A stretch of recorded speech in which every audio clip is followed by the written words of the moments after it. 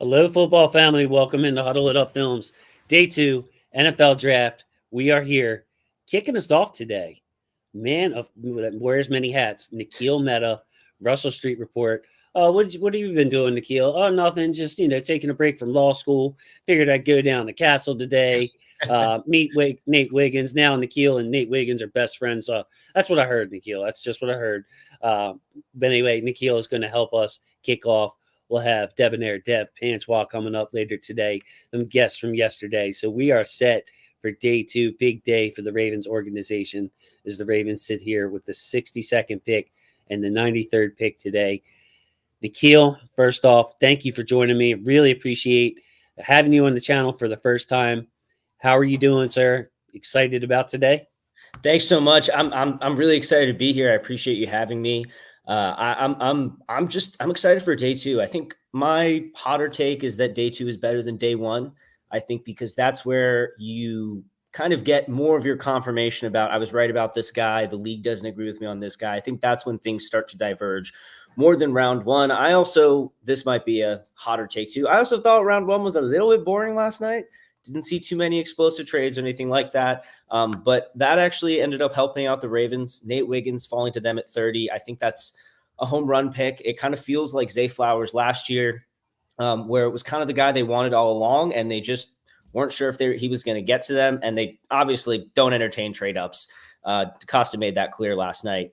So feeling pretty good. Woke up, watched some Nate Wiggins film this morning, and was reminded of how impactful a player that he can be. And then, had the opportunity to go to the Castle today and talking to him. You remember that he's only 20, and that is a huge part of why I'm even more excited about this pick. It's not the first time Eric DaCosta has targeted a young early declare at the end of the first round. He did that with Odafe Owe and Patrick Queen as well, and two players on the defensive side of the ball who I think it's pretty clear have blossomed as they've, gotten older in the NFL, to the point where, if Owe or Queen went back to school, they'd probably go in the top 15, top 20 picks the following year. And that's definitely true of Wiggins. If he were to go back for another year and then be a 21-year-old prospect next year, he might go top 10. For sure. Especially this year, not that corners are a very important position, but this offensive line class and the quarterback class, 6 quarterbacks, I think 6 quarterbacks was a record. You're not going to see that many, usually, 2 or 3 at the top. So if Nate Wiggins went back to school, played like he did last year and ran a 4.2 like he did this year, next year, he would have been top of the draft type of guy, first 15 picks, say. So, in a vacuum, I love the Nate Wiggins pick. Some frustration last night from our panel, Nikhil, was we need to really fix up this offense. And the 4 question marks on the O-line is, as I see it anyway, with Ronnie Stanley unknown, Voorhees never played a game, Ben Cleveland never started, Faalele never started, just to shore up that O-line. But like you said, the part that I was a little bit disappointed in, it was from EDC last night saying that he would never, trading up is not what we do. Not to say they won't trade up in later rounds, but man, I was just hoping that there was a tackle that they liked that would fall, and maybe they'd be willing to part with a mid-rounder to go get him. It didn't happen, but the Ravens got a great player in Nate Wiggins, number 24 on my board, so I was happy. You see the scroller down there. Nikhil, you mentioned yesterday was boring.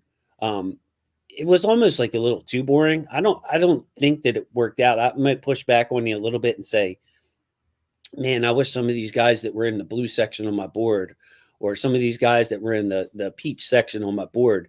I'm gonna bring the board up now. I apologize, forgot to bring that up. But I wish that players would have, more surprise picks. You know what I mean? So better players would get pushed down. I'm gonna blow that up real quick.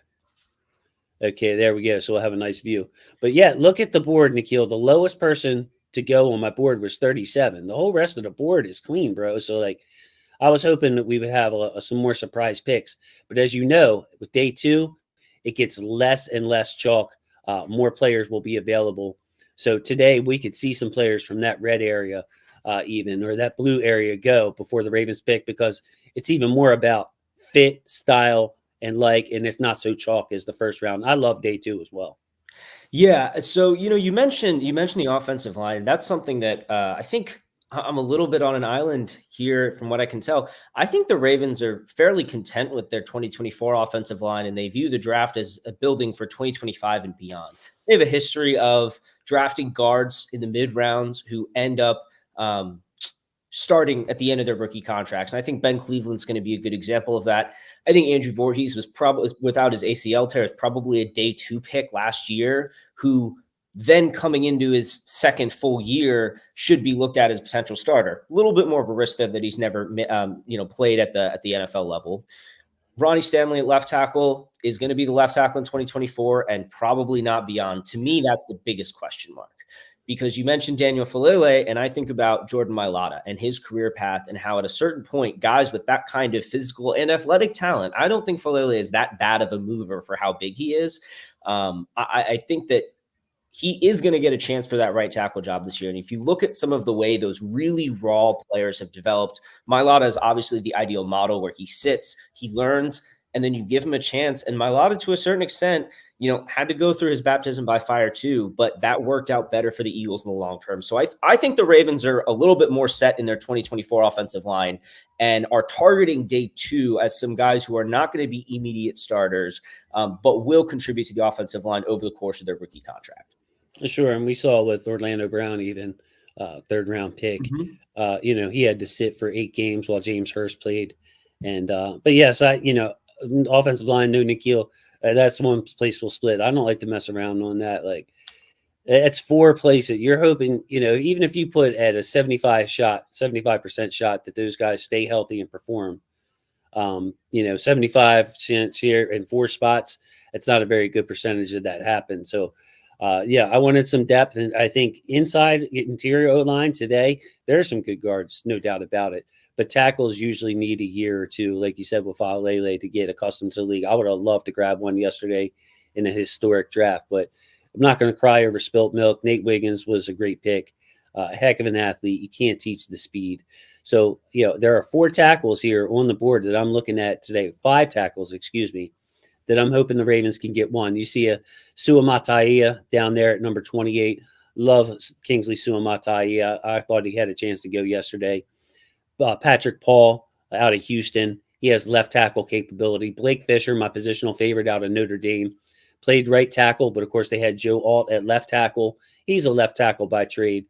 He's somebody that could help us right away. And then towards the bottom here, Kieran Amagaji. He's the big guy from Yale. Fits the Ravens measurables that they like, over 36-inch arms. He just wasn't tested. The games I watched, Nikhil, Morgan State, Dartmouth, Holy Cross. I mean, those guys had nothing for this monster of a man, 6'8", with 36.25-inch arms. And then wild card here, Roger Rosengarten out of Washington. He was a left tackle. They brought in the lefty Michael Penix to Washington. He moved to the right side to protect Michael Penix's blind side. I think he's a forgotten man in this draft. So those 5 tackles, I think, could all help us. Like if somewhat, Stanley goes down again this year, or Falele is not ready, where they can step in and give us good tackle play. Other than that, buddy, I mean, I guess we're rooting for corners to go today, since we already have one. Yeah. I mean, I think one guy that a lot of people were talking about on day 2 was Max Melton. I think that's something that someone who James Ogden had put his red star on, your positional favorite cornerback, who is now just like, man, he could be sitting there at 60. How late would it have to fall for the Ravens to have to really break their pattern and give another premium pick to him? If he's sitting there at 93, it's incredibly hard to pass up for your positional favorite at cornerback. But at the same time, after investing there last night, you do kind of just hope someone else in the NFL, preferably the NFC, wises up and just takes him ahead of us, so you don't have to worry about that kind of a decision. I think that, these tackles that you're talking about, I think, again, this fits really well with the Ravens strategy coming into this draft with tackles. Was the buzz around the first round tackles was too high. And I think it was the effort, the value they would have had to surrender in order to move up to get the tackle they truly covet. Because you don't move up to get a guy you don't covet, right? You got to move up to get your guy. And I think they probably identified a couple players as potential their guy tackles who were just going to go in the teens. And they just couldn't part with that much draft capital. So I think they kind of came into the draft looking at this day 2 class, because like you mentioned, I'm actually very pleased with these options. Patrick Paul and Fisher and Suamataia. By the way, you were nailing these pronunciations. Far braver man than I. I think all of them are the kind of player that you draft to come in, spend a year working with your O-line, getting accustomed to the system. And given especially like Patrick Paul's college pedigree, I could see him starting at left tackle for the Ravens in 2025. That's just something I think wouldn't surprise me at all. Fisher is another one who I've been on for a while because of his age. Again, just a super young guy. You know that there's a lot more you can get out of him. Same thing with Suamataia. Both very young. You get them in your system early. You get them training up the way that you want them to, in how Monken needs his offensive linemen to play instead of whatever their college system is. That having that year at the NFL level instead of the college level, yeah, you're not getting the consistent in-game reps against top competition, but that's usually not what the issue is for those guys translating to the NFL. They're fine in college. They do really well in college. They need the year to build up in the NFL, get accustomed to all the extra stuff they're going to face. And so you go with one of those two really young guys. I think that you have a start. I think any of those top 3 options, to me, you have a starting tackle in 2025. Yeah, exactly. It's technique and its play strength. And, we're going to go back and forth. So I'll probably cut you off a couple of times. I apologize ahead of time. You just sparked in my mind, like Tyler Guyton went the pick before us. I like Tyler Guyton. That doesn't mean the Ravens did. So I wasn't expecting the Ravens to give up, a second this year or a first next year to move all the way up to get somebody like Mims or Valtanu or anything like that. But when I was looking at Guyton, I'm like, man, I hope they like him as much as me, just because I liked him. Not to say I'm going to be right. But yeah, they wouldn't have had to trade much to move up 1 or 2 spots, even if there was a bidding war. Maybe they only have to give up a 3rd or a 4th for that. Have 2 4th-round picks, by the way. Also, wanted to give a shout out to Baltimore Sports Jam. Thank you. Yes, man, my first ever subscriber member. So you actually come up on the screen in a different color, which is pretty cool. So when you post stuff in the live stream, I can see you. I really, really appreciate that. And he said he missed the shout out. Yeah, I gave you a shout out as my first subscriber. So Baltimore Sports Jam, thank you so much. Had to bring you up. We also got Simply in the house. And man, my guy Percy. Bro, Percy, it's good to hear from you. A lot of knowledge from Percy, a lot of experience. So I really appreciate him. And yesterday's MVP, Skip Van Meter, in the house. Cristiano also brought him up. So I'm looking forward to going through all the comments. So Nikhil, it's Nate Wiggins. Tell you, I don't know, man. Now, I was blessed to be able to grow up in Baltimore, diverse area, got to hang out with all kinds of people. And I think that that's helped me in my life. I wouldn't trade it for the world. I wouldn't want to just live in a straight up rich neighborhood. I wouldn't want to grow up in a straight up poor neighborhood. I got to hang out with everybody, all different races, all different backgrounds. Nate Wiggins, not to say I'm like a psychologist of people, but he's quiet, bro. He's a man of few words. And I get the impression from him, tell me, because you were out there today, that he's all business, That story he told where when they called, he was in the bathroom. I think he went in the bathroom to like cool off because he was upset that he wasn't getting picked. And he didn't want to see the cameras to see him getting upset with it. What's your feel for that? What is your feel for Nate Wiggins, the person? Yeah, so it's funny you mentioned this because I actually just saw Ryan Mink of the Ravens tweet something about Wiggins as well that I'll get to in a second. When I went into his press conference, got a couple questions in, asked him about Trenton Simpson, asked him about his family, because he wasn't super forthcoming with his answers. He was pretty soft-spoken, pretty short answers. He's 20 years old. This is a lot more media attention than he's used to, which all of that makes plenty of sense. I'm not knocking him at all for any of that, but it was kind of notable for a cornerback to just be kind of a quieter guy because cornerbacks usually are that brash, outgoing, very extroverted, confident guys. So it made me go back to Dane Brugler's The Beast because Dane always includes a ton of great notes from scouts about personality and character. And I have it up here, actually. I'm just going to go ahead and read it for you.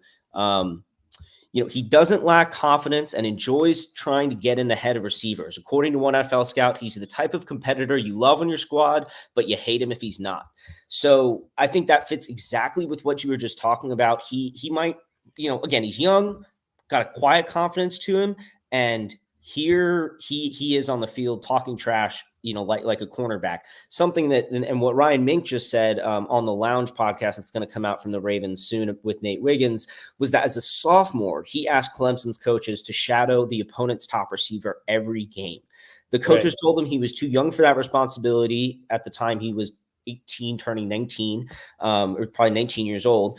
And he set out to prove them wrong. And this year, every single big matchup they had, he was the guy they put on him. And so, like you're saying, I think that his press conference made me go back and be like, okay, what is this guy's personality as a player, not just as, presented to the media, because that's a new situation for him. He's a young guy. And, there are probably other things on his mind than all the questions we're asking him right now, quite frankly. Sure. And so, going back and checking out Dane's report in the Beast and this from Ryan Mink and what you just said absolutely tracks with how he plays. Yeah, I mean, he's a confident dude, and you need confidence at corner.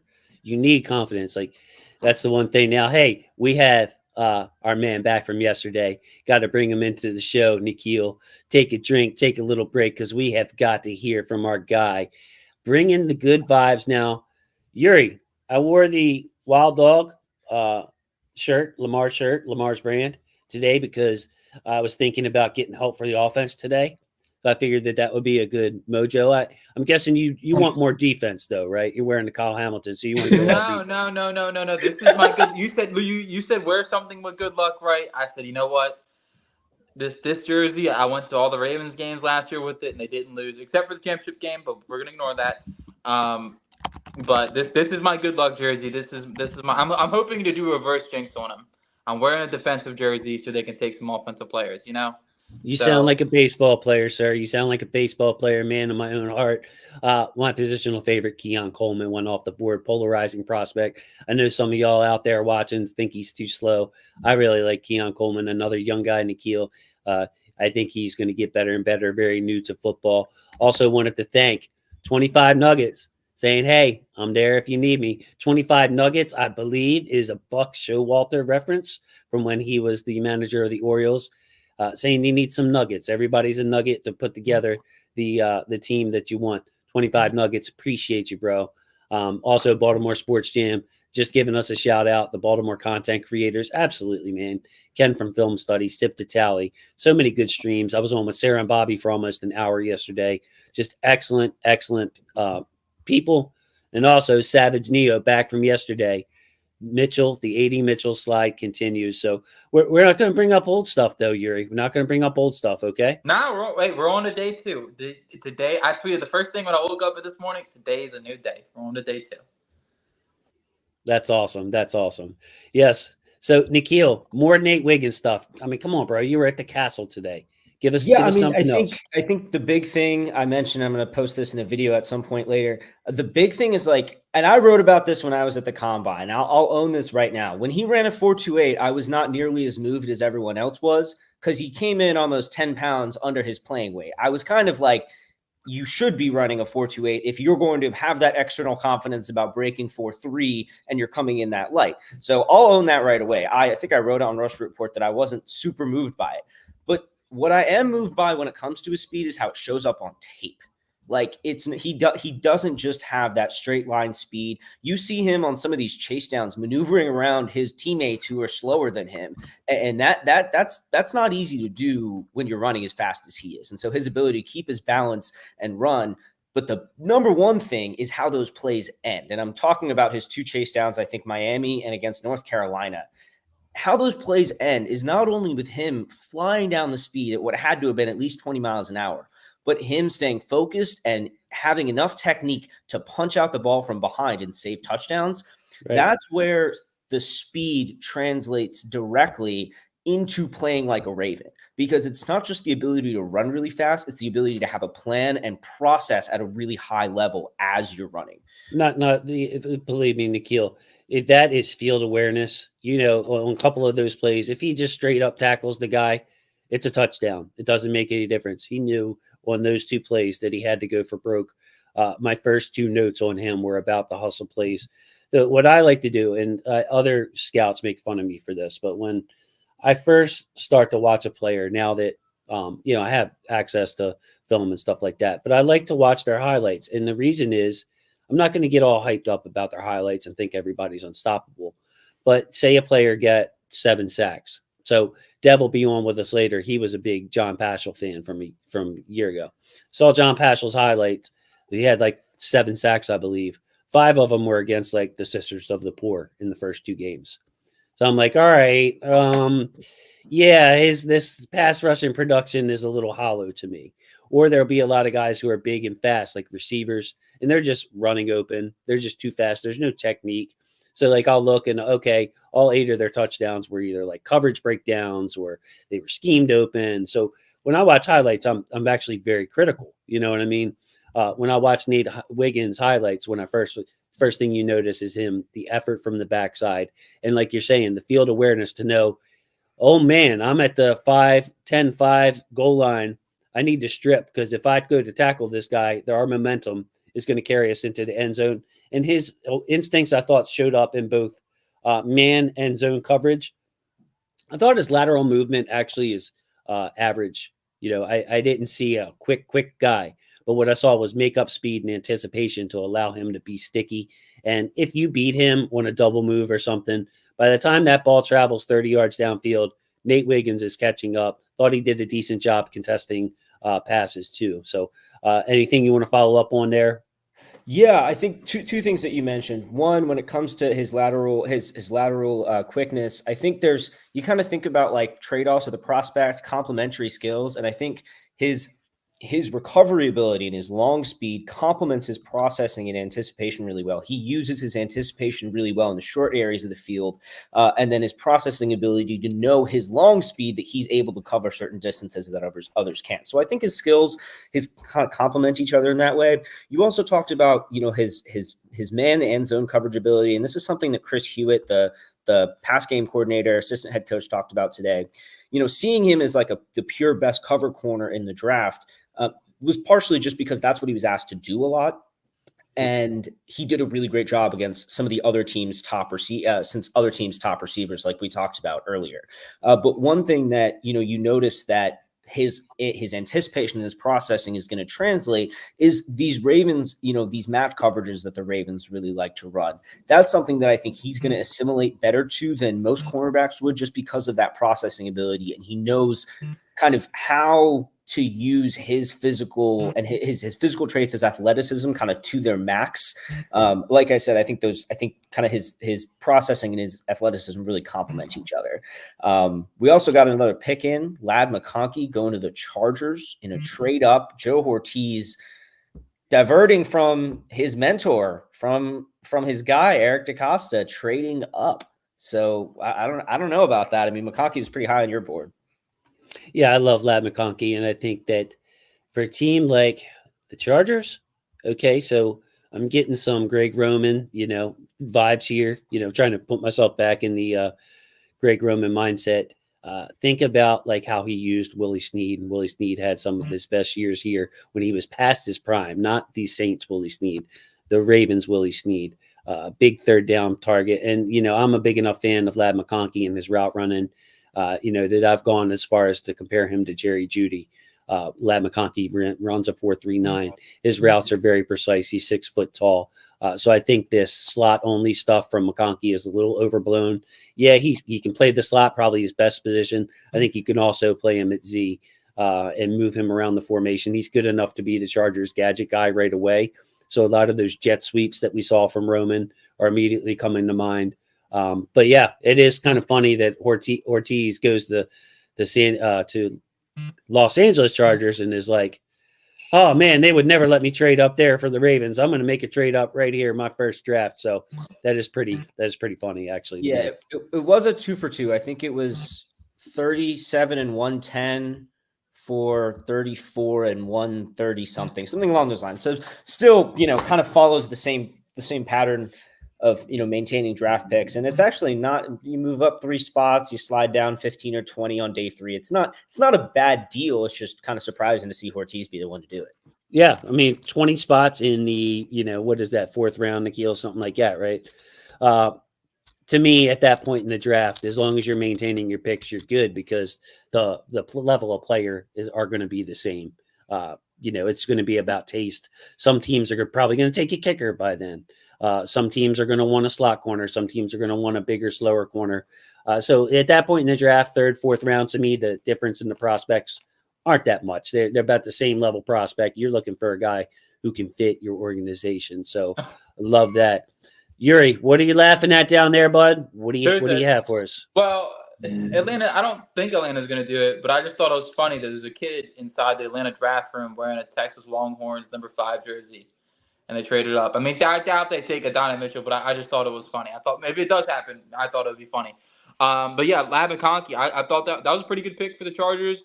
I don't think he's a slot. I really don't. I do like his ability to play Z. I think he's a lot. And, Dan Jeremiah said the same thing. And me and Ian Cummings were talking about it when we were going through wide receivers back in March. We were like, he reminds me a lot of Zay Flowers in terms of inside-outside versatility, being able to sit down quick in zone, and then being able to stretch the field. He does a 4.39 speed, so much more than a slot. And yeah, I think it's a great pick, and then we'll see what Atlanta does here as they just moved up.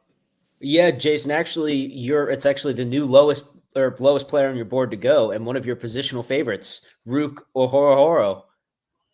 He just went. Another Clemson defender just went to the Atlanta Falcons. Are you on Twitter by any chance, Nikhil? I'm on PFF's live tracker, actually. Okay, I'm a little bit behind you. Okay, the Falcons selected Orhorhoro. Mm-hmm. Hey, if I could ask you though, too, Nikhil, I might ask you to let me do that because I think you're ahead of all of us and maybe some people in the comments. Sure thing, you got it. So I like Orhorhoro too. Row your boat. I'm guessing Chris Berman from back in the day would call him. He couldn't help himself with their my positional favorite. You see him there at number 68. I'm about to take him off the board right now. Look, hey, Nikhil, he reminded me of Justin Madubuike. Same type of body type, explosion. I would say he's a stronger, less quick version of Madubuike. So all the players are different. All the players are slightly different. I think Orhorhoro's play strength is better than Madubuike's, but I think Madubuike was a quicker player. But it adds up to like the same level of explosion off the defensive line. My main bugaboo with him, Yuri, was he was a head ducker.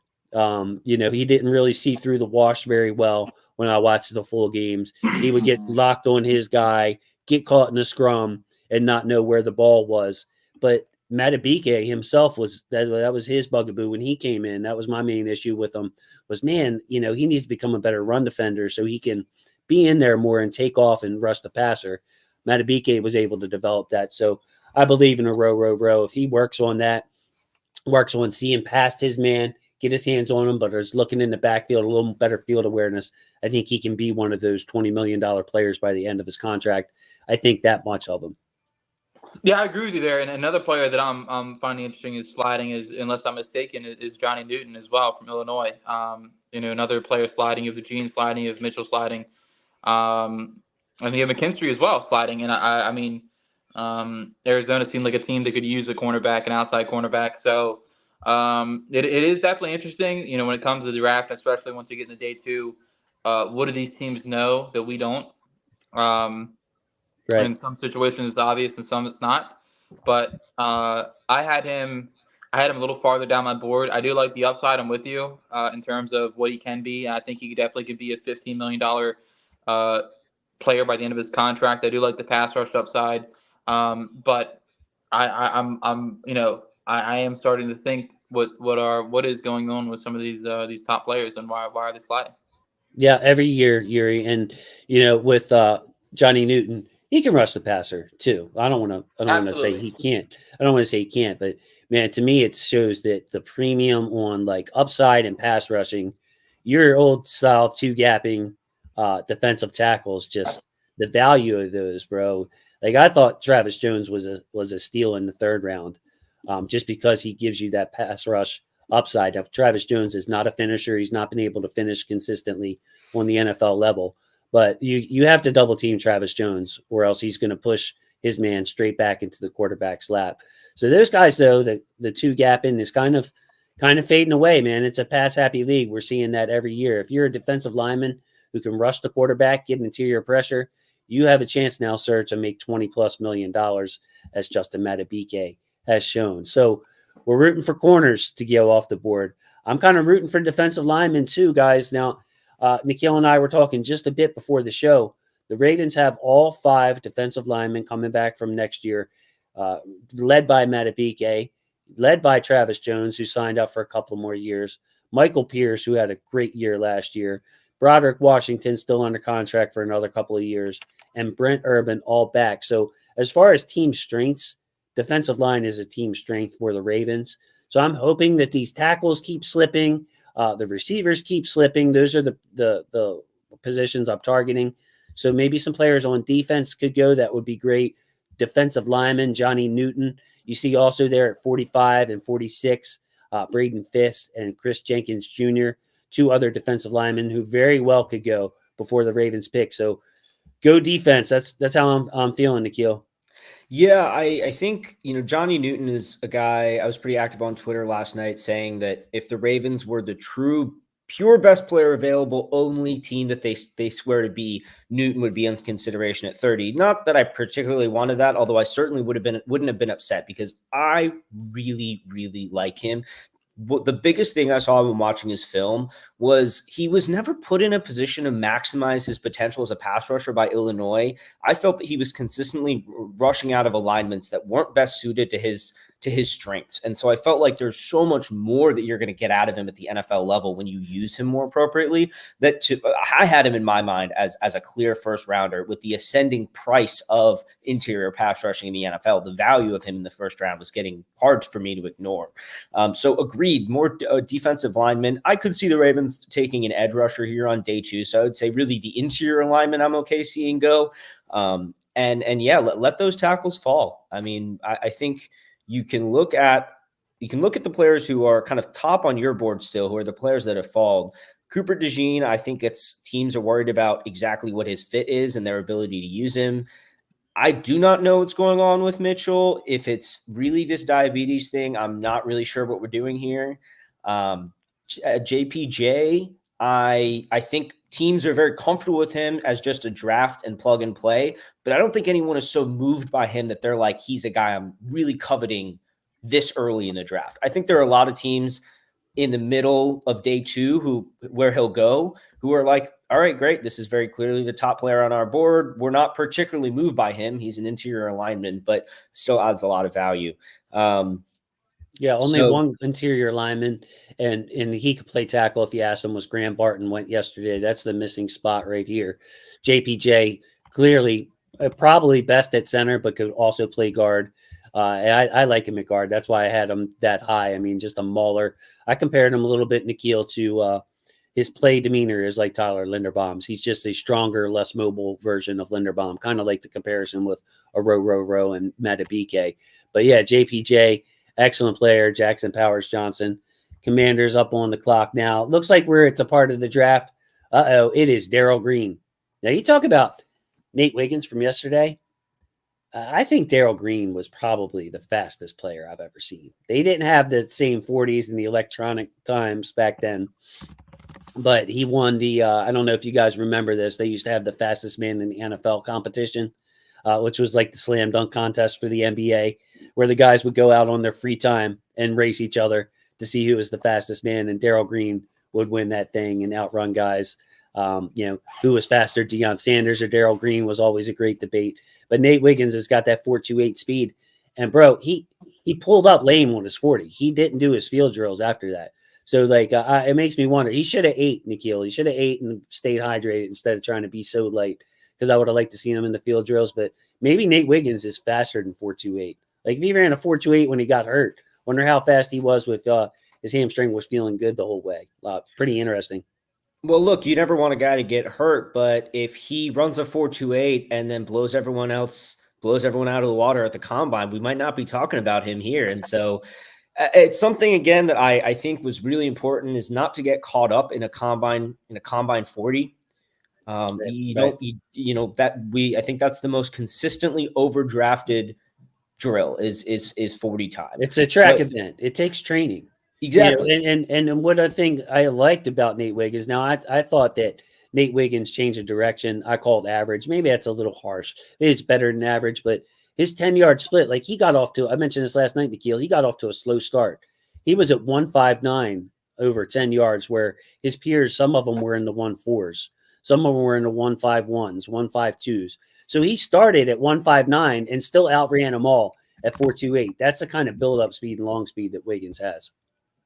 Yeah, and again, like I said earlier, it shows up so clearly in his game. I think when you get concerned about when you get really excited about a 40 time and then you look at the tape and you're like, I didn't have this guy as a sub 4.3 guy when I watched the tape in the first place. That's when you get concerned. It was like, okay, he's training for the track event. Wiggins was just like, he's just that fast. He plays that fast, like I was saying earlier. So there's an upside to, I was worried that Wiggins 40 time was going to jump him up the boards. And, it didn't end up working out that way, like I said, because he didn't end up doing the positional drills either. And blessing in disguise, I guess. Absolutely. So your guy Jerzon, Johnny Newton, first team AP All-American off the board. It wasn't going to take long for that, Yuri, for somebody to jump on a defensive lineman. Yeah. What's confusing, though, and I guess maybe to Nikhil's point earlier, maybe he's just best player available and everything else really doesn't matter. But they already have, Jonathan Allen and Deron Payne and Fedarian Mathis, who they spent a 3rd-round pick on. So I think it's an interesting fit on where they're going to see him slide in among that defensive line. But I guess you can never have too many good defensive linemen to be able to rotate, and maybe they flip one eventually or anything like that. But just talking in terms of the player, he was my second defensive player, second defensive tackle, obviously behind Byron Murphy. I thought that, to your point, the pass rush upside was there with him. He, at least in my opinion, he felt more of the low center of gravity Madubuike type of guys, where they're not these big 6'4", 6'5", long, tall guys. They're more these, small leverage winners. So you see him height in there at 6'1" and 5'8". So interesting fit in terms of the roster construction that they have going on over there in Washington. But it is a long off season. We'll see how he slots in there. But I think in terms of the player, is one of the better players on the board. Sure. Hey, BPA when you're down bad like the Commanders have been, changing names. I think I want to call them the Washington football team from here on out. I think that's what I want to do. Like, you're still figuring out your name. We'll call you WFT, Wolfed, as our friend Alec Polianos called them that year we were picking games. Washington football team it is for me. I'm a Baltimore guy, so DC doesn't get much love. A little bit of a surprise pick, but not too much of a surprise pick. Jaylen Polk out of LSU, number 57 on my board. I did not give him a 2nd-round grade, but could have very easily done so. You see how close he was to making the 2nd-round grade column. Great player, downfield threat. Now, he's not the fastest guy. And Nikhil, I think his 40 or 4.5, whatever it was, is indicative of his play speed. Like, he's not one of these guys that gets downfield as a burner. The way he does it is creativity at the top of the route with Jaylen Polk. He's going to the Patriots again. So now they got Drake May, I believe, and Jaylen Polk. He'll help Drake May out.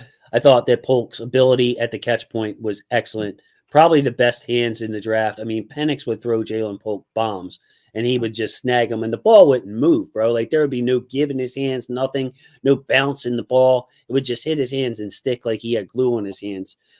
My problem with him, Nikhil, was, or not problem, it's just every player has positive and negatives, is his routes took forever to develop. So when you're talking about, like, post corners, a longer developing route, I wasn't a huge fan of Jaylen Polk, and also Washington does a great job of scheming their guys open. So that was my two knocks on him. Yeah, I think you nailed it with the upside of him, is that his ability, he's not a particularly big player, but he is just so phenomenal at the catch point because his ability to get late separation, his body control, his ability to play through contact, even though he's not super big. But again, I don't even know why I'm talking. You nailed his biggest limitation too, because he is not such a savvy route runner that he knows how to use leverage and get open without superior athletic skills, and he doesn't have the superior athletic skills that you can that get a guy open naturally. It's going to take a lot more work to develop his route running in order for him to be kind of a full, I think, even grow into a full wide receiver 2 role. But I do think he's always going to be a big threat. I think there was one stat I'm trying to pull up here of he had the 567 deep yards on 14 deep catches last year, tied for 8th in catches, 10th in deep yards according to PFF. And again, that all comes from a guy who is not necessarily the biggest man on the field.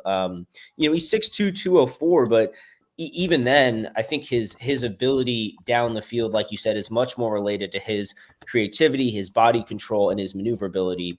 That kind of guy there's always going to be room for that kind of a guy in the NFL, but I do think just so much more is going to have to go into developing him into really even a wide receiver 2.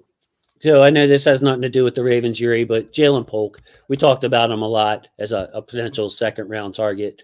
What do you think his future is? Are you disappointed that he won't be an option for the Ravens? What are your overall thoughts on the player there? Well, I'm conflicted because one, Drake May gets a really good receiver, in my opinion. Oh boy. I'm so happy. I hope they have a vision for him. And once again, me and Ian Cummings were going back and forth, and Ian Cummings' comp for him was the Puka Nacua profile. Someone that could play on the outside, someone could play on the inside. Puka's not an elite athlete, but being able to be heady at the top of the route, being able to be physical to the catch point, that's something that Polk does very, very well. And Nikhil, you hit it with the deep yards as well. Drake loves throwing the football deep. He probably had. I don't know the exact stats, but I bet you Drake May was probably top 3, top 2 among the quarterbacks in terms of just pure deep yards and deep accuracy. So I'm excited. I love it. I am disappointed that it isn't. He isn't a Raven, but I think with our first pick, that was already off my mind, being a receiver at 62.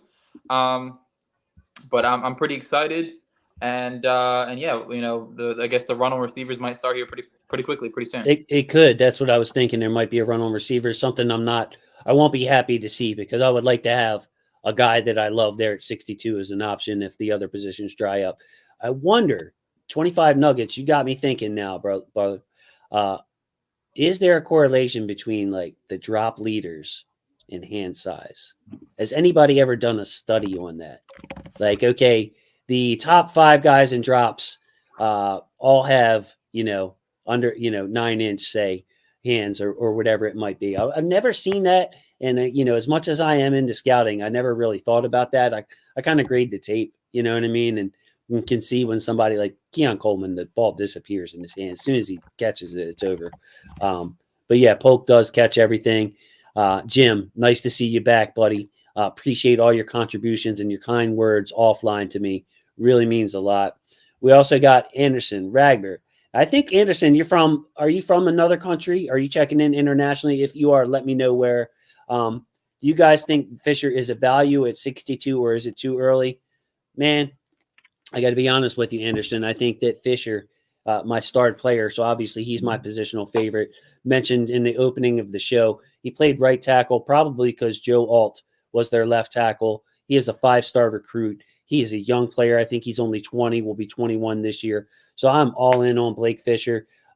Nikhil talked about him a little bit. Yuri, Blake Fisher, do you think that's a value at 62 or too early? I'm going with, sign me up, bro. Sign me up. He's pretty high on my board. Yeah, I think he's a value. And after we talked about him earlier in the offseason, and no one person should sway your mind, but you definitely sold me on him, especially with the fact that freshman year he started at left tackle, and then as Joel came in, he flipped over to right. 5-star recruits, you know me, I love 5-star recruits. I put a lot of a little more emphasis than I guess others into the 5-star in the high school recruiting system. So I think day one he can come in and step in at right tackle and start for you, and then maybe potentially in the future if you want to flip him back to left, that's an option. Very, very rarely, and I think Joe Thomas talked about it, it's hard for an offensive lineman to wipe with the left hand and the right hand. But Right. Clearly it seems like he did both very, very well at the college level. I also wanted to throw in there as the Falcons continue their descent down below, that they overpaid pretty significantly for their trade up for 8 spots. They gave up their 79th overall pick for a later like 6th-round pick swap with by JJ Chart. And I'm not trying to turn this into the draft we had last year, where we spent every 5 minutes talking about trade ups. Yes.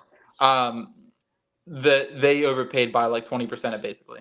So Yes, bad value. I was going to bring that up too. It's just font notes on one right now. I don't know what he's on tilt. I don't know what's going on in that building. But yeah, bad value. I also want to point out, you nailed that Drake May stat. He was number 2 deep yards last year. Penix was number 1. And that's it happens when it's your favorite team. You happen to know a couple things. Well, and that's, I mean, hey, that is like a perfect point about Polk for him, is like, that's a great partnership. That's, again, I think when you're looking at the receivers on day 2, after the top 3, depending on how you see Brian Thomas Jr. 4, it really is pick your flavor of what are you looking for in a receiver. And so it's hard to fault New England, for example, going with Polk there earlier than I would have taken or had him valued on my board. But like you said, that pairing with Drake May is why I love the draft. It makes like that makes that pick make more sense than if another team had taken him at that exact same spot. And I think that's why I love day 2 of the draft, because you kind of see how all these interchanging parts really have an impact on each other. We were talking about it in terms of like what players we want to go and, not caring as much about cornerbacks now, but you look at the way teams are kind of really building. It's pretty interesting.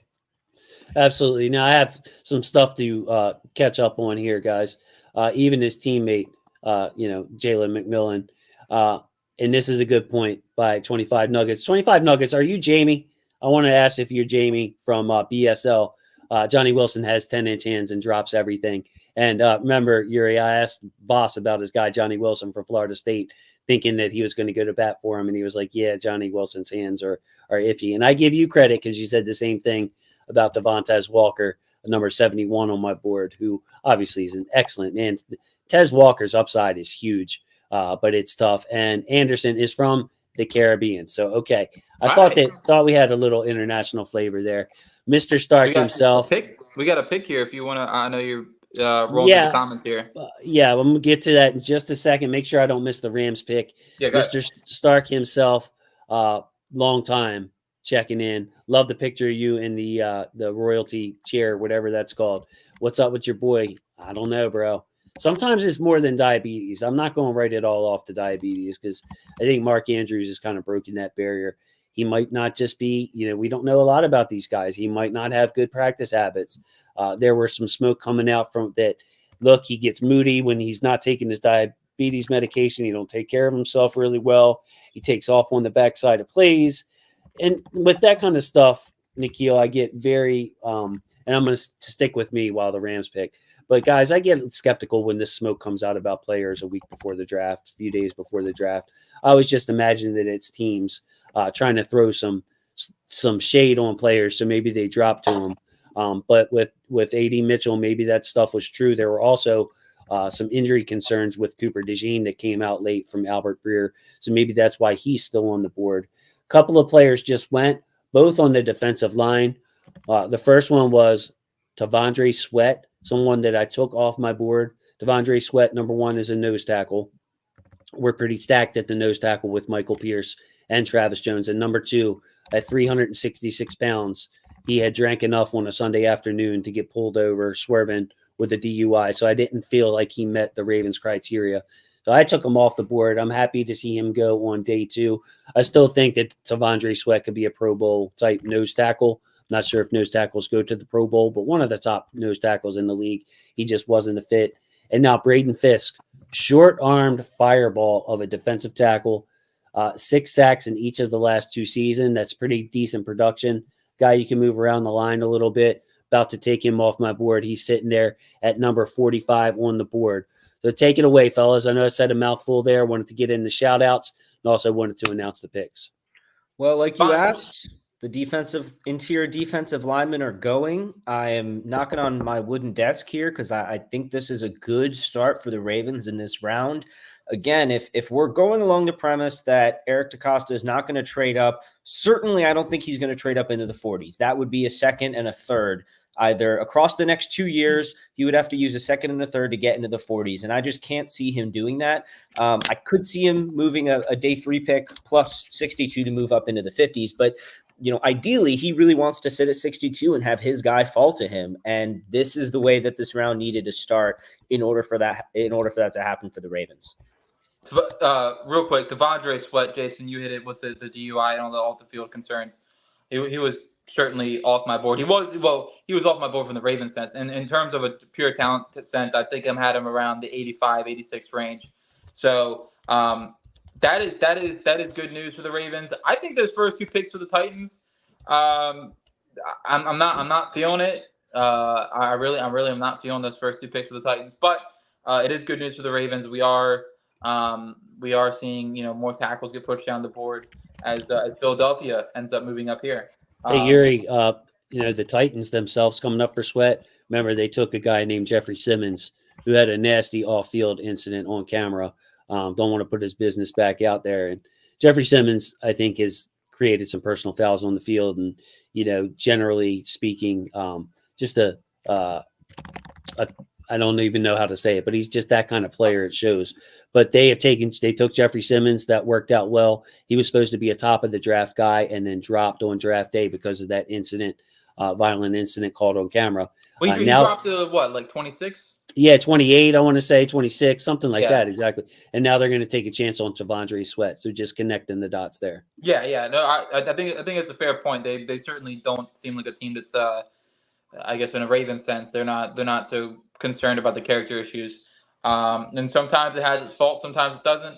But I thought at least in my eyes that was probably the biggest reach so far in the draft in terms of difference in where I had them on my board and where they were just taken. Yeah, a little surprising, Nikhil, to see a nose tackle taken that early. So they don't see him as a nose tackle. If you're going to take a guy at before pick 40, you're expecting him to get at least some pass rush in there. Maybe not a finisher, but a guy that's going to command double teams, going against the grain a little bit there in Tennessee. Mike Vrabel might be going to Nikhil, but it looks like they want to play the same type of football. Yeah, so I have to say, the off-field stuff, I have the same view on as you guys. Don't want to beat it to death. I thought Sweat was a really interesting prospect. Again, not a fit for the Ravens where they were at, where I was expecting him to go. Certainly not this early. Certainly not this early either. I think that his development from 2022 to 2023 was a big plus in his favor, and I think that's why the Titans think that they can get the best out of him at the pro level. You also mentioned Braden Fisk. This was a trade up from the Rams, and this was aggressive. They traded 52, a 5th rounder, and a future 2nd to go to move up, and that's really aggressive for Braden Fisk. Right after they got they drafted Latu yesterday, correct? Do I have that right? They drafted Verse, right after getting Verse yesterday. I mean, it's really the Moneyball meme of Aaron Donald retires, and we're going to recreate him in the aggregate by just loading up with some more pass rushers. Jordan Coe back with us again. Jordan, how long you been sitting there, buddy? I'm sorry, I've been busy with the board. Like 2 seconds. 2 seconds. All right, good. Well, I hope I didn't rush you on stage. No. Jordan, I don't know if you've ever met Nikhil. You had the unfortunate pleasure of meeting Yuri yesterday, though. That's a shocker. It's always tough for the first time. Jordan, as I said earlier, today's a new day. We're in a good mood right now until.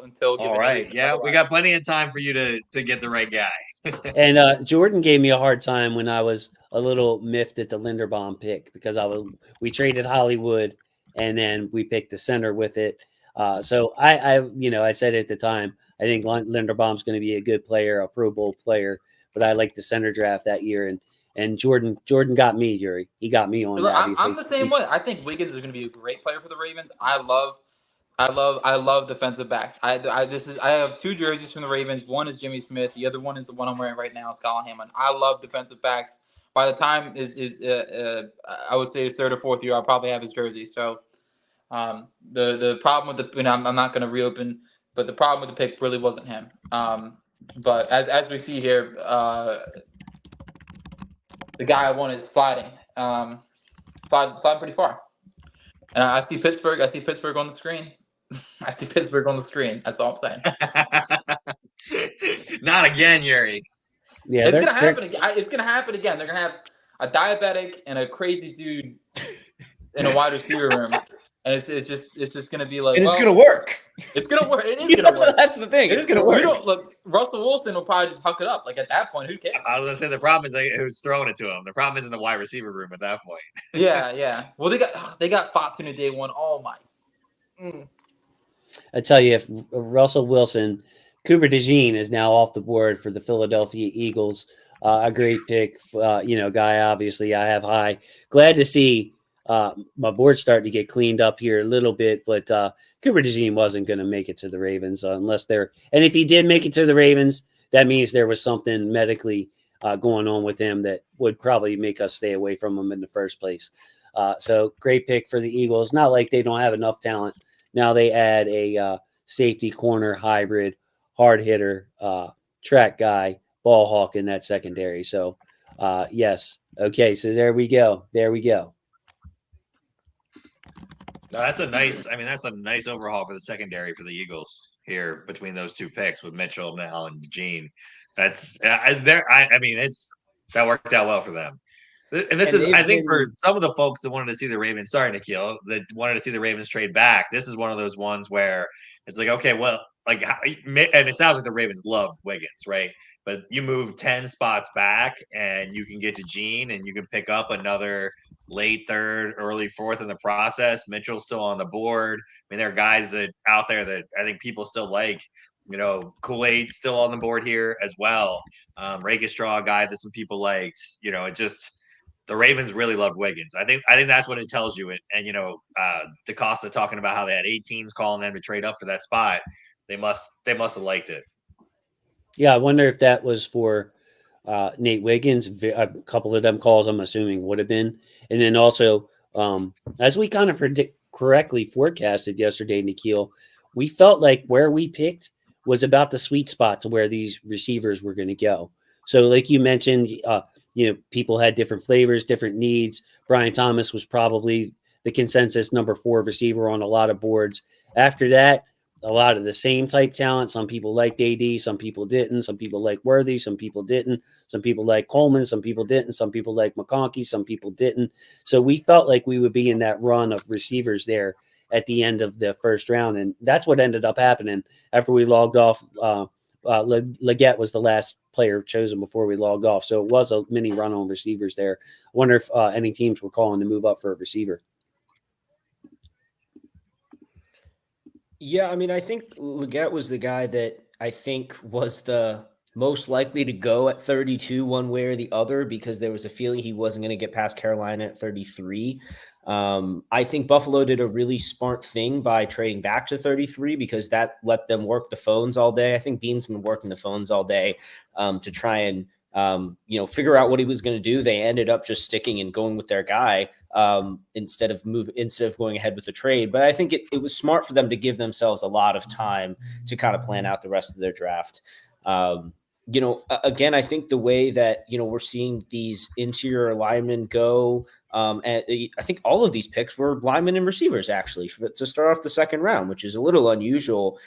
Not something the Ravens are really caring to get involved in at this point. So again, I just think I don't love seeing the receivers go off the board. But at the same time, I think it's keeping the tackles very much on the board. And then you have to remember, we're going to get into the teens of the second round and the 20s of the second round. And that's where all these tackles went in the first round. And there are obviously going to be a couple teams who draft a tackle in the second round who didn't draft one in the first round.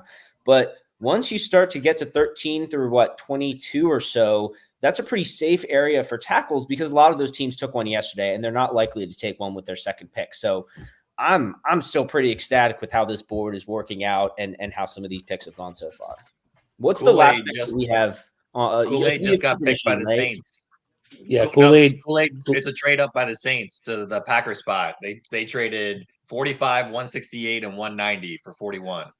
Okay, so the Eagles traded up for Cooper DeJean as well. And before we get to, I'll throw it back to you guys for Kool-Aid in a second. I just want to talk about the Eagles here. They traded up pretty aggressively, again, somewhat of an overpay in terms of value. But again, you're always giving surplus value up when you move up in the draft. So I think that element of it can be a little bit overblown because they went out and got Howie Roseman has been patching that secondary together with whatever he could find for the last couple seasons, a lot of veterans, a lot of undrafted free agents. And now he gets Quinion Mitchell, an elite cover guy, and Cooper DeJean, who's your versatile Swiss Army knife weapon in your first 2 picks. I mean, there's a lot of other stuff Philly's got going on. I don't know their roster well enough, but that is a really great way to reset your secondary and have a new foundation for it that they've been looking for, I think, for quite a while, quite frankly. And so I think he does this all the time. How he's, one of my personal favorite GMs in the game. I think he's incredible.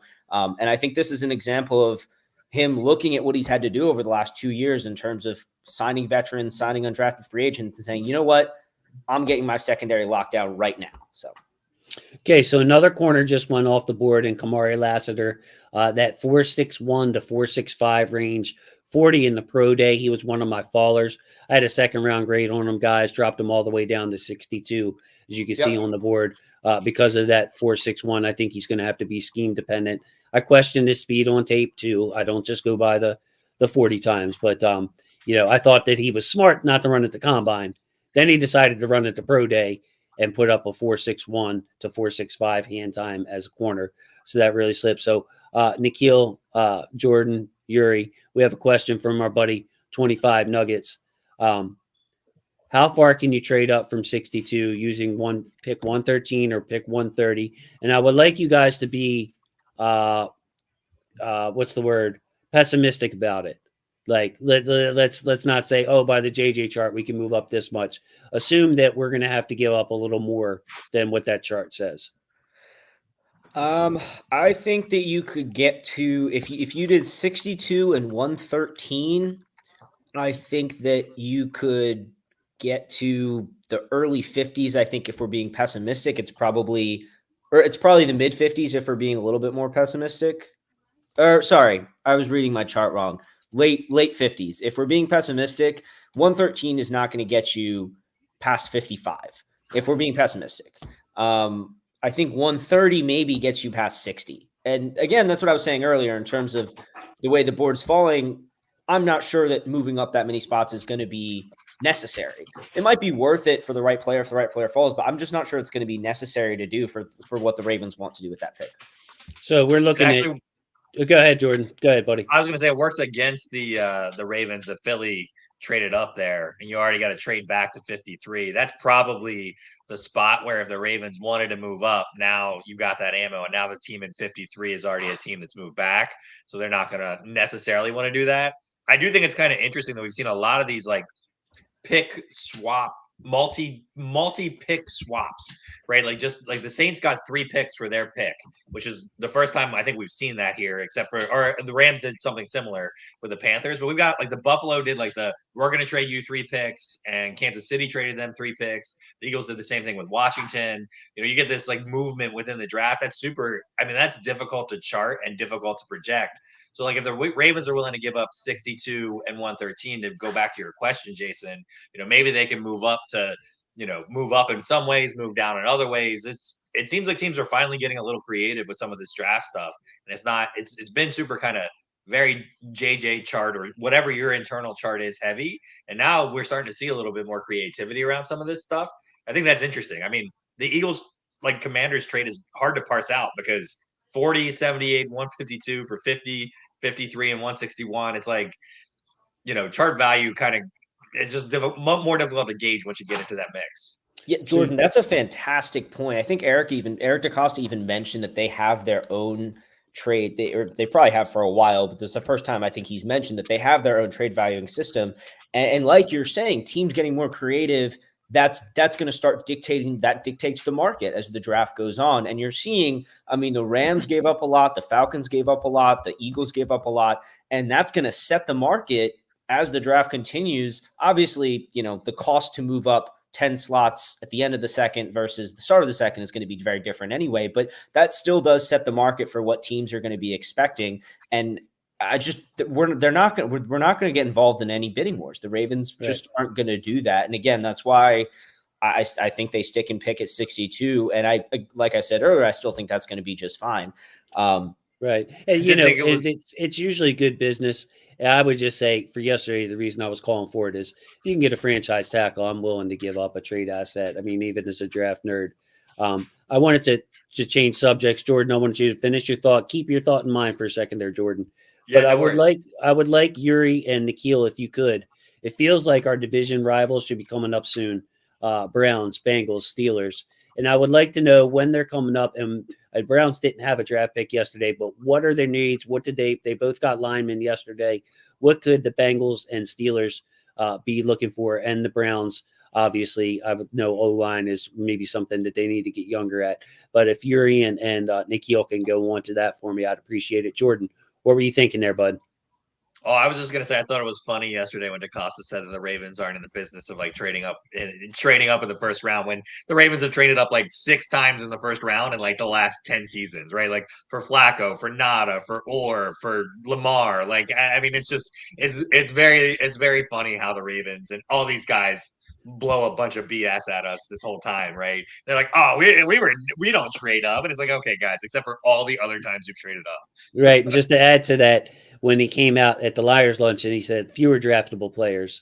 And I'm like, man, I actually got 20 more players on my board than I did last year. Then he goes on the UK Ravens podcast with our buddy James Ogden and said he had 186 players. I had 184 on my board. So I'm like, all right, well, that's truth. That matches mine. So that one was true because it matches my own personal ego right there. So I thought that was pretty funny. But yeah, it's trying to tough to see I think the EDC either hits you with the absolute truth or an absolute lie, man. So he's a tough guy to play poker with, that's for sure. Yeah, and I also think that they prioritize being like kind of adaptable and versatile as an organization too. Like there's a lot of talk about Ravens way and sticking to what they do, but they've gone through phases. They've gone through phases of like, investing a lot in their secondary, and now they're outside cornerbacks. Now they're very much investing a lot in their spine and their defense. So I think that's also just a reflection of him trying to be nimble as a modern GM. I think he is a little bit more adaptable and nimble than necessarily Ozzie was, because Ozzie was the GM executing the trade ups that we just talked about before. Eric DaCosta, not going to do that. He's read the loser's curse. He knows his economics. He's not going to do that. And so I think that a small trade up for the right guy again is going to be on the table, but I just don't think that they're so married to any one day 2 prospect that they'd move up for him. And the guys that you could consider moving up for, Kool-Aid, Cooper, first of all, they're cornerbacks. You're not going to move up for another cornerback after taking Wiggins yesterday. You're not going to move up for Johnny Newton. So I think at the same time, there's a sense of they built their board around how the draft was going to play out. And that's how they like to stick to it. And they're much more happy, obviously, to move back than to move forward. So another good pick in for the Ravens. Number one, he's a player that I love, and he's going to the Arizona Cardinals all the way out there in the NFC. And number two, it's another cornerback. We already addressed the cornerback on day one. Max Melton is an Arizona Cardinal, my positional favorite. James Ogden's Red Star player. Shout out to James, brother. Still thinking about you, even though you're not with us today. I'm sure you're doing your UK stuff with the guys out there who do a great job, but still thinking of you. So Max Melton off the board, another corner. Yuri, it's good news, brother. It's good news. All 5 tackles that I was personally targeting today are still there. So that's a good sign. The Raiders are picking now. I have a feeling one of those linemen could go off the board right now. Yeah, so Max Melton, we both talked about it. One of my guys in this draft. I moved him all the way up to 35. I thought for sure he was going to Arizona. So Arizona trades out a couple spots, gets the extra value, still takes him.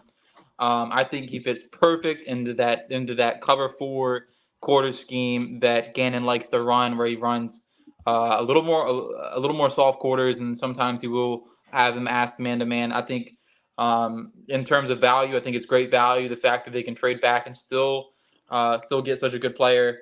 And then the touchback on your point of the division rivals. I don't want to. I think that's pretty important. I don't want to get too far from that. So thank you, Yuri. Yeah, Cincinnati up at 48. We have Pittsburgh up at 52, and then Cleveland at 54. So they're all spaced out by 2, which is kind of nice in terms of arithmetics. But thinking here of Cincinnati, I mean, they take Mims yesterday. They have 3 huge offensive linemen to tackle. You have to assume that one. I mean, those are like 3 6'8", 6'7" dudes. You know what I mean? Orlando Brown, Trent Brown, Amarius Mims. That's a big line. That's a big line. I think that 1980s football, that's probably pretty intimidating, go on the field and watch those three guys come out there and play offensive line. But they have Tyler Boyd in the free agency market. They treat T. Higgins talking about trade requests. Could they consider a receiver? I wouldn't put it past them. They love taking receivers in the top 100, and most of the time they absolutely nail it. You can talk about a cornerback as well, as we're seeing the corner run go here now. But Awuzie was lost in free agency to the Titans, so that's another option for them. And then maybe a wild card is I know they signed Zach Moss. I know they like Chase. I think it's Chase Brown, right, from Illinois, who they just put it in there. So I mean, maybe tight end. Maybe this is Jatavian Sanders spot. Ben Sinnott. I think that Cincinnati go in a lot of spots. Pittsburgh, and I'll be a little more brief with the other two. I think Pittsburgh, I really think it's Adonai Mitchell. I don't see a way where they say, nah, we're gonna pass on a guy like that again. Maybe Pittsburgh can consider a safety. But really, I think with Cleveland, in my opinion, I'm really looking at a safety for Cleveland. I think Jaden Hicks would fit in very, very well there. That's where I have him slotted in. Adam Slotted is the 36th best player in the class. So starting to think maybe one of these teams coming up will take a safety.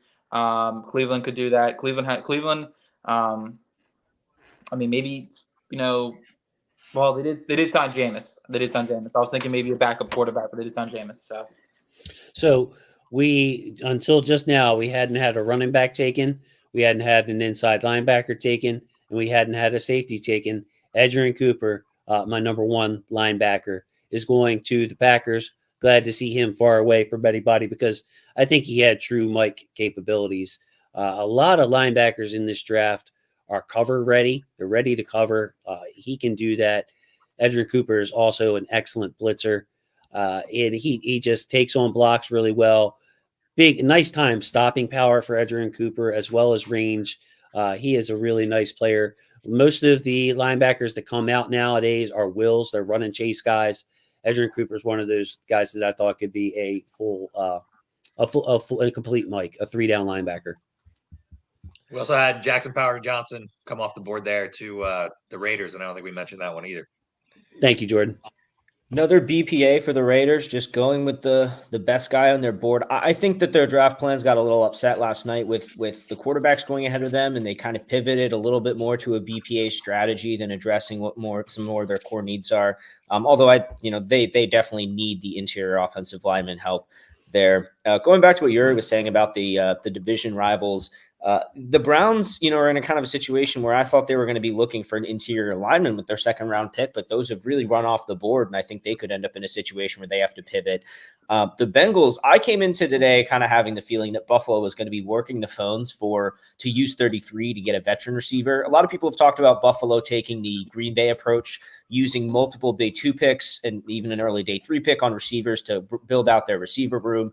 I thought they might go a slightly different approach, similar to what they've done in the past, which is trade for an established veteran like they did for Diggs. So I thought they were going to use 33, try to swing trade for an Ayuk, a Debo, or a Higgins. And the reason I bring up this right now is that I thought the Buffalo might try and swing a trade for Higgins, and that would bring Cincinnati firmly back into the receiver market here in the second round. Obviously, that didn't quite play out. I think Cincinnati could definitely still go receiver at this pick anyway. And then as far as the Steelers go, I don't have a great sense of what their needs are outside of really receiver. I know that they – like Yuri mentioned, I mean, you could absolutely see Mitchell just kind of ending up there and them thinking they can figure things out with him. To be honest, there aren't a ton of players that I'm super worried about going to any of these teams right now. I think that more happened yesterday, like Yuri said earlier, with the Steelers getting Fatanu.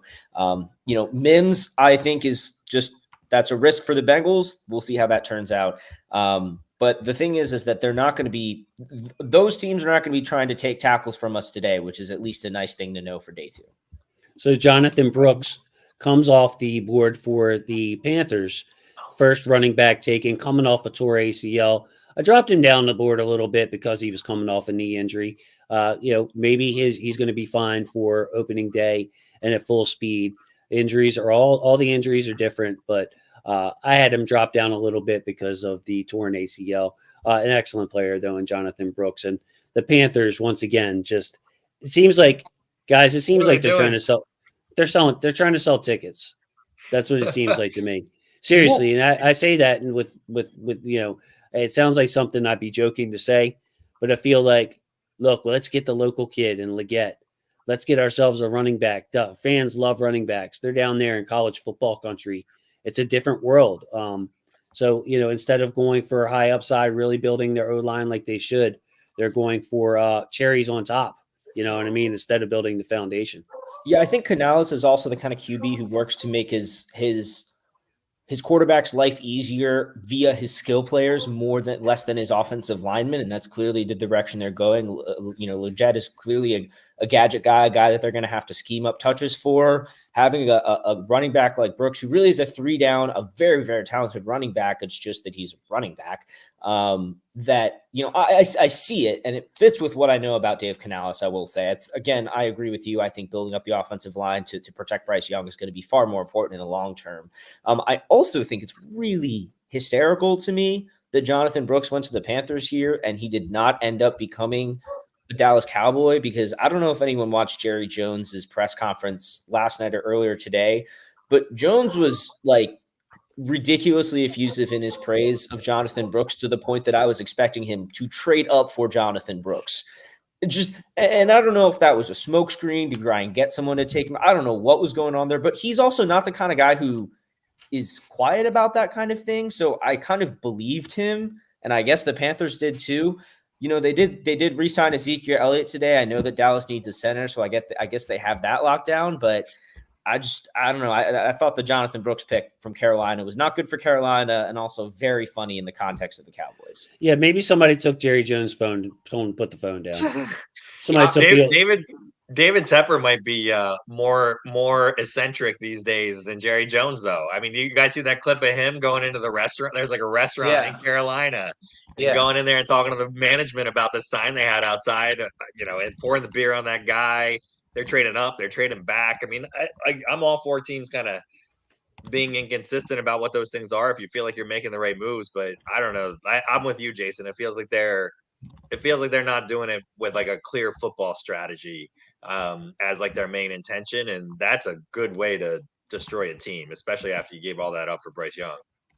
Well, the pushback that I would provide is they did sign Damian Lewis to a $15 million a year contract, and they signed Robert Hunt to a $20 million a year contract. They have Taylor Moton, and they have Ike Ekwonu as well as at left tackle. So spent a lot of money, probably overpaid by a good amount. I don't think that was a good idea. But the line is better. The line is better than I feel like the line is in a better spot where they didn't need to take someone like Kingsley Sumatai and have him step in at tackle, and then maybe make Icky work inside the guard. And then I felt like they made a lot of investments there this offseason. Were they good investments? We'll see. But they did make an attempt. I do agree though. Taking a running back, I don't think that was the idea at all there. I probably would have, if I'm probably going to say this for the next like 7 teams. If I were them, I would have doubled down on receiver. And taking the best player on the board right now, but maybe even then they just pick up J.C. Horn's 5th-year option. Do you look at Jeremy Chin left in free agency? Maybe look at safety Jaden Hicks as well. I mean, a lot of other things you could have done with that draft pick. Yeah. But I think Jason made a great point. They do need to sell tickets. Tepper is going into bars complaining about signs. We need to sell tickets. We need to make money. I mean, look, as negative as you can be about the Ravens, at least we're not the Panthers. At least we're not the Panthers. No, it's a well-run organization. You appreciate that, and there's a lot of us here in Baltimore who watched the Orioles for years. Not well-run. It made you appreciate the Ravens. That okay, we can disagree. We can think that this guy, should be fired, or we should have signed this player, but at least they have a plan and they execute it. And that's something I always respect about the Ravens. One thing I think that needs to be pointed out again. If you're of the same mind as me, that tackle would be the best way to go today. All 5 guys that I'm highlighting here, I think that is a clear, added to the stage there. All 5 guys that started the day being available, I think those 5 could be starting players very soon in their NFL career. Kingsley Suamataia, Patrick Paul, Blake Fisher, Kieran Amagaji, and Roger Rosengarten. They're still on the board here. The Giants are selecting. Maybe one goes to the Giants, but even if one does go to the Giants, the tackles are falling. It's looking pretty good, and we have some great guards available too. Christian Haynes, not seen on that screen right there. There he is, and Cooper Beebe still available as well. It's funny. I talked to Cooper Beebe's dad a couple days over DM, and they seem very excited. And I put in a good word for the Ravens. I really did. I said I hope by the end of the weekend he's in purple and black. So we'll see what happens with that. But I'm starting to feel the defensive run. I really am. I hope an offensive player gets pushed down here to 62, at least into a spot where you can maybe, to Nikhil's point, jump up a couple of spots if it's someone you really like. I mean, I will say, and I have to put this on record. If Adonai Mitchell goes past the Steelers, then there's something really, really wrong. There's something really, really, really wrong. Yuri, something is already up because he's better than he's a first round pick. That he's a route runner with an freaky athletic background. So something's already. I'll push back and say something's already up. But yeah, I mean, I would think it would take that if he goes past the Steelers, Ravens probably not even thinking about it at 62. Honestly, if it's a character thing, they're probably not even thinking about it at 62 anyway. But that's a good point. If the Steelers won't touch him, though, Yuri, there's no way the Ravens are. The Ravens are. Yeah, one thing I want to point out, Savage Neo, I think that's a really smart prediction that the Steelers take Mike Sainristil because they did get a lockdown outside guy in Joey Porter Jr. last year. I would hate that. It would be a very good pick for them, and for that reason, I would hate it. I think Sainristil is fantastic. Great fit for the AFC North. Again, if Ravens didn't go with Wiggins yesterday, I would have been looking for Mikey Sainristil today. He's one of my personal favorite players in the draft. I just think every time I watched him play, I was like, this guy's a pure football player, and those guys tend to succeed long term. I think we're going to look back and, if he falls, I mean, he's not really falling now, but I think if he goes pretty far down, I think we're going to be looking back and being like, why didn't we draft the guy who's probably going to start at nickel for 10 years in the NFL? So, yeah, I don't know if you want to give a pick update. I don't know if you've had any more come in. Yeah, I just had Mason Smith go. Is that no? We got the Giants had a pick too, and not a tackle. Mm-hmm. Yes, Newman. Yeah, Tyler Newman, the first safety off the board, got him updated as well. Yeah, so we're called up here with the board, trying to do my best, guys, with the board. So stay on me with that. But yes, man, it's just a very interesting situation for the Ravens to go. It seems like with these teams, there were, after Tyler Guyton, there was a drop off. The teams just almost universally in the NFL saw the top 7, or Barton if you count 8, and then after that, it's clear drop, which you don't usually see. You usually see one team believe in somebody else, But it was pretty much all those tackles went. Then Guyton went the pick before the Ravens, and now we haven't heard from the tackles since. Very, very interesting. We've also had at least one of each position being taken from each class. So top guys off the board, every position now for those counting at home. A.D. Mitchell just hanging out by himself in the green there. Unfortunate for him. Suamataia would be my next highest graded player. I still believe in his upside as a right tackle. I think that he's going to be really, really good player, a solid player in the league, if not a superstar. And then, when you get that out of an offensive tackle, you've made a really good pick because there's not enough good tackles in the league as it is. Yeah, so these past two picks, real quick, Jordan. Newman, I think you are betting on the intangibles with him in terms of the IQ, the football IQ, what's going on between the hashes with him. I think he has really good instincts to make up for his lack of athleticism. He put up a 2.51 relative athletic score at the combine. So you really are betting on the football player more than the more than the athlete there. So, and then with Mason Smith, I really think the world of him. As the process went on, I started moving him up my board. Just a very powerful, dominant football player. I've seen some people compare him to Chris Jones. I've seen some people give him some really, really lofty comps, and I think Jacksonville here, and to your point earlier, me, Jason, about these teams starting to take these players that play defensive linemen that are interior defensive linemen that have the pass rush upside. I think that's starting to become a more trendier thing than taking your average 2-eye guy that can stick in there and attract a double team. So two really good picks in terms of my board, and two good picks for the Ravens as well as more defensive players go off the board. So Cincinnati's pick is in. They were linked to Byron Murphy a lot in the first round. They did not. They went for an offensive tackle. It's a nice draft for the Bengals now because they do get one of the top defensive linemen in the second round in Chris Jenkins, his son, Chris Jenkins, the former All-Pro player for the Panthers. So the Bengals were able to hold their breath and get the last defensive lineman I had there with a second round grade.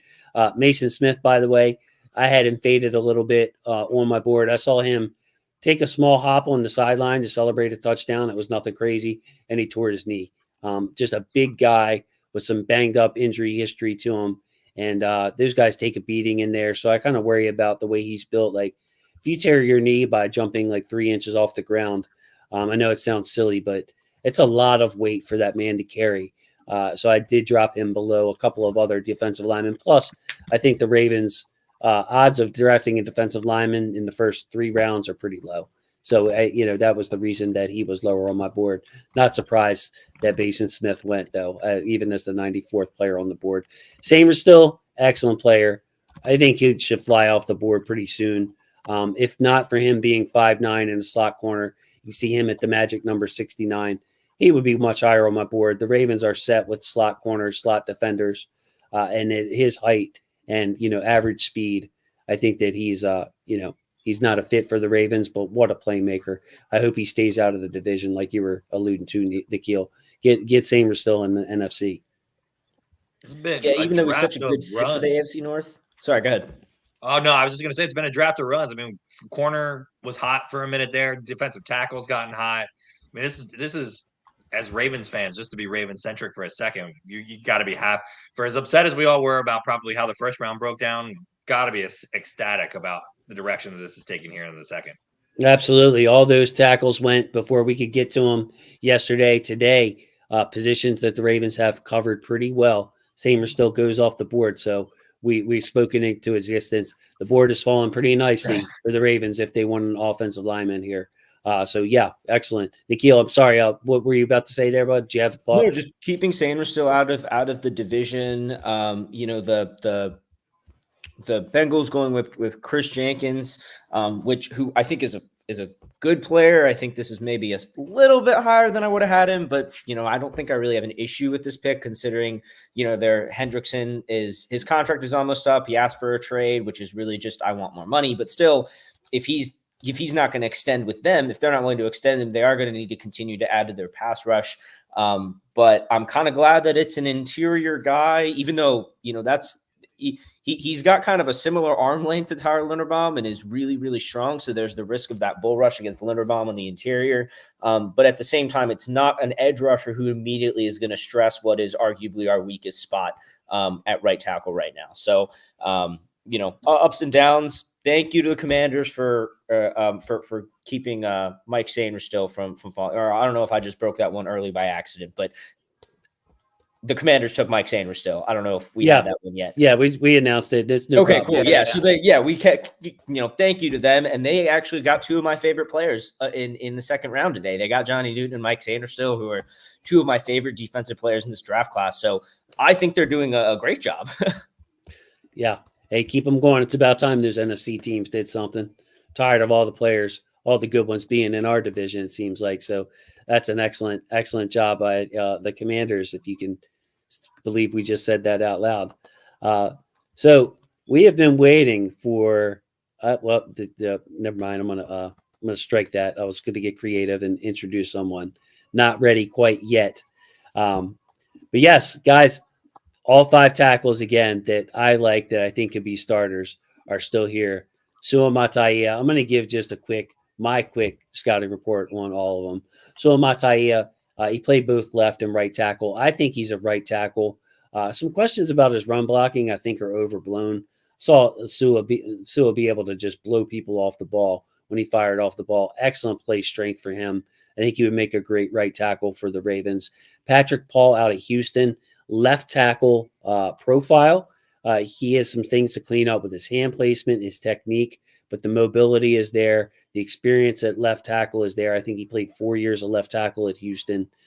Definitely someone that I see going in the second round here. Hopefully he lasts to the Ravens. Blake Fisher, my positional favorite out of Notre Dame. We mentioned that he had to play right tackle when Joe Alt showed up to the program. Still a 20-year-old prospect, going to be 21. 5-star recruit. Blake Fisher, high upside. He gets the second round grade. Kieran Amagaji out of Yale. The question mark with him, obviously one of the hardest players to place on the board coming out of Yale. The lower competition.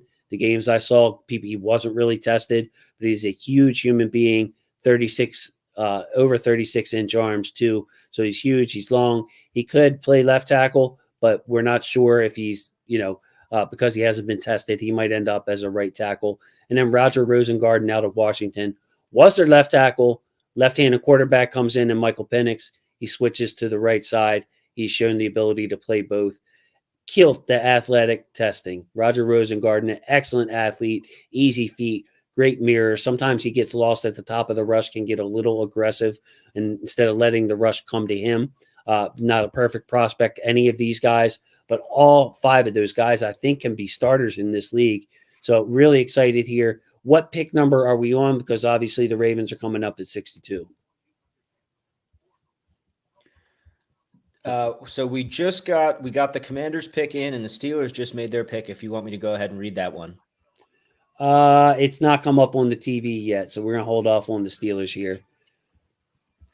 In that case, I got something else to point out. I was talking about, we're getting closer and closer to the Ravens pick, like you mentioned. I was just going through the teams that are left who could look at getting a tackle. 3 of the teams that have already picked drafted a tackle, or at least a potential tackle in the first round, and Jordan Morgan to the Packers, Barton to the Bucks, and Tyler Guyton to the Cowboys. So that's 3 teams that are at least somewhat unlikely to take a tackle between now and when the Ravens pick. I'd also point out that I'm not sure I see Houston taking a tackle. I think Miami is a threat to take a tackle. I think Buffalo is a sneaky threat to take a day 2 tackle. And I'm also very wary of Kansas City trading up ahead of the Ravens to get a tackle. I think that's something to look at, particularly for Kingsley Suamataia and Patrick Paul. I think those are 2 players that Andy Reid might target at tackle, or I guess it would be Veach, but really I think it's Andy Reid who really prioritizes some of those, either the feet of Suamataia or the length of Paul. I think the Chiefs prioritize one of those 2 things, and they might try and trade up ahead of the Ravens to get their guy. So watch out for Nikhil, who did the Pittsburgh Steelers select? Because it is out now, sir. Zach Frazier, center out of West Virginia. That they needed a center. They needed a center badly, and they went ahead and got one. They got the guy who is probably the number 2 center in the draft behind Jackson Powers-Johnson by most people's evaluation, including mine. I think it's a good slot for him. I think that this is day 2 is a really good place to get off interior offensive linemen, because you're going to get guys who are going to be able to start for you potentially through their entire rookie contract. That's not always true of other positions on day 2. So I think this is a smart pick. Absolutely. And we're going to focus more and more, if even possible, on the Ravens as they're coming up to pick here. 10 picks away now. 52 is on the board. But again, the tackles are there. Zach Frazier, excellent center prospect, I thought. He was faded on our board, of course, because we have a guy named Tyler Linderbaum. And now we have another guy, not named Tyler Linderbaum, somebody I've referred to as Debonair, because it just flows with his name. Debonair, Dev Panchwa. How's it going, man? New fatherhood? Yeah, you're still on the new father stage over there? Oh, you know it. That's why I'm late, gentlemen. had to shuttle the baby around and take him to, his grandparents and then run around New York. It's a tough scene out here. It's good to see you guys. Actually, think it's been a while, Jordan, since we've spoken. And yeah, first time we were on this. Yeah, it's great seeing you guys. And there's my guy, Nikhil, and then Yuri in the flesh. So he's Dev. Yuri's nicer on. Well, he's nicer on Zoom than he is on Twitter. Someone was just being mean to Yuri on something I tagged him in. I immediately jumped in. I was like, what the heck, guys? Like he loves his receivers. He loves his tackles. He owns it. Like I don't get it at all. You own it. You own all of it. So who cares? Look, every time that I realize, a lot of hate comes my way. I always think back to they hated Jesus because he told the truth. Oh my goodness, mercy! What did you bring me on to, Jason? This is. That's enough of Yuri right there. That's enough of Yuri. Welcome back, buddy. Welcome back. Yeah, that's good. Sorry about that. Man. Yeah, Right. Hey, you left me speechless on that one, Yuri. Look, I like to have fun, man. I like to have fun. The day Twitter isn't fun, the day I won't be on there. I have a good sense of humor, but there are some subjects I just won't go there. So yeah, pretty funny. I think that's a pretty good fit for Pittsburgh. And in terms of future outlook, kind of reminds me a little bit, just a tiny bit of the center they had there for a long time. I'm so blanking on his name right now. He had a brother. Pouncey? Yeah. That just a tiny bit. He wasn't my guy. He was the 26th ranked player in the class. So I'm pretty high on that pick. I think that Pittsburgh got good value there, and they are rebuilding the offensive line. You have Fatanu, you have Frazier, and obviously we talked about Mitchell as well. They passed on Mitchell, and they do need a receiver. So you really have to wonder what's going on there. But really solid pick for Pittsburgh, and I do think that their options are going to be to rebuild around the offensive line and hopefully. Yeah, I honestly think they had to. Dev, you want to touch on this? The Steelers, it seems like the last couple of years have tried to come out and throw the ball around like they did with Roethlisberger. Lost a bunch of games, reverted back to being a running team and a bully towards the end of the year, and scrambled to make 500. So I think finally they're like, look, we're in a transitional period with quarterback with Russ Wilson. Let's just be a running team. Let's draft some offensive linemen. Let's manage the games and win on defense, Dev. That's kind of how I see Pittsburgh right now. Yeah, they lean into their strengths, and that's how they won. That's how they got into the playoffs last year, primarily. And then if you look at Justin Fields, it makes a lot of sense too. I'm not that he may or not start, but you kind of can transition the offensive line either way, right? Because you can still carry over that running mentality. So either way, it works. It's good. I know with Denver, that was one of the biggest things is they really cut down on Russ's attempts to try to make sure he's not making as many mistakes to try to. So I think the Steelers would be better served or well served to kind of follow that script. And I do see them, continuing to try to be a bully and run the football. And Nikhil and I, we wrote about that, for battle plans during the season. That's just, they're just going to come at you, right? And then I think all of their decisions to this point make sense to align with that. Excellent. So we'll be coming up on the Ravens pick, man, probably within the next hour. They're flying off the board here, 5-minute time limit.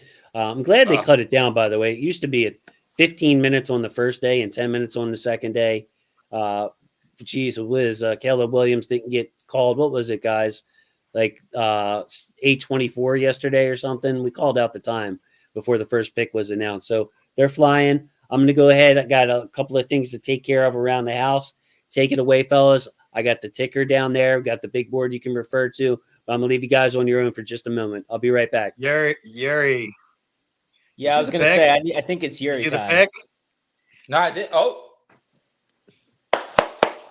Yeah. Talk to me. I love. Okay, well, first off, the last draft, right? The Colts. We had to talk about the last draft. I love Anthony Richardson. He was my number one quarterback prospect. Yep. Not only do that, they took so many guys. There were 9.78 plus RAS. They took freak athlete. Josh Downs went to North Carolina. There's that bias from me, if you know me. So I love what the Colts do. I love what they do. I love it so much. And obviously, putting all the bias aside, They have a rookie quarterback. They want to put weapons around him. They want to put receivers around him. Obviously, there is the concerns with Mitchell, but you have someone like Michael Pittman. You have someone like Mitchell. You have Josh Downs. That is a really good trio of wide receivers. And then you add in Jonathan Taylor, Anthony Richardson, and then the good offensive line that they seem to continuously have. Mm-hmm. You have Alec Pierce cannot. already. I don't want to get Alec Pierce to get overshadowed in Indy too. You look at that 4 deep, 4 young wide receivers. I mean, they're somewhat becoming Green Bay Part 2 with this investment in a bunch of young wide receivers with your young raw quarterback, and everyone is just going to learn together. And I think, like you're saying, you pair it with the athleticism they're specifically targeting, really, really smart. One thing I wanted to go over here, now that we're counting down the picks, really, we've got, a handful of picks left. I think Washington could go tackle at 53 here. I'd be surprised if Cleveland did. I could see Miami going tackle here. Dallas, Tampa Bay, and Green Bay, like I just said, all picked tackles yesterday. Houston, Buffalo are maybes. Detroit's a no. So really, if Washington, Miami, and even one of Houston or Buffalo take a tackle, we're still getting one of these top 4 guys on Jason's board between Suamataia, Patrick Paul, Blake Fisher, or Kieran. I cannot pronounce his last name. And I'm shaking my head because I'm really surprised that they can hit on any of these guys at this point. I shouldn't say any of them. I was hopeful that a couple of them could shake loose, but there's a chance, to your point, that they're all 4 there, and if you can land one of them, to me that's a home run. Yeah, I'm most surprised. Trade back if they're all there? No, because you've got to like one. I mean, you've got to have your eyes. I would trade with the Chiefs and stay. Well, and this is what I was saying earlier. I think the Chiefs are going to be looking to move up in the next 10 picks, or maybe you can get Carolina or Suamataia. And I think the Ravens. Yeah. I think this is my prediction. I think these tackles continue to fall. I think the Chiefs jump the Ravens to take either Paul or Suamataia, and the Ravens just take the other one. I think it's Paul that they would lean towards because of the left tackle. Like, he's one of the few guys now that, and I think, Kingsley can do it. So now you're getting into that territory of it's just a flavor thing. Maybe they really need left tackle, you could understand that. I do like Paul. I don't know what you guys feel like. I don't know if we guys have talked about the order of, or even Jason's big board, but I'm a Paul fan. I like the tools. I like just the fact that he's a left tackle that, covers your ground for the future potentially. And I feel like if he has to play right tackle, you can figure that out. But I like I like going from left to right versus, I don't know, just having the right. I mean, what do you guys think though, in terms of the skill set? I said it earlier, and Joe Thomas made a point about this. It's hard to be a tackle and wipe with the left hand and the right hand, which was a reference of switching sides. So I think sometimes, more often than not, it's a hard concept to do for tackles, especially guys that have stuck there throughout most of their high school and college career, playing on one side of the offensive line. I guess my counter question to you is: are you looking for someone that can step in day one at right tackle, or are you looking for someone to maybe slide inside the guard for a little bit and then next year step out the left tackle? And would you be comfortable with the second round left tackle starting next year? That's a really good question. I think I'm okay if whoever they take doesn't start at right tackle immediately, could play guard, compete, could push, and you may have just the guy that could take over for Stanley, but with the idea that you're taking the better talented player long term, if that makes sense. It's like, I don't know if I don't want to pigeonhole I don't want to grab a lesser talent because they need to fill right tackle. Right. That's my outlook, and I'm comfortable that they could figure it out if they need to play the player somewhere initially. So here's kind of the way I see it. I think 2 things. One, I want to go back to Suamataia and Paul, what you were saying earlier, Dev. This is the Ravens' dilemma this year. length or athleticism. There have been fanatics about length for the last 10, 15 years when it comes to offensive tackles, size in general, but length especially, to an extreme that no other team has, even with any other position in one particular measurement. Like it's out there. And a lot of people have said, oh, well, Eric DeCosta's only drafted 2 tackles. One or two, depending on how you classify Saleh, both huge, first of all. And second, he has been running their scouting and drafting process for the last 10 years anyway. Right. And so his influence on that is still there. So I don't think people saying he's going to ignore length are there. And Suamataia does come in a quarter of an inch under their average tackle length. Now he comes in over 34, so I think he still qualifies, but he still does. He's more athletic. He's got a lot better feet than Paul. He also is ambidextrous. And I don't just mean by tackle. At the combine, he wrote with both hands. And I think he is the kind of player who could be a swing tackle, come in the NFL and try and become a swing tackle, because he played all year in 2022 on the right side, all year this past year on the left side. So that I think that's why he's so high on Jason's board, is that flexibility, that ambidextrousness when it comes to tackle. I think he might be the rare exception to your point, Yuri, because he does have the experience and is very, very physically talented with both sides of his body. Paul is the length. Paul is the classic build for a Ravens tackle who doesn't have the best feet, but he's got the length and the strength that you're looking for. So I think that's kind of the tension that they're fighting, because a lot of people have looked at Monken's offense and said more zone running, more individual pass protection. You need more agile offensive linemen who are okay on an island in pass protection, who can get out in front on those zone concepts. But as that does not mesh with what the Ravens have historically looked at in offensive linemen. So I think as we're getting closer and closer to this pick, I think it's going to be a really interesting time to see if Eric DeCosta breaks pattern and goes with Suamataia over Patrick Paul, just in the size versus athleticism thing. When it comes to the sides and who's playing where and when, I was talking to Jason about this when we started. The Ravens, from everything I can tell, everything I understand, from what I've heard from people, from what I've seen from the Ravens in their conferences, what I've heard behind the scenes, they're not looking at the offensive line class this year as a 2024 thing. And they never really were. They were looking at the offensive line class this year to help rebuild their offensive line for 2025 and beyond, which is, again, why a day 2 tackle, either Suamataia or Paul here, makes so much sense, because I'm not sure either one comes in and starts as a rookie. Suamataia would compete for right tackle, but I'm not sure he earns that job right away because still of how raw he is. And so I think ultimately you look at drafting the guy who succeeds Ronnie Stanley with this pick. And that's kind of where I'm at too. Yeah. And that's where I'm at. I think that they think they have enough of their answer for 2024. Whether it's Falele, I think at right tackle, I think is who they're ultimately looking at. Maybe Josh Jones, Voorhees and Cleveland on the interior, which Pre can probably debate the effectiveness of that another time. I just think that's where the Ravens are, and they're looking at who's going to protect Lamar Jackson's blind side for the second half of his massive contract with this 62 overall pick. I just said a lot, so I'll let someone else take over. Dev?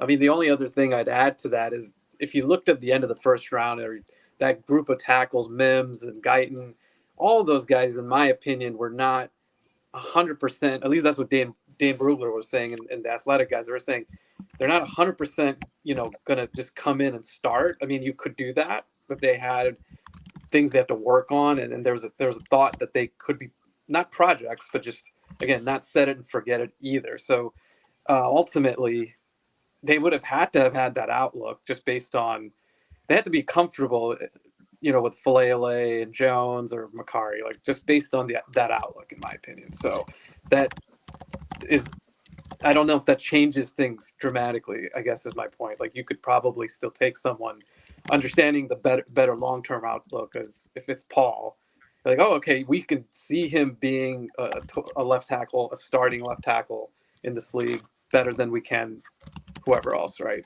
So that's just wanted to add that in there. But yeah, right. And Yuri, remember when I came on your show with Voss, and actually you put a clip of me on Twitter saying, I have a feeling that the Ravens just believe in their guys way more than I personally do. And I doubled down with you, and I said I think they do as well. And I third that. That's the sense I've gotten dating back to the combine, even that nobody wants to guys hear that. They liked in the first round, but there was no.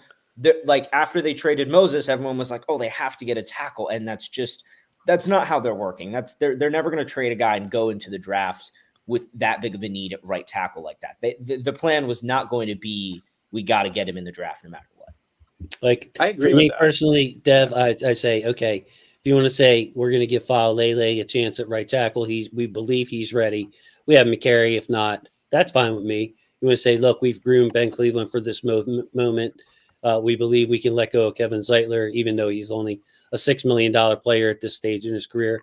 That's fine with me. You want to say, well, we're going to have Voorhees compete at left guard because he's an excellent prospect, even though he hasn't played an NFL spot. That's fine with me. You want to bring Ronnie Stanley back for one more year and say, well, there's a chance he could play, he could be healthy. That's fine with me too. What's not fine with me is taking these chances at 4 of your 5 offensive line positions. So, I mean, like individually, I could see the move and the succession plan. It just makes me hecka nervous when you have a franchise quarterback back there. You're going to be fine on defense. We are the Ravens. People crave wide receivers. Not necessarily on that. I think we're going to be okay this year. I just want Lamar protected, and taking 4, we think so's on the offensive line is what rubs me the wrong way. So, like yesterday, I wanted an offensive lineman. Even if it's for next year, that's fine. These guys take a year to develop. So if we would have went tackle with our first 2 picks, I would have been happy. I wouldn't have cared about the secondary as much or the wide receivers as much, just because I think we're going to be okay at those spots. I only would say that real quick. go ahead. I got to catch up Jason on the picks here. Jason, we have Ben Sinnott going at 52. We have Michael Hall going to the Browns, and then we have Patrick Paul, tackle we were just talking about, going to the Dolphins. So one of the teams it begins. Now it begins. Yeah, that was one of the teams I just said was I was afraid was going to take a tackle, and I don't know if they were tuned in because they're thinking the same thing I am. Patrick Paul is going to succeed. He's going to succeed Taron Armstead over there in Miami. So, looking at it now, again, I would be surprised if Dallas, Tampa Bay, or Green Bay went with a tackle here. Houston or Buffalo, I think, are risks to take a tackle. I don't think Detroit is. To me, the biggest thing to watch is Kansas City trading up because they are willing to trade up for guys they like. And I think, like I said, Paul's length is something Andy Reid likes. I've also heard from one of my friends that covers the Chiefs that like Suamatai is like they really, really like him in Kansas City. So I could see them jumping us to take him too. I don't 100% agree with EDC on the whole trade up, just being so hard and fast on it. I do think you throw a 5th or 4th rounder, if you're going to get it back next year, just do it, right? Like I think in this scenario, and to that just gets back to your point, Jason. It's like, what are we doing here? If you miss out on a team that's going to jump ahead of you to get a tackle, I mean, unless they really have these two, like Fisher is interesting too. I don't know if he went yet. I apologize if that happened, and he hasn't, because that's an interesting guy. I think I heard some of it earlier with you guys, and totally fine with that. If they have them graded the same and they're just like, okay, no, we know it's going to happen. Like the Bills, right? The Bills are totally comfortable with moving down because they had the receivers all graded equally. So it'll be interesting to see. One thing I wanted to get back to, Jason, real quick, with your point about the replacing all of them. I do think they like Cleveland a lot more, or Voorhees a lot more than maybe we have all kind of given credit to. In the building, just Cleveland's talent. He's always been talented. It's just whether or not he had, any whether he could actually play up to his size and his motivation and his consistency, right? And I think with Voorhees, the guy's he was projected to be a day 2 pick. So I mean, that would be my only thing with those 2 positions. But I think tackle, legitimately, they just have to get a guy. I'm with you there. And I agree with you, and I'm looking at it here, and I'm looking, me personally, and I'm probably alone on this. I'm licking my chops for Amagaje from Yale, because he fits that profile so much. 36-inch arms, 6'5". He's a massive, powerful dude. May not be your day 1 left tackle. I think in down the line you can develop into that. He has played left guard for Yale, and he did it. I think he did it his freshman season. So maybe someone you can slide inside. But to you guys' point about the offensive lineman, I trust the Ravens with interior offensive linemen. I really do. They've shown in the past that they can develop some of those guys. And you talk about Ben Powers, you talk about Bozeman as well, and we can go down the line of how many guys they've had that played guard but I only usually with me I spot them one. I'll spot them one if so with those type of situations what Jason was talking about.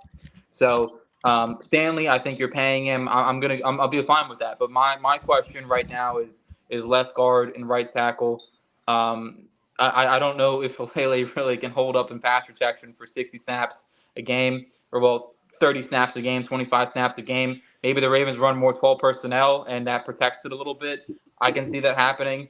I wouldn't put that out of the way. Maybe 21 personnel, line up Ricard a little more on his side, give him some help. I can see that being a possibility.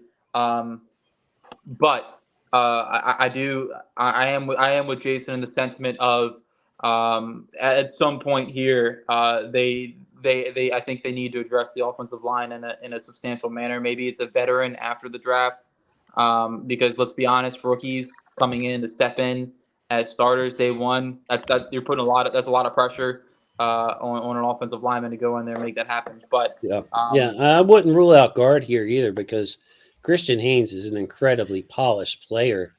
You want to talk about somebody that could be great depth, maybe even win one of those jobs and be the right guard of the future. I mean, he's right guard material, a stud interior offensive line profile to me. But those tackles are still hanging out there, and you would have to think that the Ravens would love to get one of those guys in the building and start developing them. He's going to be a player. So one of the things I looked at, guys, was the Chiefs, right? So if you're going with Haynes, you're kind of going with their model, which is inside out. That's their talent. The interior is elite, and that's kind of where you're going towards. And then you kind of make do a tackle, which is essentially what they did. It's a different offense, of course, but I'm just saying that conceptually, I wouldn't knock that either, because he is that good, and I could see him and Linderbaum just being terrific. Yeah. And Dev made the point yesterday. Maybe I can get your thoughts on this.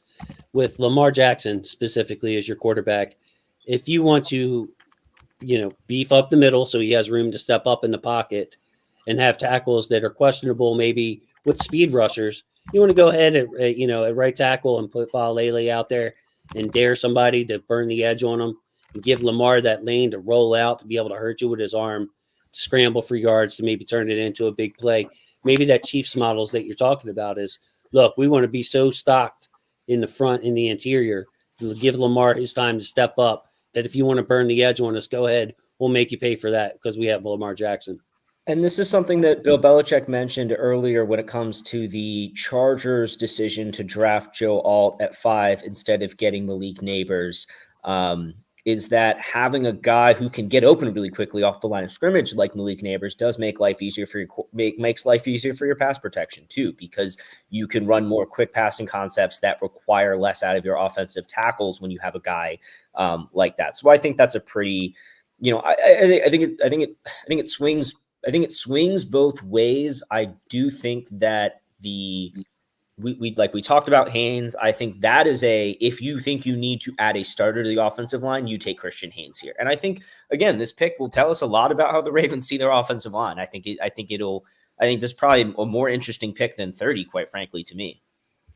Yeah, I'm with you there. I think you can certainly see the Ravens at pick 30, at least in my eyes. I could see them going corner, offensive tackle, wide receiver, but now it feels like this spot reveals their hand just a slight amount more. And the depth, you made a really good point about the Chiefs' offensive line building inside out. I think that's if anything that's been ever friendly of the offensive line for Lamar, it's been the right tackle, the non-blindside tackle where he can see where the pressure is coming from.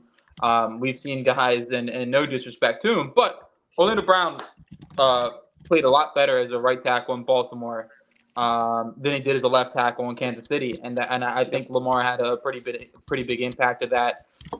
And we've seen McCary rotated there, we've seen Falele rotated there, and while they may have not graded out the best in terms of PFF grades, he has made it work. So I can see a vision where you get those 3 really good interior offensive linemen, and you kind of I mean, you know, Stanley, if assuming health and plays, I would say like 12 games, you can make that work with an offensive line, especially incorporating 12 personnel, which I think they're going to do, at least what they've told me so far. Now, they pull the rug on all of us and take a receiver here at 62. Maybe it's a different story. Maybe they want to, maybe they want to run more screens like Kansas City does and just get the ball out quick. I mean, it's an idea. I wouldn't do it, but I'm just saying. I think I'm with the sentiment of, if you want your best 3 to be on the interior and maybe skimp a little bit at right tackle, I can get behind that. I really can. Yeah, you can do some things schematically too, right? The approaches on offense are different. They could do different things, getting back to the rollouts and some of the boots, and like I want to see them do more of that. I think we've talked about that through Twitter in some capacity. It's just the stuff to do under center and trying to get. I mean, they have Henry. He's an under center guy. Is it going to change the dynamic a bit? And then are the platforms where Lamar is throwing from going to change? First and second down, that's easier to mask. But if you're in third down, you got to drop back and throw. Then yeah, you're kind of in a tougher spot with giving that right tackle help. So anyway, that's just another thought that came to mind with some of the stuff they can do to mask it. Yeah, and we've talked. Yeah, and you made a point. We've talked a lot about them running more under center and getting play action going, and having those edge rushers really crash off the tackles, and having Lamar be able to work out in space. I think that's another element to, you know, quote unquote mask the offensive line play. But to your point, once you get into the 3rd and 7 plus drop back, you really can't. And if you don't keep a tight end, you really do not have the ability to mask. It's basically 1-on-1, and you're gonna find out if your guy can hold up. But I think in your point, in neutral downs, early downs, the Ravens can do a pretty good job of establishing wide zone with Derrick Henry and be able to set up play action off of that, which is something I think would work to their benefit. So, Nikhil, I wanted to ask you something. We talked about this yesterday, and if you could put a word into John Harbaugh or Todd Monken for me, I'd appreciate it. Our best personnel right now, as it looks, or one of our best looks on offense, will be with both Mark Andrews and Isaiah Likely on the field, with Bateman and Zay Flowers as having those be our 4 eligible receivers. Last year, of course, Monken and the Ravens and Lamar weren't able to get Isaiah Likely and Mark Andrews cooking at the same time. When Mark was out, Isaiah cooked. Mark always cooks when he's in the lineup. But the reason I like that is the flexibility. Jordan and Yuri talked yesterday. We talked about this, where if you have Andrews and Likely on the field, the other team puts in heavy personnel to match the 2 tight ends. You can spread both of those guys out and throw the ball on them, and Mark Andrews and Likely are going to be mismatches. If they go with lighter personnel because they view those guys as receivers, you can have 2 blocking tight ends out there, run Derrick Henry down their throat, and there's really nothing. I mean, it puts the defense in a bind to have 2 tight ends out there with the type of flexibility that Mark and Isaiah have. Do you get any sense, has there been any talk, did you hear anything that this is going to be a priority to get both of these monsters involved? Because right now they're, you know, next to Zay Flowers, those are our 2 most proven pass catchers right now, are the tight ends. Yeah, I think it's less a matter of if they're going to get them involved and more how they're going to get them involved. I've said for a couple years that Greg Roman learned the wrong lessons from the 2019 MVP season of Lamar Jackson. He learned all the wrong lessons from their success and how they were able to destroy other teams' offenses. And it wasn't by condensing things with a bunch of big, heavy players. It was by their ability to spread things out and stress defenses laterally and vertically at the same time, by having heavy personnel that gave them the ability to run or pass from any formation. So I think that Monken is kind of learning, I don't know if he's relearning the correct lesson or the right way to put it, but I do think that he is bringing that back into the offense. The amount that he used Ricard last year, I felt, was also indicative of his willingness to use heavy personnel to disguise things. And, you know, he's very happy to give Lamar Jackson a 6-man protection with Patrick Ricard as the 6th man if the defense is going to load up against the run. And so I think that one of the key tenets of Todd Monken's offensive philosophy is to be able to look like you are going to do pass or run in any number of ways out of whatever you're lined up in, if that makes sense. Like a very, like you think about how versatile Mike Macdonald tried to be on the defensive side of the ball and how he would mix up his formations and put players in matchup positions to succeed. Monken really, really focused on the same thing. And I'm thinking less about last season and more about his time at Georgia and how once he was kind of really well integrated with his players' skill sets, he was one of the best coaches in college football at putting his guys in positions to succeed. And so I think that's what you're saying, which is getting Likely and Andrews either favorable matchups in the passing game, or you're giving Derrick Henry and Lamar Jackson favorable matchups in the running game. Right. And you can do it, but you could do it with both of those guys on the field. Go ahead. Sorry about that. No, that's a good call. And it's interesting how there's a segment, and I think it's fair. Like there's a segment of fans that have called out whether or not Monken would even want to do it. And I think he did do it quite a bit in Tampa Bay. They had OJ Howard, they had Brait, they ran some 12. They ran a good amount of 12. They also had to juggle the receivers that they had, like Evans and Godwin. So I think he can definitely play to that. Or I'm sorry, I know Nikhil, you were talking about Georgia, but Georgia as well. He did a lot of 12 there, and I think they leaned into it.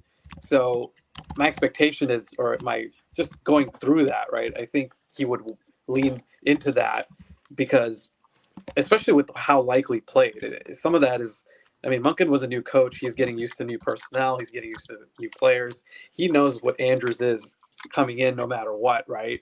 But Likely's a younger guy, but he was so dynamic that now you kind of just, you have to figure out ways to get him on the field. It would be malpractice almost if he wasn't doing that. So I think, and it just makes sense, right now with Henry, with what they've got. I think offensively, and I understand Yuri's point very well, which is that they still need the capability with 3-4 receivers if they have to do that. And I think they'll get that addressed, but try as much as you can, even if you can bump that tick. I don't know what the percentages were for 12 and 13, but just even if you can knock up that a tick, right? I think that would go a long way. And even situationally, like if you can do that, and that's another way to look at it. But they got to make, if he doesn't figure that out, then that's a fireable offense, in my opinion, at the end of the year. If we look back and it's like, Andrews and Likely just didn't see the field a ton together, and that was a missed opportunity. Yeah, agree. And I felt like Dev last year, and I was a big person on running more 12 personnel last year. I thought with the way the offense was going, I felt like 12 personnel would have let them take more. And obviously they were probably top 5 in explosiveness last year. But I felt like 12 personnel was another cog for them to add into the offense to be able to set up more deep plays. So and coming into this year, I'm with the same thing. I think they should run more 12 personnel. I think that allows their offensive line to not have so much stress on it, especially if we're going to go with Falele at right tackle. So I think and to your point of going back to the Georgia days, being able to spread the football out to your 4 best playmakers. You talk about, Georgia had Lad McConkey. He's had Washington and went to Pittsburgh. He's had Brock Bowers. He's had A.D. Mitchell. He's had George Pickens. He's had a lot of guys come through there, and he's found ways to get most of them the ball. So in a Ravens sense, and I agree with you. I think the goal for this year is to get the best playmakers, the best 4 receivers the ball. But to the point you made about what I think is it is true.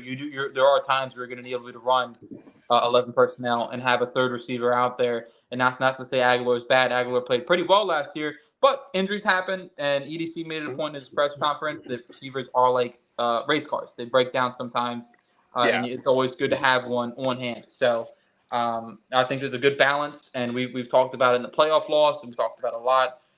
It's good to have balance. It's good to be able to do the best offense is be able to do what you want, whatever you want. If you want to run 11 personnel, you can do it efficiently. You want to do that. If you want to run 12 personnel, if you want to run 13 personnel, get out there and get heavy. You get Ricard on the field. I think that is the best offense in my opinion.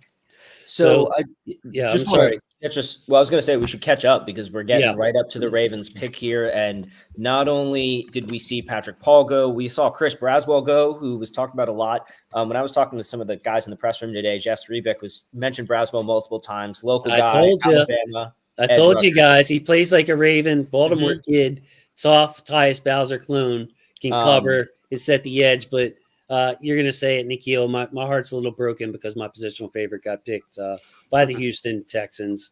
Like Deshaun Watson needs, or not Deshaun Watson, CJ Stroud needs any more help. So, like I noted, two of the four teams I had going for a tackle. Miami was the one I felt like would. One of Houston or Buffalo, which looks like it was the case in this case being Houston with Blake Fisher.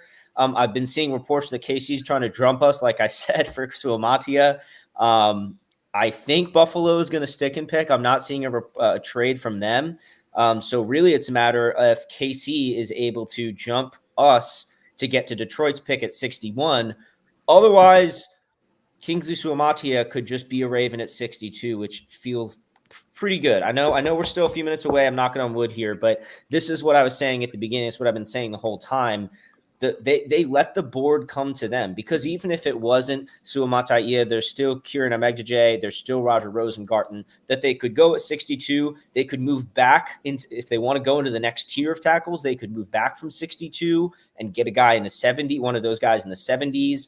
I don't think I'd wait all the way to 93 for Amegdajé or Rosengarten. I will say I don't think I'd wait that long for them. So I think I'm either taking tackle here or I'm trading back. I don't know where you guys are in the draft. I'm a little ahead. Yeah. Except the Yale dude, Yuri's guy, is a wild card. That's all I'll say. I think if Kansas City jumps up ahead of the Ravens, I think we could see them trade back.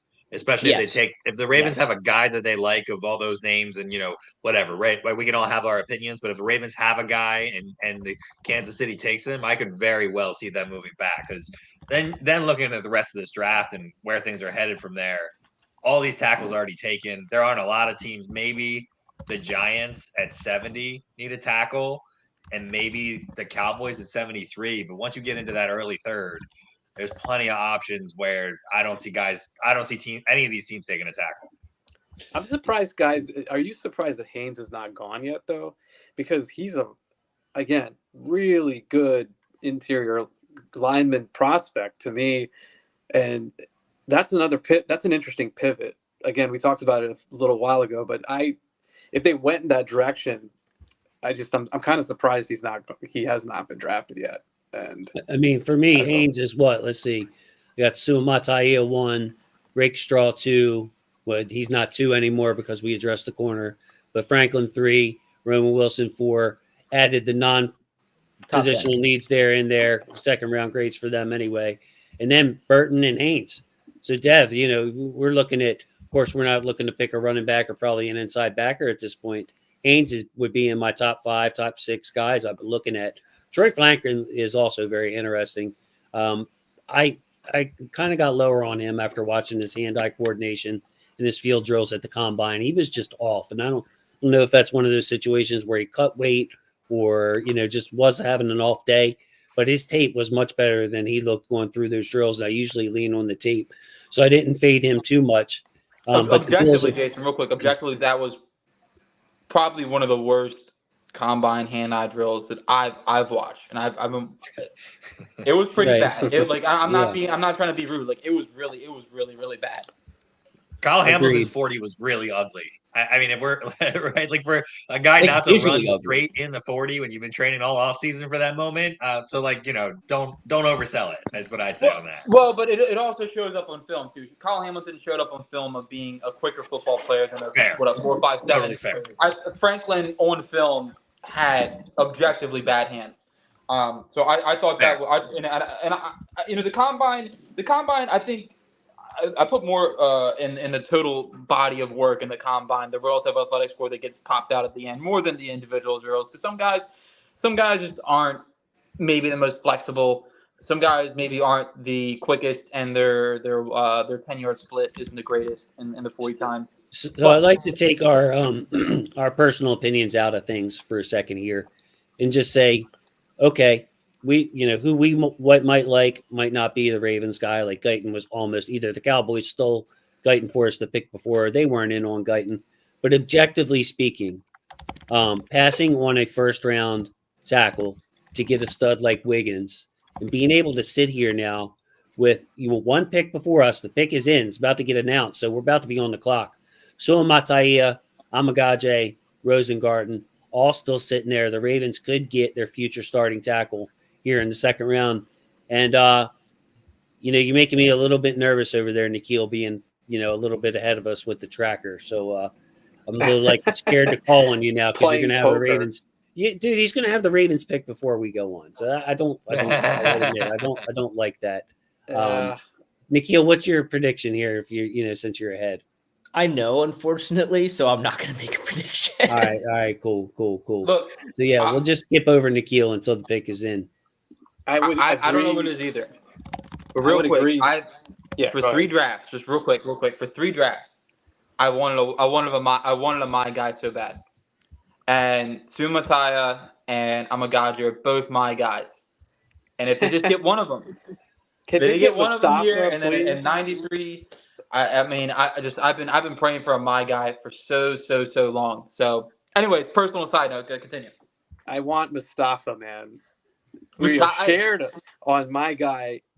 I called it, and I'm hoping that one lands. That it can be a tomorrow thing. It doesn't have to be a today thing, but yeah. So, Ennis Rakestraw.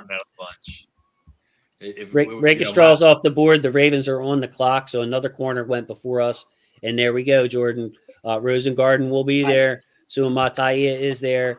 And Amagaji is there at tackle, as well as weapons like Troy Franklin, Roman Wilson. You have some non-premium position studs there in Wright, Colson, Peyton Wilson, and Sanders. Jermaine Burton would be a real wild card if they're willing to take it. Malachi Corley, Mini Debo Samuel with his yak. Christian Haynes, standout guard. My positional favorite is safety if they really wanted to get crazy, Jaden Hicks.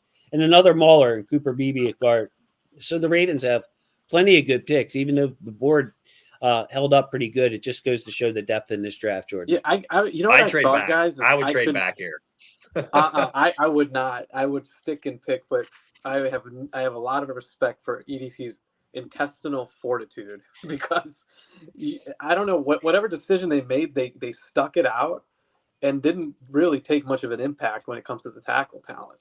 Honestly, so we've been doing this for 2 hours. Do it again. We're going to get here, and Rosengarten, Suamataia, who else is on your board right now? Magda J. I'm not revealing the pick here. I'm just saying. I've been saying this all along. We were going to get here with tackles as options. I was on the other end of the spectrum. I thought tackles were going to get pushed up the board, and teams would be like, you know what, we need to grab one before these teams threw out 60 to 70 to 80 just start running on them. But I was with you. I was on that. To their I was credit, saying it to trade up. I did say that, but again give him credit. He has to play that. There's an element of being not a poker player, but again, you're a gambler. Pick is in, by the way. Yes. Haloti Nada joining. I know where this is going, guys. I don't know. Great. I'm just saying. I'm feeling it. Wild Dog, the Nada Lamar connection. Jackson. We're taking Haloti A great pick. It's got to be Kingsley if Nada's making the pick, right? It has to be. That makes sense.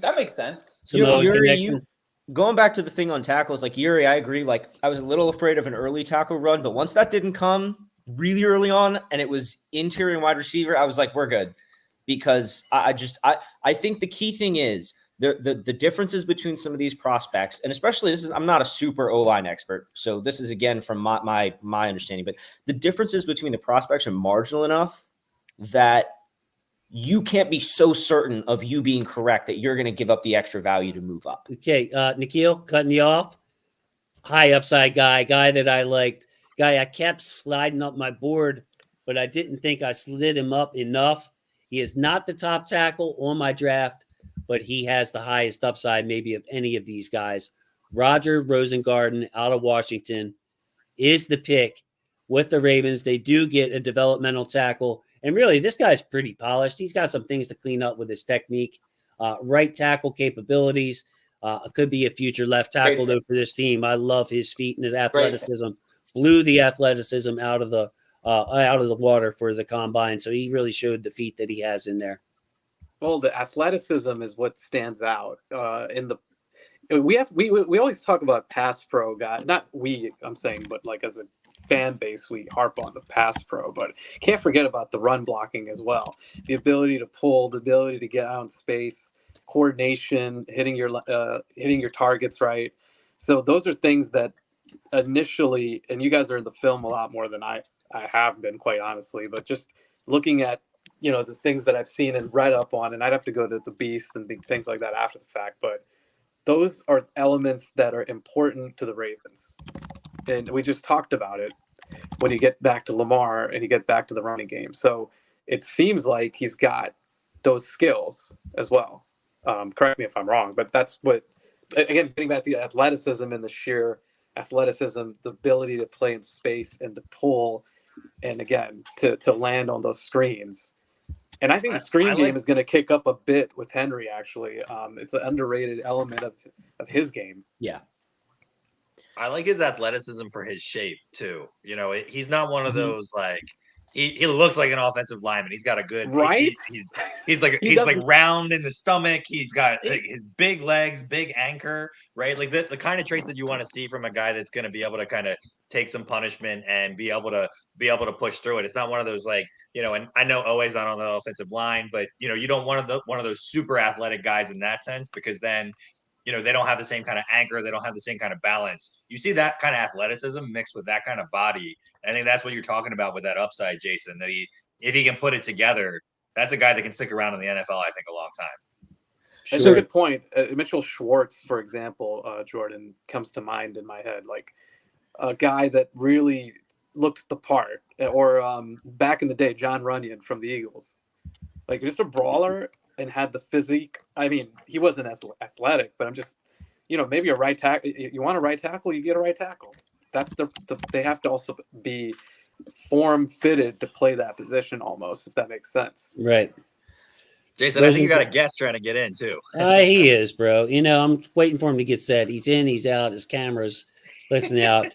He comes in to cherry pick. All over me. We're sitting here like talking about the draft pick that was just picked 10 minutes ago. And he's trying to get in here to get his 2 cents in while we're having deep discussions. So I love him, but you know what? He's just going to have to wait. Here he is, the bourbon drinker himself, checking in from Kentucky, Mr. Alec Polianis, one winning pod.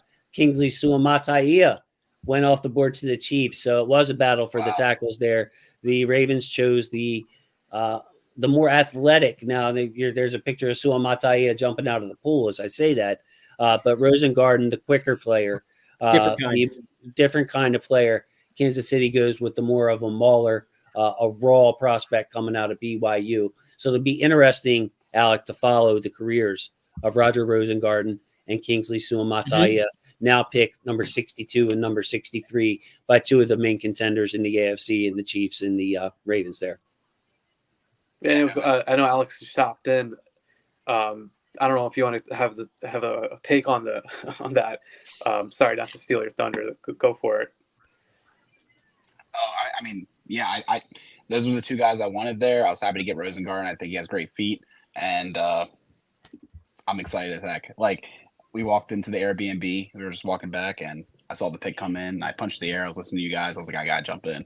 So I was hyped. I mean, honestly, EDC, like he said it, like in his simulations, he was like, I'm looking at the matrix. If I take a corner here, I can get a tackle later, and I get a wide receiver, and like it's happening. And I'm just very excited. The math bros are doing it their jobs, like I'm just math. Alec can attest to how excited I am with this pick, because he was slated to go in the 4th round, in some drafts 5th round, and I kept scooting him up the board. Alec and I did a risers and fallers show right before the draft, last thing, and Rosengarten was one of my biggest risers. I mean, I just kept moving him up, but he moved up from 83, where I had him on my initial board, all the way up to 60 before I released the board. So a 23 spot jump.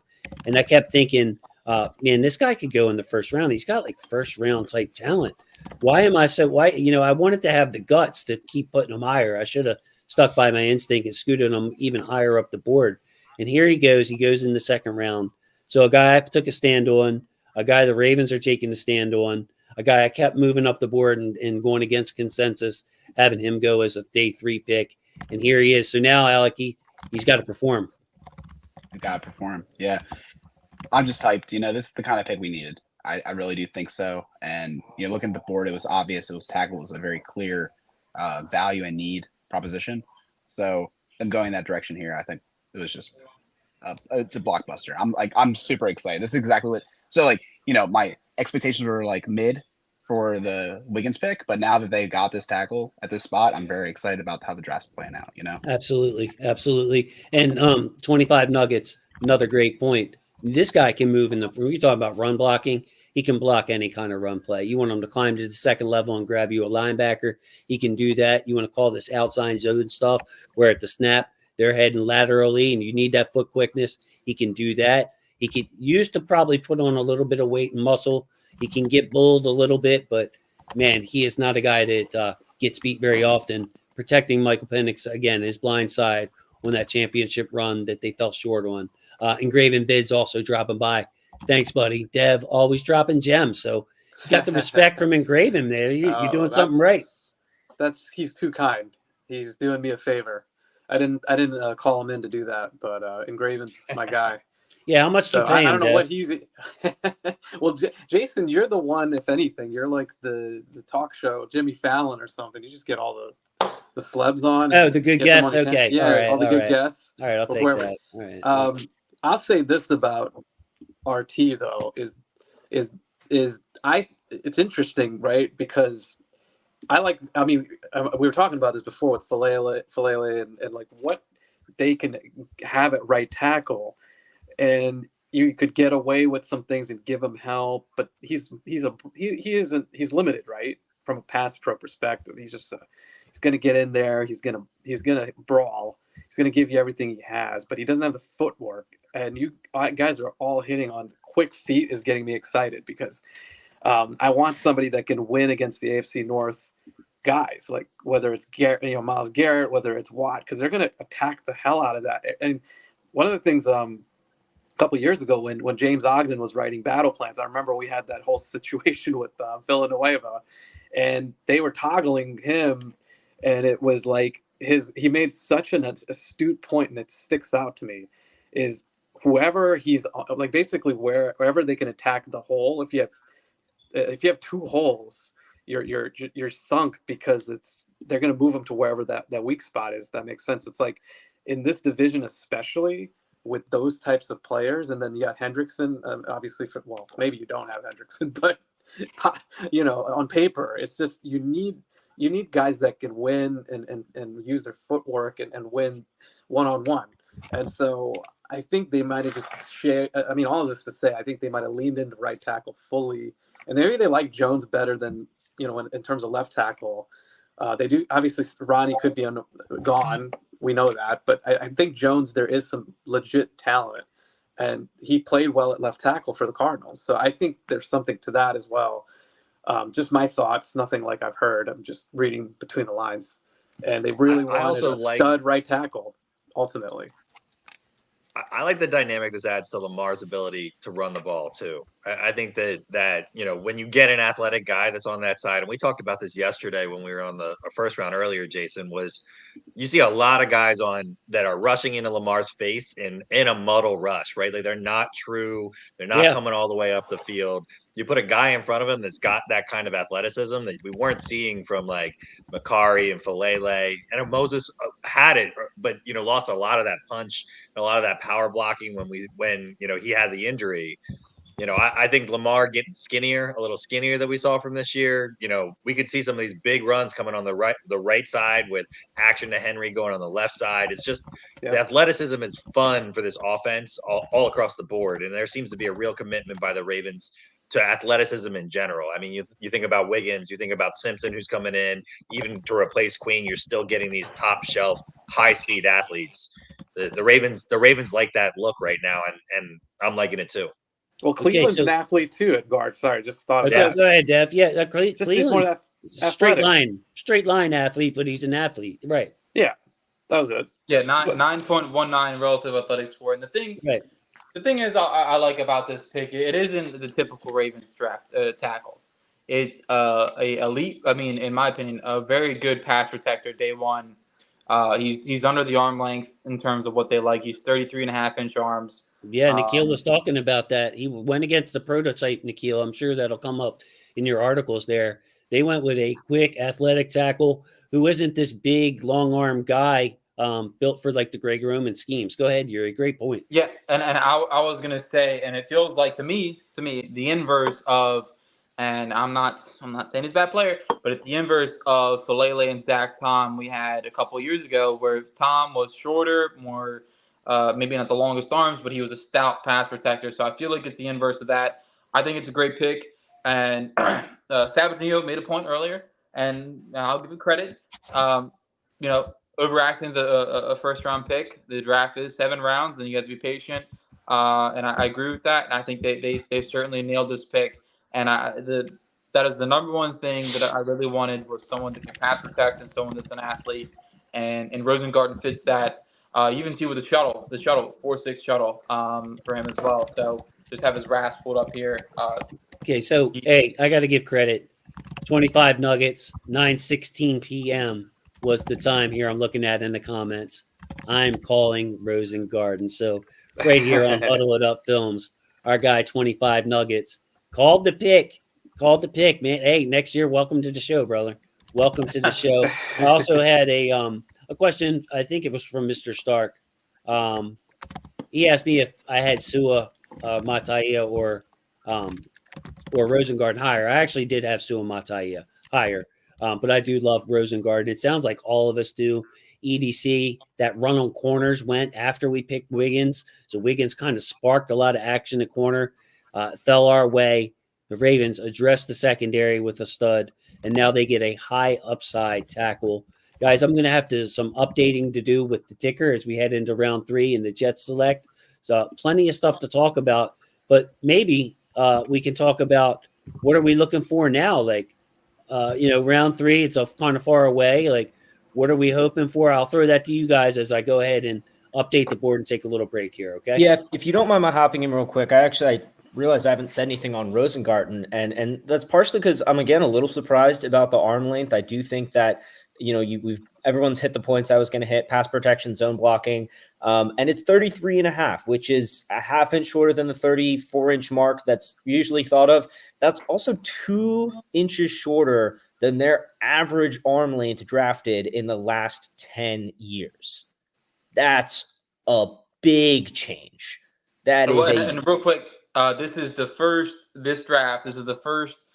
tackle the Ravens have taken in top 100 under Eric DeCosta, and is the first cornerback they've taken in the top 100 under Eric DeCosta. And both of them, at least in my eyes, don't fit the typical Ravens profile. But continue. I didn't mean to cut you off. No, absolutely. And like I was saying, and like I was saying earlier, like Eric DeCosta's had a huge influence on the scouting and overall process and drafting process over the last 15 years. So it is very interesting to see him now really divert to what he did under Ozzie Newsome as, I forget all the different positions he's held, but director of scouting and director, whatever his positions have been, they've all been focused on the draft and scouting. And so to see him now divert from that is very interesting. Jason's absolutely right. I will be writing about it this weekend because it is a change that matches what he's done with the rest of the offense and what Monken wants to do with the offense. So it's not unexpected or, out of nowhere. It's what I've been talking about, is this tension between size and athleticism that was going to come to a head in this draft. And I've been waiting for this answer for months, quite frankly. So I'm pretty happy to have gotten it. And you can't, and sorry to cut you off. You can't go wrong with drafting good athletes. I mean, you really can't. Bet on the athlete, and you have the coaching in place and make it work. I think I'm with that draft style. And if the Ravens here, they continue into the later rounds and they really continue taking athletes, I can't fault them for it. I don't know whoever I cut off, but I think that's a good point. That's where.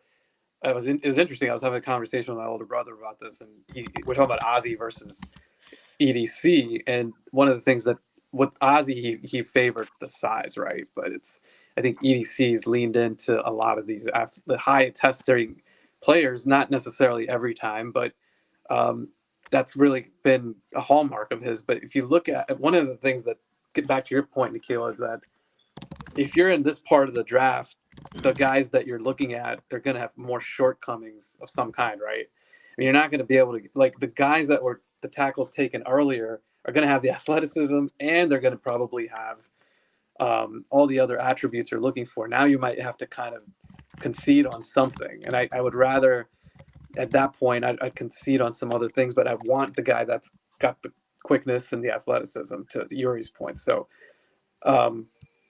maybe that's something. Yeah. So I think that might play into it as well. But I do like that DaCosta has, again, proven that he's not going to always necessarily draft the same type of player, right? Like there's also, yeah.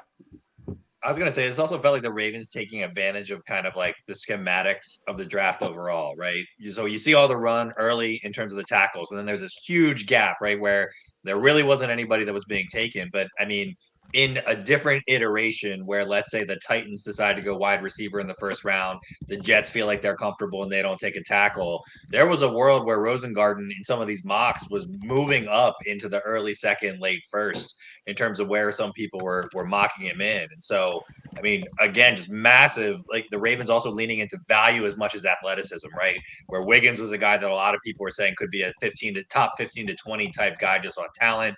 Rosengarten being, let's just call it like late or early second round, not even calling him a first rounder, but early second rounder. To be able to pick these guys up at 30 and then in the 60s are, just tremendous value add overall. Athleticism or not for the Ravens. Obviously, they're using those as part of their core for the evaluation here, but hard not to be happy as a Ravens fan when you're bringing in guys that are talent matched like that before we get to the draft.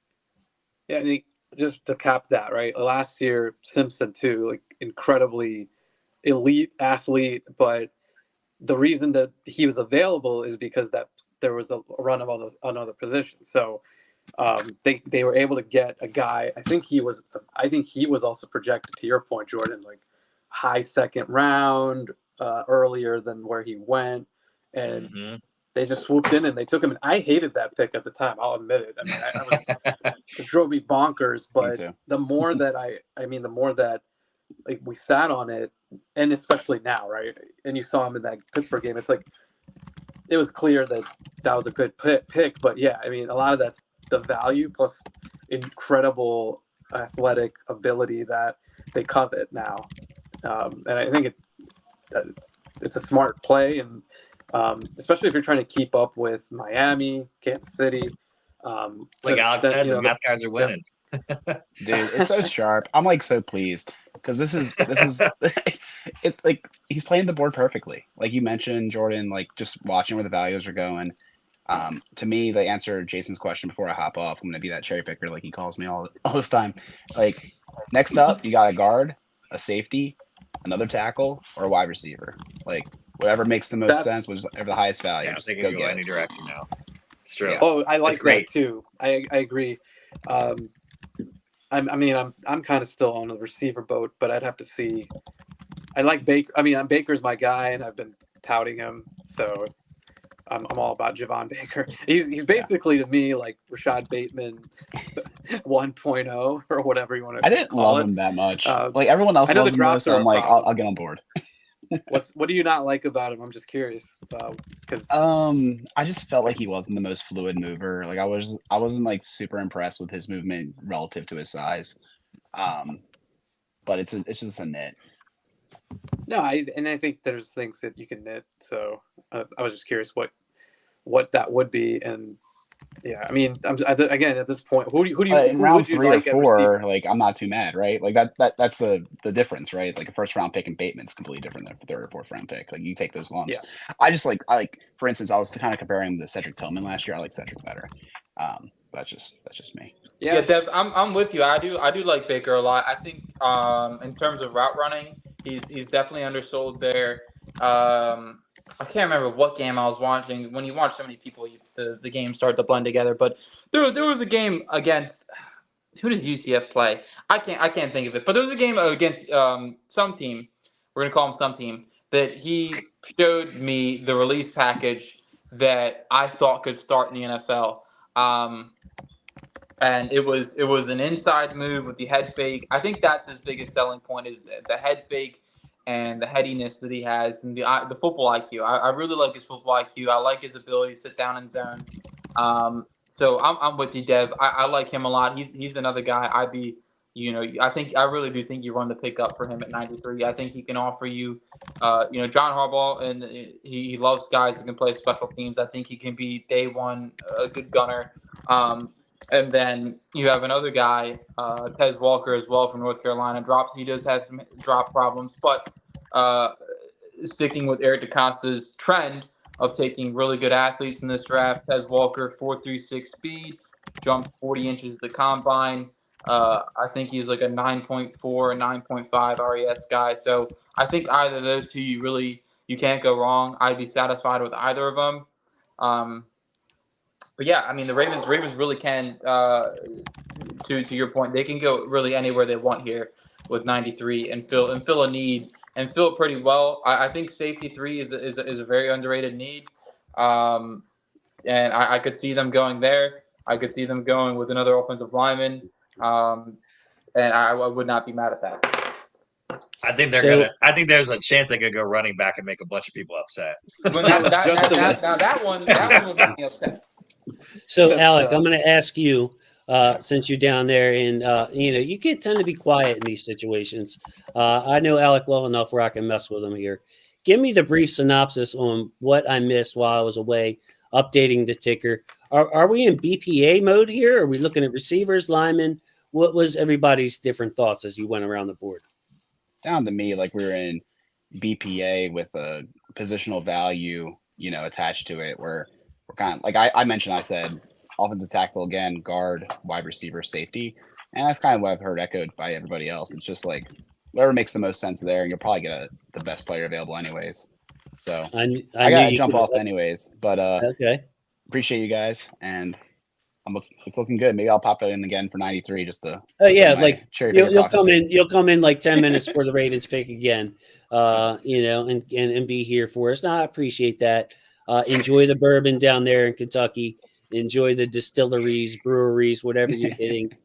New dad, you deserve that break, sir. So Alec Polianis joining us. I didn't know that. I did not know that. Yeah, he's got a brand newbie. And he's got a super wife who is a doctor and recently worked an 80-hour work week, Dev. So can you imagine being dad with a months-old baby while the wifey is working 80 hours? That is what we got from Alec Polianis, and he still took time to join us. I have no words. So you lock in, you lock in. No, I don't want to hear lock in. Can we just throw that expression in the trash for 2024? I'm with you. It could have been a lifelong memory, Dev. Could have been a lifelong memory, and it just wasn't. We'll never be locked. We'll never be quote unquote locked in again. Yeah, no, I'm pulling your leg, Alec. That's awesome though. Yeah, no, she's great. I'm lucky. So far so good. So, all right, gang. I'll catch you later. Good seeing you, brother. Good seeing you, Alec. Thank you. All right, Jason. I'm about to hop off too, but I do think we're in BPA territory. It'll be interesting to see if a running back doesn't come off the board and the Ravens really like one. I mean, specifically looking at the running back out of Michigan, knowing the history, Harbaugh having that connection there, I could easily see that end up being the pick, and I wouldn't hate it because the Ravens running back depth has been really the problem the last few years. I mean, if we had a healthy Dobbins and a healthy Edwards over the last couple of seasons, I think we have completely different outcomes in terms of where this team has been. Ravens already committing to that at Henry. I could see them doing it again, and I could see a bunch of fans like Yuri and others being upset when they do. When am I not upset? But that one in particular, I just think with the way the board's going to shake out, an offensive lineman or a receiver, it's just going to be more valuable to the 2024 Ravens. Now, in a future outlook, sure, I think a running back, they do need a running back eventually. They need someone long-term. Derrick Henry was signed a 2-year deal. Chances are he plays this year. The Ravens may or may not release him. It's just the nature of the position. Sometimes running backs, they break down. But and talking in terms of the 2024 Ravens, you have your cornerback 3. You have your offensive tackle competition. Now, my head is at safety 3, wide receiver 3 competition for Aguilar. Maybe thinking about left guard competition as well for Voorhees, which I think 93 maybe a slight, but maybe you just want to throw a 4th rounder out it and you spot Ben Cleveland. But I just think in terms of usage of capital, and we saw in this year's draft, and maybe it's a trend, maybe it isn't, but no linebackers or running backs went in the first round. And of course, I don't think there are any that were really worthy of going in the first round. But not to echo my co-host of Voss, who is on the, I think he's a little more extreme than I am with the premium position thing. But I do think in terms of and he is a little more extreme, maybe a little more extreme than I am. I think extremist. Yeah, but he does put a lot of work into what he says. But No, for sure. I will say, in terms of spending another top 100 pick on a running back, I don't know if that would be in our best interest. But I will say I do love Trey Benson. I really do. I think he can provide you that third down ability you're looking for in terms of a pass protector, and in terms of play. I mean, really, is the future as a third down back. I really do like him. I think. I think the world of him. I really do. I think he can catch. I think he can pass protect. And if you need someone to rotate in there with Henry, he is a guy. But I think my sweet spot for running back, at least mentally right now, is 130. I think that's where you're going to find the best value in this draft for a juicy running back. So hey, positional favorite went off the board at guard. For sure. Caden Wallace out of Penn State, another player that people had going in the 4th, 5th round. I had him in that day 2 to day 3 range. Just went to the New England Patriots, I believe. So a little bit proud of the board there. I'm going to go ahead and brag because you guys have probably seen me talk about Caden Wallace on Twitter, another guy that I really liked. I wanted to get to the comments here. I wanted to address Skip, our MVP of the street. Oh, Jordan, you have to go? Yeah, I'm going to take off. Good seeing you guys. Jordan, thank you for all your help over the last 2 days, buddy. I really, really appreciate it. You're in good hands here with these guys. I'll leave All you right. to it. Tell Gabe to hop on if he wants, buddy. Tell Gabe he's more than welcome to come in. Oh, he hopped off. But Hopped off. I'm That's sure okay. the message gets relayed there. Yeah. Hey, Garrett Greenfield.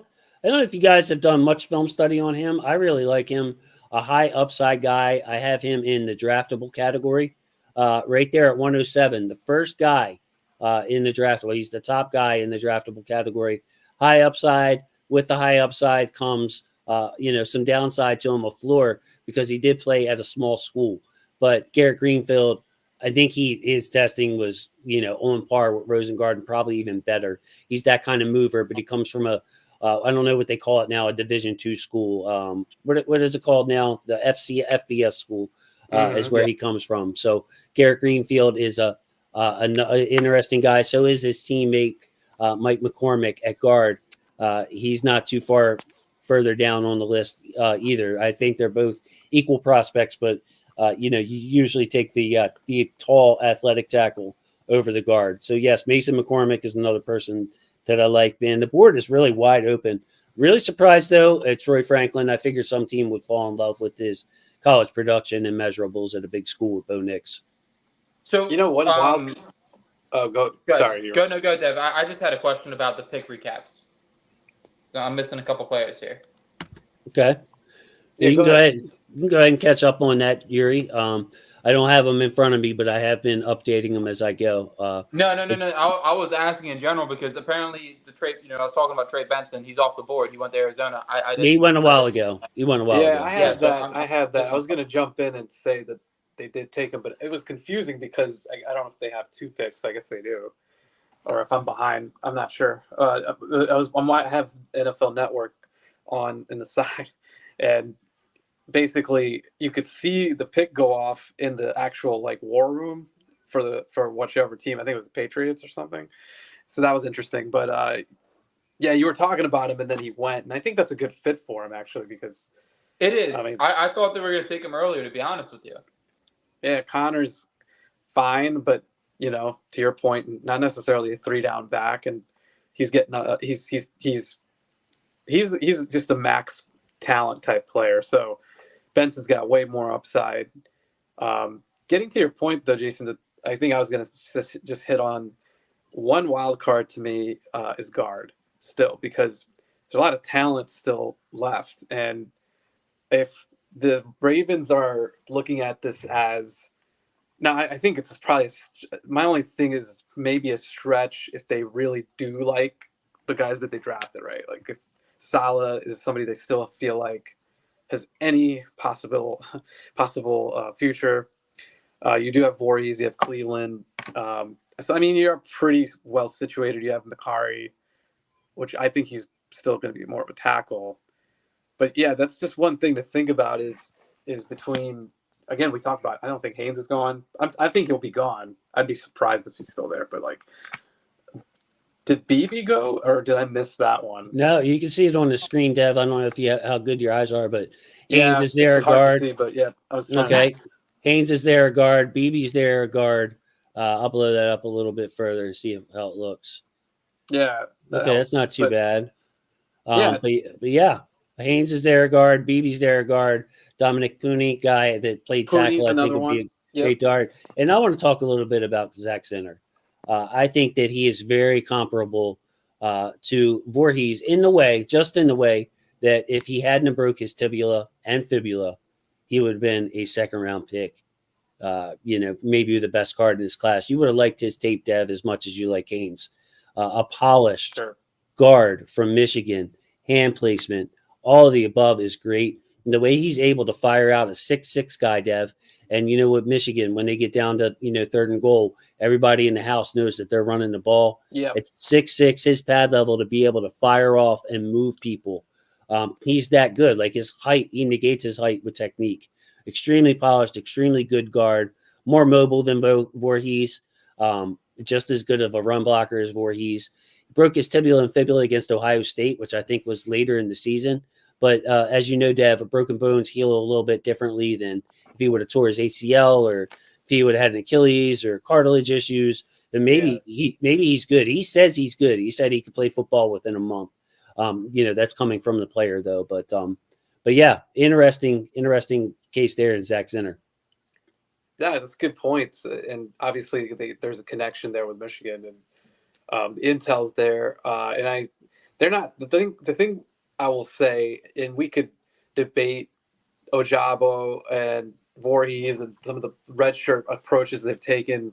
Ojabo, especially, I know that pick has caught some heat only because there were other players they could have taken. But I mean, I think the idea is pretty innovative, right? Like if you can go a round or two, maybe like a round or two late of some kind, but you're in the middle zone where you can get a player that's got that injury flag, but you can afford to deal with it, right? That's the key. And the Ravens still, again, based on what they have in-house, none of these guys are going to come in and start, I don't think. Right. Or they could, but it's just they're not in dire straits to fill that hole. So you can afford to take a guy with that talent.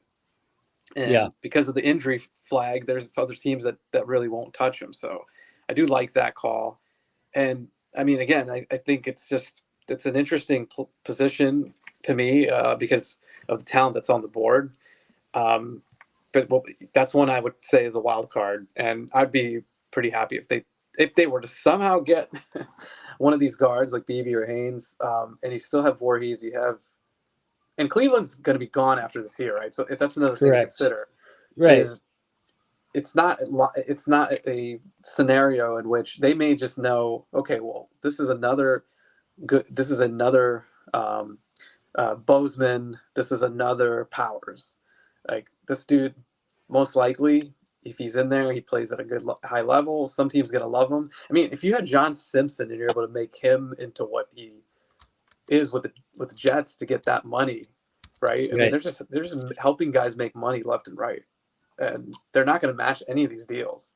So ultimately, I'm in favor of that if that's how the board shakes out. But Nikhil's back. He might have some juicy things to say about Rosengarten. But Well, real quick, Dev, I just want to piggyback off you. And I've said multiple times with Jason, there's no shot that they find 3 replacements for the starting offensive lineman. But if they get Rosengarten and they get Haynes, you're talking about an athletic offensive line, in my opinion. You have Stanley, which sure injuries have taken him down a little bit. And let's say left guard Haynes, center Linderbaum, right guard Cleveland, right tackle Rosengarten. Those are 5 guys that have tested. And unless I'm misremembering Haynes here, both 5 guys that are 9.0 RAS plus, and both 5 guys that I trust in pass protection. So that would be a very ideal scenario. I'll be with you. But to your point, Nikhil, I'm sure you have very good information about the Rosengarten press conference. Yeah, I like him, guys. I like him. He was one. He said I like to dominate guys like 3 or 4 times, which is A, pause, but B, I love to hear from a new offensive lineman. I mean, that's that mentality I think is something that I feel like a little bit of a mean streak has not been a huge part of our offensive line, especially with Zeitler leaving. I feel like he was a guy willing to get in there a little bit more, but I don't see a mean streak in our offensive line. I think Rosengarten's going to bring a little bit of an edge. It seems like they see him as a right tackle, at least right now. Obviously, I think it's possible that they look at him as a potential future starting left tackle.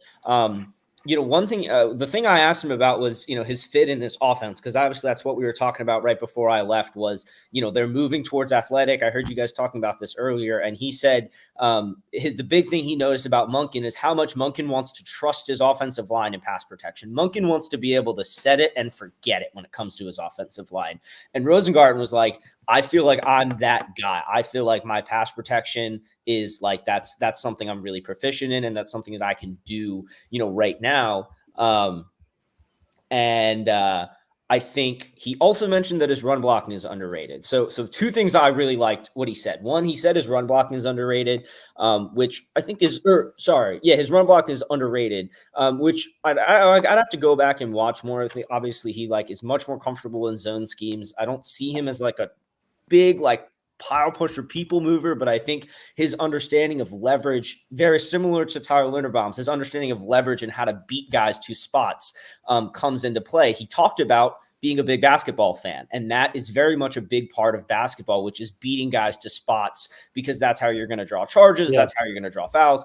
That's how you're going to win your matchups. And Nikhil, I think he was a former basketball player, by the way. Yeah. And also those comments about being mean and nasty and dominating his opponent, I think they are very pointed, because that would be a guy where you question his arm strength and he talks about how he's going to sling the ball down the field. Rosengarten's a finesse player, make no doubt about it. I think that he profiles best as a left tackle for that reason. His people are sleeping on his run blocking. He could be a better run blocker. I think he's the kind of guy where you set it and forget it at left tackle, and he's protecting your quarterback at a high level, but he's not dominating. He's not a right guard. He's not a right tackle type profile. So it strikes me as he's trying to take up for himself, saying, look how mean and nasty I am, because that's not what you see on tape. You see I also think there's a difference necessary between play style and mentality. He may not have that play style, but he might try and have that mentality. The other thing he said that I really liked was, I forget who asked him this, was what really big improvements he felt like coming in the NFL he needed to see. And he was like, quite frankly, I see a lot of things in my game that need to be improved if I'm going to win at the next level. And he was like, I see more holes in my game than I've seen other people put on me. I'm my biggest critic. And that's something I also love with that mentality, to be like, look, you guys can point out all my flaws I want. You guys will never point out more flaws about myself than I will in my game, because I want to be the best. So, I think the reports that we're getting out right away, and again, this isn't all of this has to be taken. These reports have to be taken with a grain of salt. But a lot of things I'm hearing is that this is the guy the Ravens kind of wanted all along on day 2. I'm sure if there were other players that they had, a lot higher on their board, they fall to them. But I think they had Rosengarten a lot higher on their board than a lot of other teams did. I don't know if you guys have mentioned, he's about to turn 22. So he's, slightly on the younger end, which I think is a good thing for his long-term prospects. He talked about wanting to meet. He's excited to meet Jonathan Ogden. I think Ogden is one guy that he looked up to, which is kind of an interesting, because they don't strike me as super similar players, but Ogden is a guy that he looked up to, and he hasn't met him before. He's going to get to meet him now. But yeah, I think again, my biggest takeaway was that he seems like a really hard worker as a self-critic. And I think he has he seems very kind of self-aware. Like you were saying, he's going to talk about having an edge because that may not always show up in his film. So he wants to stand up for himself. Again, he seems very self-aware, very smart. And like we've been saying a couple times, I love seeing when a player's kind of demeanor, personality, and mental abilities matches with what you see on the field. You see a guy that's very technically proficient, very athletic, and when you're talking to him, you understand that you're talking to a guy who's very technically proficient and knows how to move and win. And so, I think I like the pick. Again, it's kind of like Wiggins last night, where I don't think it's necessarily what I would have done if I'm the one turning the card in. But as someone who's not turning the card in, my job is more to look at what the Ravens are doing and does it make sense for them. And I'm not like an arm length stickler by anything. That was my question mark in terms of what were they willing to go after. I don't have an issue with his arm length. I think 33.5, you look at his film, it's there, especially with his knowledge of how to beat guys to spots. So impressive guy. I think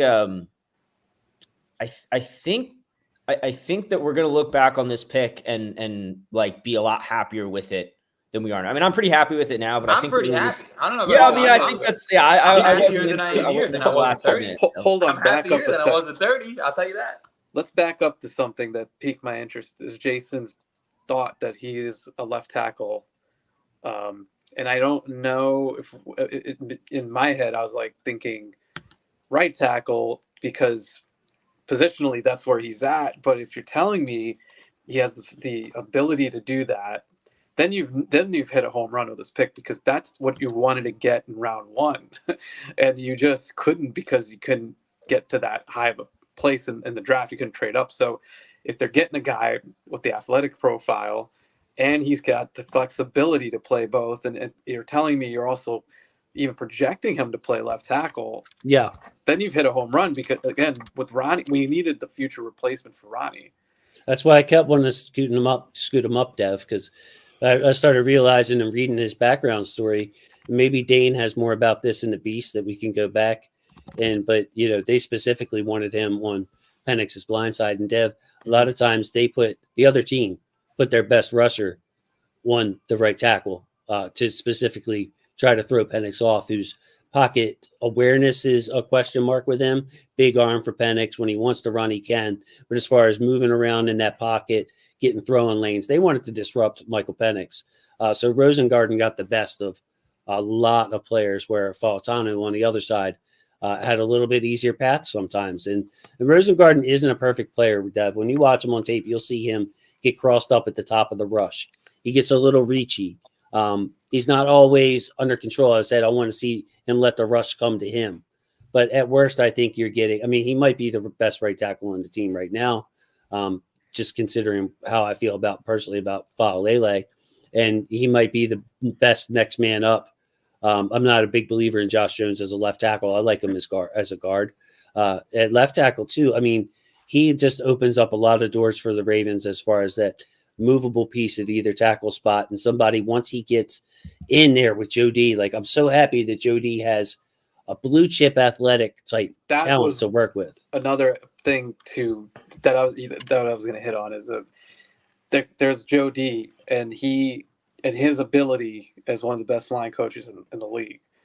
What you just need, if there's things that can be fixed at a reasonable level, sky's the limit, right? And motivation, right? I don't want to Ben Cleveland, who also is not. I'm not knocking him now. I'm just saying, like, coming in, let's be real. There was a real legitimate question of his desire. And it sounds like with Rosengarten, there's not that desire element. Like, if just seems like he loves football, he's passionate about it, this and that. So, and there's also athletic limitations. Like, look, Ben Cleveland is a stiff athlete. Falele Yeah. is a big man who's always going to have problems bursting out of his stance and getting Yeah. back there quicker. He's light-footed. Bradley Bozeman, not a great athlete. Ben Powers, not the best athlete. You can see him getting crossed up. Rosengarten is someone that has the athletic profile of somebody that could go on day one, round two, as we saw today. So Joe D is not getting, like, he doesn't have to work magic with a player with athletic limitations. Rosengarten's only limitation is his arm length. And a lot of times coaches don't care about that. Can we get to that real quick? Oh, sorry, not to cut you off. I had a question.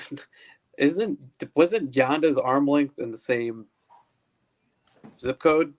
I mean, he didn't play right tackle. We know he's a Hall of Fame guard, but he was a really good right tackle. Like he's not a Hall of Fame right tackle, but who cares, right? Like my point is, if you're good, you're good, and if you can get to the spots and you're smart. And I've never seen anybody block with the tip of their middle finger. Right. Like when they measure the arm length, they're measuring to the tip of your middle finger. It's your hands. It's your timing of your punch means a lot. It's not like the guys are standing there blocking each other like this. Okay. So no, like if you have length and you know how to use it, like an Orlando Brown, yes, it's an immense help. Don't listen to people who say it doesn't matter. It does matter. It's like a strong guy using his strength. A long guy using his length matters. Okay. It's a tool. It is a skill, but it doesn't necessarily mean you can't play. I had plenty of people wrestling. I was always the longest guy, the tallest guy. I wrestled a lot of shorter muscle heads. I'm not built like that. Those guys who could negate my length were the guys that gave me problems, and I would use my length to my advantage all the time. So different sport, but same thing, man. Like Rosengarten, he has a good idea. His willingness is there. His feet are there. He's going to be in a good body position. He's just got to, time that punch better. Counter when somebody tries a long stab move on him. He's got to be able to swat that thing out of the way on time and not get crossed up. Yeah, so a couple things I'd add. I mean, one, like he has the shorter arms, but his hand size is over 9.5 inches, which is good.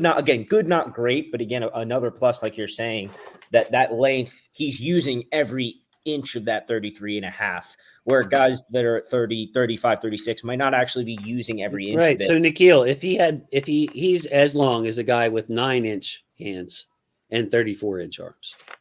Think about it. His hand is just exactly. Yeah, and also speaking of what we were saying earlier, like I'm sure he's aware that he's not the longest tackle prospect, so he knows what he has to do in his game. And again, I feel like a broken record a little bit, Jason. I'm sorry about that, but we've been talking about these complementary skills all night. And you think about the complementary skills of athleticism and knowledge of positioning to make up for your one weakness, which is length. And that, to me, is just a very sound evaluation process by the Ravens if they're going to divert from what is their norm. Because I still think that the Ravens believe in arm length for offensive linemen, especially tackles. I wouldn't say this upends that. I would just say that Rosengarten is the type of prospect that they're willing to look past that because his skills complement in such a way that overcome the concerns. So that's one thing I would mention about Rosengarten. I also think, we go back a little bit earlier talking about, what we want to get better at. I'm going to go back and watch the Michigan game again. That's my plan, because that is the game in which he was most consistently exposed. I think that his football intelligence is there, but I still think the processing of some of the stunts and things that he's going to see in the NFL, I think that's something that's going to come up because, again, he has the athleticism to account for it. But I think that was one of the things at Michigan in that Michigan game that gave him a couple fits was some of their defensive line stunts that, he wasn't quite ready.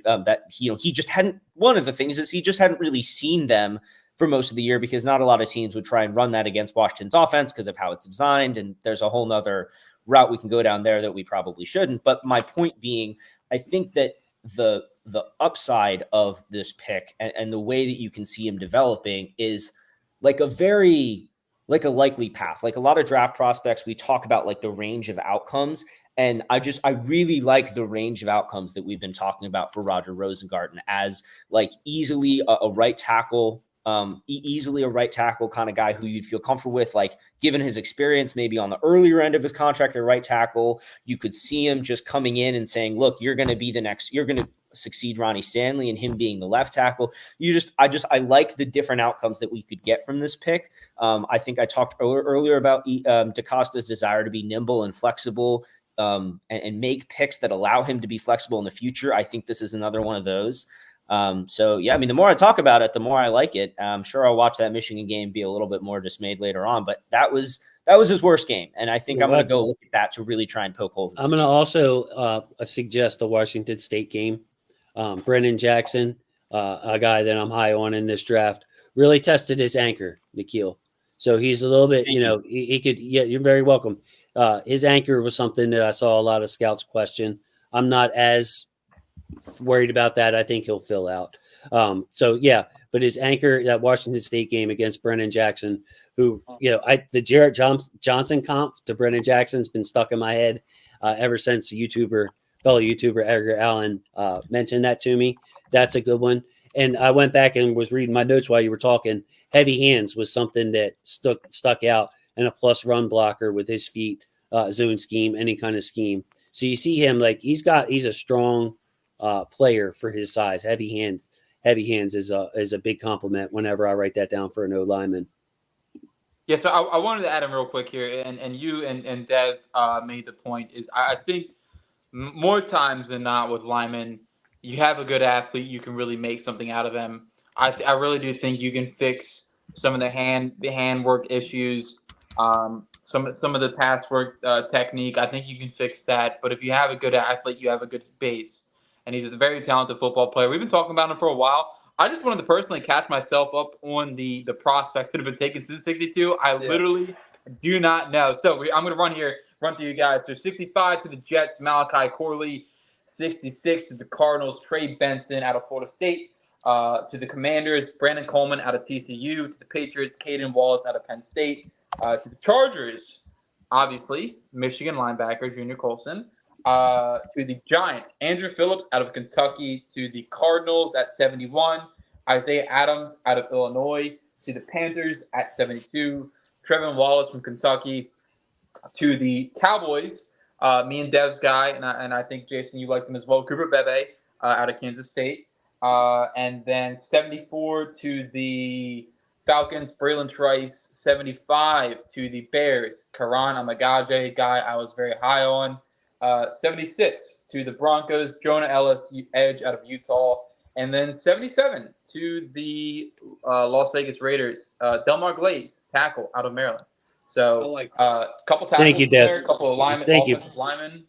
But I legitimately, I was very, very, very behind on the draft board, so I just wanted to catch myself up mentally. So Yuri, thank you so much for that. We probably needed that. Man, I tell you what, very proud of my board, by the way. It's just held up really well. Should be. I'm pretty shocked at a couple of things though. One is Peyton Wilson. Peyton Wilson was getting first round buzz. Remember, Ken from Film Study thought he would go in the 20s. I told Ken he could make a lot of money if he put a couple of bucks on Peyton Wilson going into the 20s. I didn't see him there, but to have three other linebackers go before Peyton Wilson does surprise me. The fact that Christian Haynes is still on the board as a guard and such a polished player, such great tape. And you got guys like, well, I don't want to call anybody out, but you got guys pretty down on the list. Isaiah Adams, I'll go ahead and say, barely made the board go before tackle like Christian Haynes. And then these receivers over here, you saw them go high in a lot of mocks. A lot of people would not thought that they would make it here to the middle of the third round. Troy Franklin out of Oregon, Roman Wilson out of Michigan. Two guys I decided to give second round grades, so two are still out there. Those are the big surprises to me. And I still think that we're starting to see the strength of this draft here in that there are a lot of good players. Even though the board has been pretty clean, like if they did a good job ordering them this year and predicting the quality of the athlete, we're still looking at some great options here. Pick 78 and we're at pick 93. So, take your best 15 players off this board and we're still going to get a pretty good player. in the third round. I'm very surprised that Adisa Isaac is still on the board. That was someone I had a tick higher on my board. You made the point about Haynes. I think another starting guard, and we've talked about him a lot. Peyton Wilson as well, someone I had at top 30 in terms of talent, but clearly the medicals are scaring teams off. So I think, and you just made the point. I think the Ravens are the pick of the litter at 93 in terms of an offensive player. And I'm very happy. I'm very ecstatic about that. I will say Jaden Hicks not going yet. A little surprising to me. Thought maybe teams coveted. And it is a copycat league, as we've seen time in and time out. And the guys played all over that Washington State secondary. And these safeties right here, they are an impressive group. And this is right around the range where I think they'll start going off the board. And and the Ravens, if the Ravens take a safety here at 93, I'm not too mad. I mean, Jaden Hicks, you got Kitchens. I like Bullock as well. I like Bullock as well. And a guy that can play split safety and make Hamilton go back and be able to use him freely. I'm not against that idea. So I mean, even your guy Dev likes Mustafa.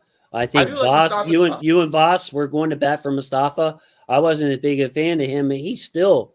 I mean, my goodness, like look at the safeties that we have here. Kitchens, I believe, has 11 or 12 interceptions in the last 2 seasons. I'd have to look that up, but I think he had 6 last year and he missed 2 games. And when you look at his interceptions, they aren't just these like Geno Stone type overthrows where you just, you're in a good area, good job. Like he is breaking on the ball and making plays, making stuff happen, baiting the quarterback, Ed Reed style. Taylor Demerson, he's more of your smaller slot / safety, a guy that would work well in the slot with like a Kyle. So you got a quicker slot receiver, you would want Taylor Demerson on him. Bigger slot receiver, you could have Kyle, or now that we have 3 cornerbacks, I guess Marlon's moving back to slot or something. I have no idea what they're going to do about that for this year. Tyke Smith out of Georgia. Kalen Bullock, and James Williams, classic safety / will linebacker, a tremendous player. Got the body control of like a much smaller player, a basketball player type body control. Yeah, and I wanted to go back and forth here with Dev on Mustafa. Yeah, go ahead, bump him up. Obviously, the run supportability is there, but I thought in my evaluation that the speed that he had was a little bit better than what he ran at the combine. I generally thought that he could play that a little more split safety. But in terms of play like a Raven, I mean, that guy is a physical football player, someone that can set the tone, someone that can come down, play strong safety, rotate into the box, and maybe let Hamilton move down more into nickel and he take the back end safety roles. I have faith in that. I think maybe not at 93, but at 113, I would very strongly consider him. I'm with you all the way. And it's interesting you brought that up, is the coverage ability and the ability to get to spots is a little better than I think he's getting the credit for. Absolutely. It's not necessarily – I mean, we know how the Ravens operate. It's very – New England Belichick-esque. They try to put they try to put their guys in the best spots to succeed. So is that what you want them doing? Most of the time, you hope you're not in that scenario. But I think he could flourish here. And then, as far as a package player, as far as if you have some injuries to the safety position, and they kind of toggle, I think it's actually – it's interesting because I was one of the people that was like, safety's kind of like, it's a little overrated. Actually, I think Vass was saying has been beating the drum on needing to replace Geno.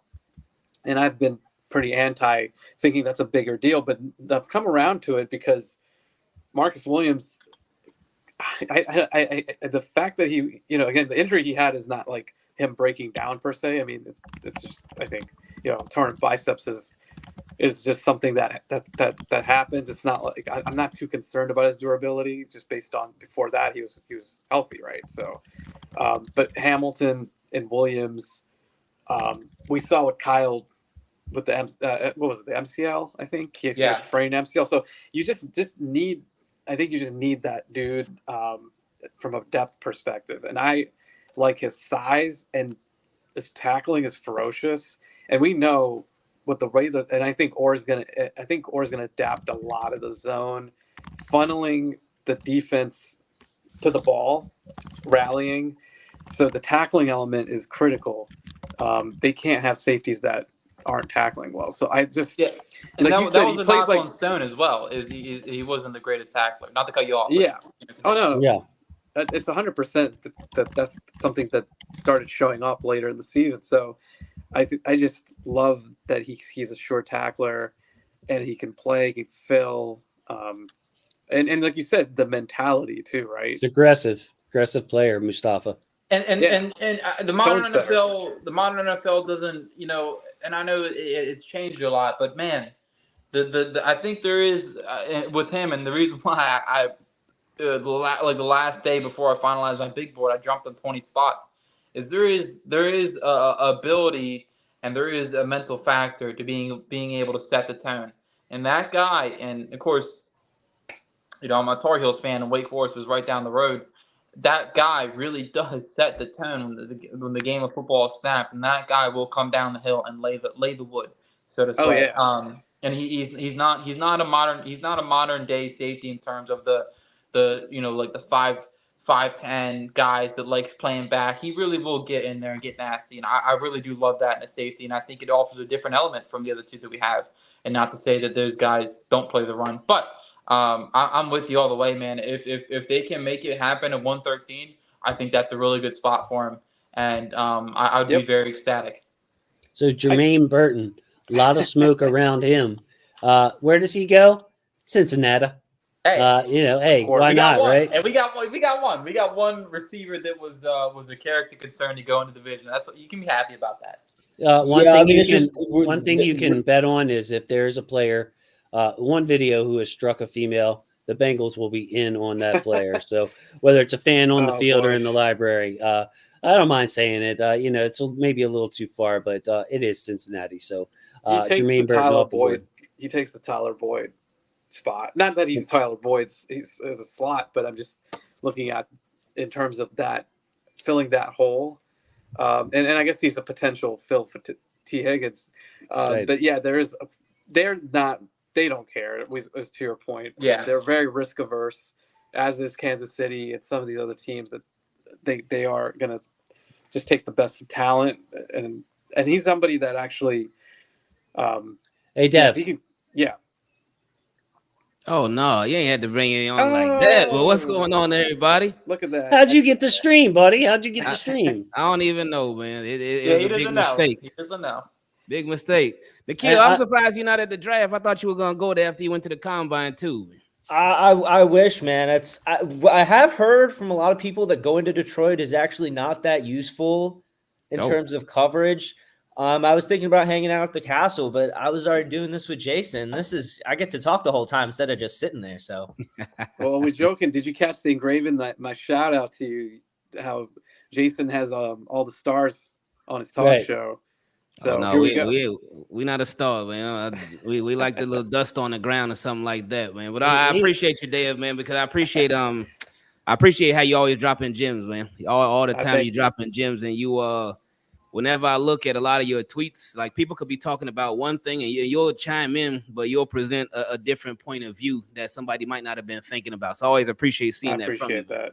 So I respect you as well. Just wanted to check because I think this is the first time we actually directly on a live interaction. So yeah, very much appreciate all the work you put in, constant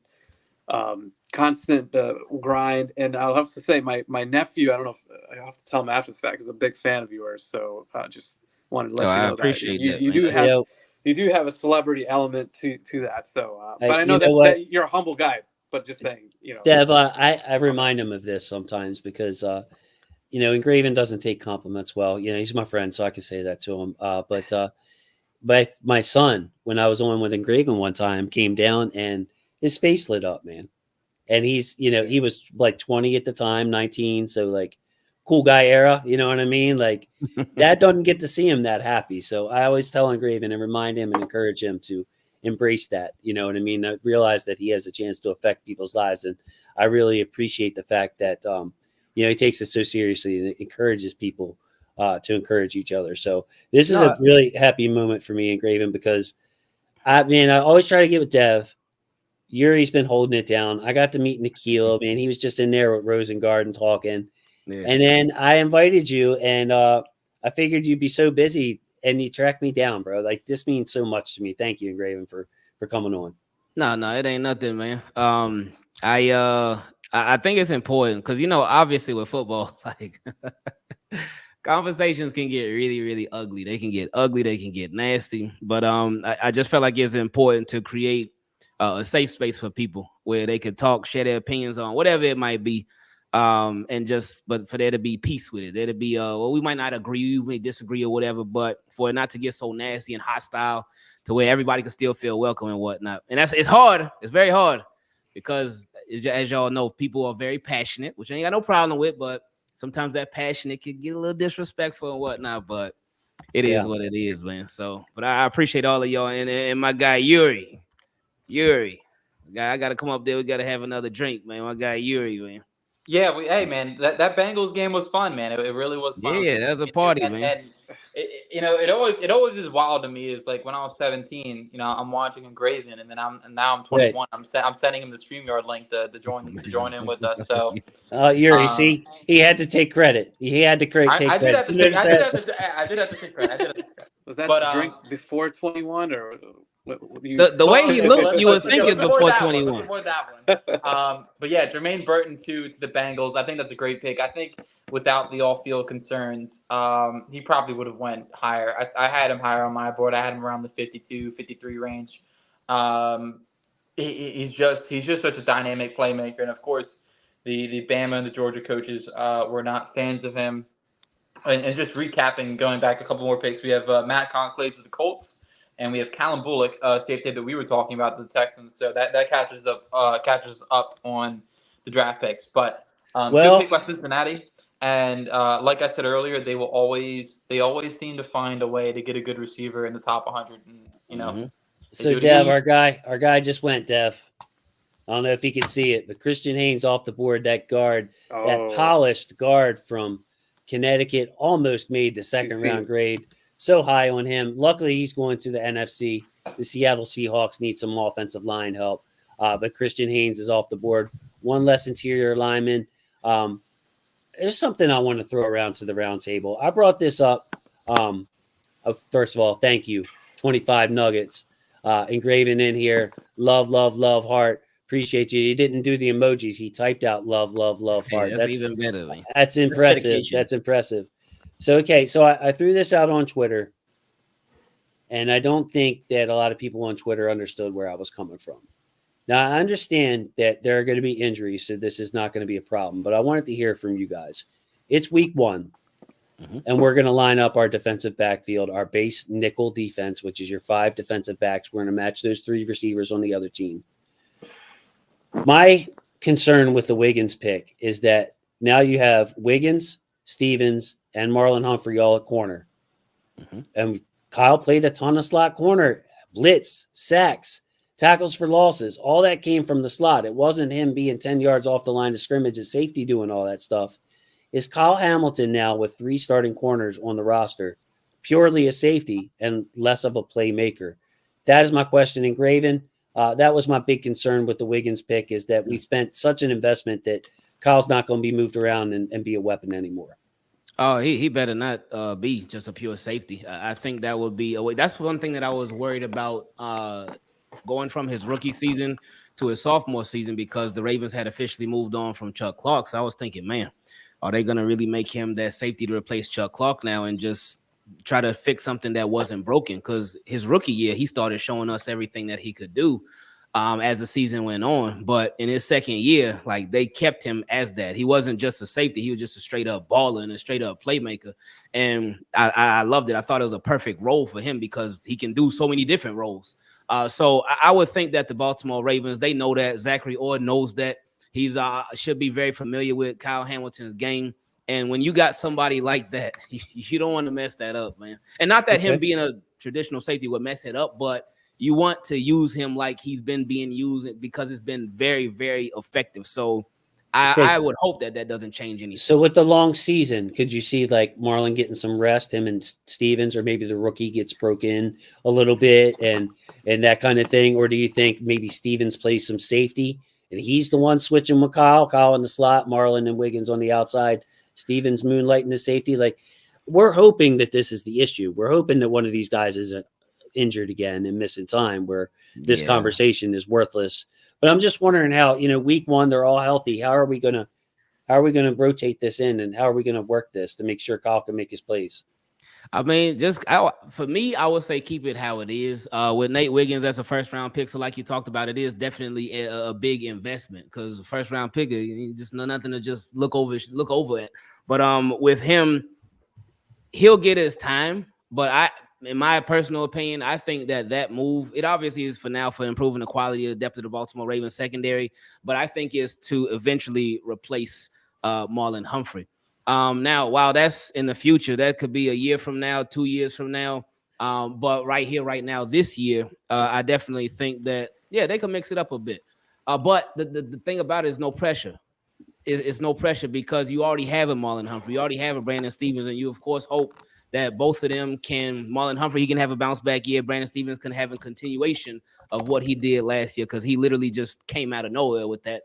Because I know I didn't see it coming. I know a lot of people didn't see it coming. I don't know if y'all did, but I sure didn't see it coming how well he played last year. But with Nate Wiggins, they'll find a role for him, man. I think they'll definitely find a role for him, whether it's switching in and out. Like, you remember when they drafted Marlon Humphrey? When they drafted Marlon Humphrey, they had Brandon Carr and Jimmy Smith was the same thing. That's it. Ingraven, that ain't right, man. I just had it pulled up on my screen. Go for it, because Jimmy Smith was the same thing. Jimmy Smith was not the starter of the year. He made the game-winning play in the Super Bowl. I think it was Ladarius Webb. We're going back quite a while. Gary Williams, right. Yeah, it's a thing. So exactly what you were just saying. This is exactly what I was pulling up. It was Jimmy Smith and Brandon Carr starting at corner the year Marlon Humphrey was drafted, and then Humphrey started 5 games. Webb started 3 games. They didn't just toss Humphrey into the fire. You're exactly right when it comes to picking for the long term. And this is something that's kind of proliferated more, I think, since analytics community has come out there. I'll be up front. Everyone can come at me. I'm a huge analytics guy. I have a lot of friends in that community. I've learned a lot from them. I can confirm one thing this. that they've really noted is that you're not drafting for your immediate needs. You're drafting for your long-term needs. So when you're talking about either replacing Marlon Humphrey, if Brandon Stevens prices himself out of Baltimore, which is also a possibility at this point, because I did see his rise coming because he was never given an opportunity to settle his first 2 years, but his talent was always there once he was. The other thing that I'd say, we were talking about Kyle Hamilton. I want to go back to what you were saying about Kyle Hamilton. I want to get some ideas in here. Like, I really don't want Kyle pigeonholed into a safety role. And, it's part of the reason why I want to draft a safety, if not this pick, probably day 3, but I want to get a strong safety in there and allow Kyle that flexibility. Yeah, and so I think one thing is the idea that, Wiggins, we're not looking necessarily for Wiggins to be day 1 contributor, and it's more thinking about him as part of the outside corner duo for 2025 and beyond. But the other thing that I think about goes back to a conversation I had. It's probably one of my favorite. It wasn't super long, but it was probably one of my favorite conversations I've had in my life. It was with Mike McDonald about positional versatility on defense. I'd asked him about Brandon Stevens because we saw Stevens play outside cornerback, safety, nickel in training camp last year. He was doing a ton in training camp. And I was like, do you guys what is the vision for Brandon Stevens? Based on what you're saying, it's outside cornerback, but based on what I'm seeing on the practice field, it's switchblade. And what he explained to me was that a guy like Stevens, his versatility to play safety, to play nickel, to play outside, you have Marlon's versatility to play outside, to play in the slot. It unlocks the versatility of Kyle Hamilton. It is the thing that allows you to do whatever you want with Kyle Hamilton because you have guys that you trust in multiple roles in other ways. So when they want Kyle Hamilton to be playing deep safety, they know they have options in the nickel. When they want Kyle Hamilton in the nickel, they know they have options at deep safety. And I think with Wiggins, part of it was just stocking up on outside cornerback options for the long term because outside of Humphrey and potentially extending Stevens, they don't have anything. See, I understand that. And, I got a little pushback when I said this is a move for 2025. Yuri agreed with me. But, people are like, oh, what are you talking about, Wiggins? This is for this year. I'm like, man, if we want to win for 2024, we need to address this offensive line. Dev, I'm going to throw it to you on Nikhil's last point. Brandon Stevens coming off a career year when he was just left in one spot. Do we really want to mess with him and have him play safety? Wouldn't you think we would stick him back at corner and let him maximize his value as he heads to free agency? I think so, because he just was so excellent and gave him tremendous. I'd say just look what he did with Jamar Chase, right? I mean, that physical presence. Yeah. I think Marlowe still can do all the physical stuff you need him to, but this just. I think with him, it's like you don't want to constantly go to that well. So now they have two guys that are just these hammers that can do that and match up with the bigger, stronger physical receivers downfield. But so I think I keep him where he's at. I don't necessarily move him too much around. But I think Marlowe's now flexible, which Kyle Van Noy talked about. I don't know if you caught that guy interview that he did. I think it was with the Athletic podcast, actually. And he said, man, Marlowe is like, if you can get like with his health and just, I think some of the responsibilities he had, his point was him being another chess piece like Kyle Hamilton just makes the defense that much more difficult to deal with. We saw some of that. We saw a good chunk of that in the Niners game. Here's where I'm going to go with this, guys, is now you can use Kyle can do whatever. Like, I think, Nikhil, you were kind of going down this road. You can have Kyle do whatever you need to, matchup specific and team specific, like New England kind of did with Rodney Harrison back in the day. It's like, okay, this week we're playing against, Kelsey for the sake of it. Right. We want Kyle to concentrate on him one-on-one. You can argue the results weren't like phenomenal, but you could argue that because I think Kelsey was incredible. Mm-hmm. And then he started to kind of win that matchup in the second half. So I think, matchup specific, right? That's how we used them last year. Gardner Minshew can't see blitzes coming really well from the slot. We're going to put Kyle in the slot, let him blitz the heck out of him. Cameron Brate, at tight end was the Buccaneers' top weapon. We put Kyle on Cameron Brate. Didn't hear from him the entire game. So I want Kyle to be able to. Like Laporte is another guy. I think in that game he took him out of that game. So all of a sudden, or if you want to go, the Bengals they don't have a tight end, right? That can scare you. So, okay, now if Jamar Chase lines up in the slot, we don't like physically the way that's looking for us. You can put Marlon there. You could put Kyle Hamilton in there. So I'm starting to think it's game specific, whereas before, oddly enough, slot, he was the versatile chess piece, but I think that's where he will end up kind of evolving. And yes, that's where I think you were going with it, right? But I think that's what I see. I think he was already there. Like Skip Van Meter brings up a good point also about the usage of dime as well. That I think I try to remember. I can't remember each weekly matchup anymore, Dev, but I know there were at least one or two times that we were specifically talking about the Ravens going more dime against certain teams. And I think, again, taking Wiggins gives you the flexibility to do that because and it's actually funny. This loops kind of all the way back around to our conversation about safeties too, because ultimately with dime, you have 5 defensive backs on the field. And so, Wiggins is your pure cover guy. 6 is dime. Nickel. 6. Yeah, yes. Sorry. 6 is your dime package. And so at that point, you can just look at your 6 best defensive backs, which is and put them all on the field. And that's something that the Ravens did a little bit more. I can't remember this matchup, and I'm going to go back and later and look it up and be annoyed that I couldn't remember. But there was one matchup last year where they threw out a lot of dime, more than they have before. And it was a really effective changeup because the team that they were playing was really bad against dime. And so part of it is having the flexibility to be able to snap into dime for a week if you need to against the right team. And that's regular season. I think that's I think there is a little bit more consistency in regular season, but I especially think about the playoffs when it's you got to do whatever you need to win that week. Mm-hmm. That means you need ultra flexibility. And, again, I think, the versatility that Humphrey and Hamilton offer. I agree. I think that For Stevens personally, it's probably best if he stays at outside cornerback for his checkbook. In terms of what's best for him on defense, I honestly think after seeing what he's done at outside cornerback, you're like, okay, I'm comfortable with you there.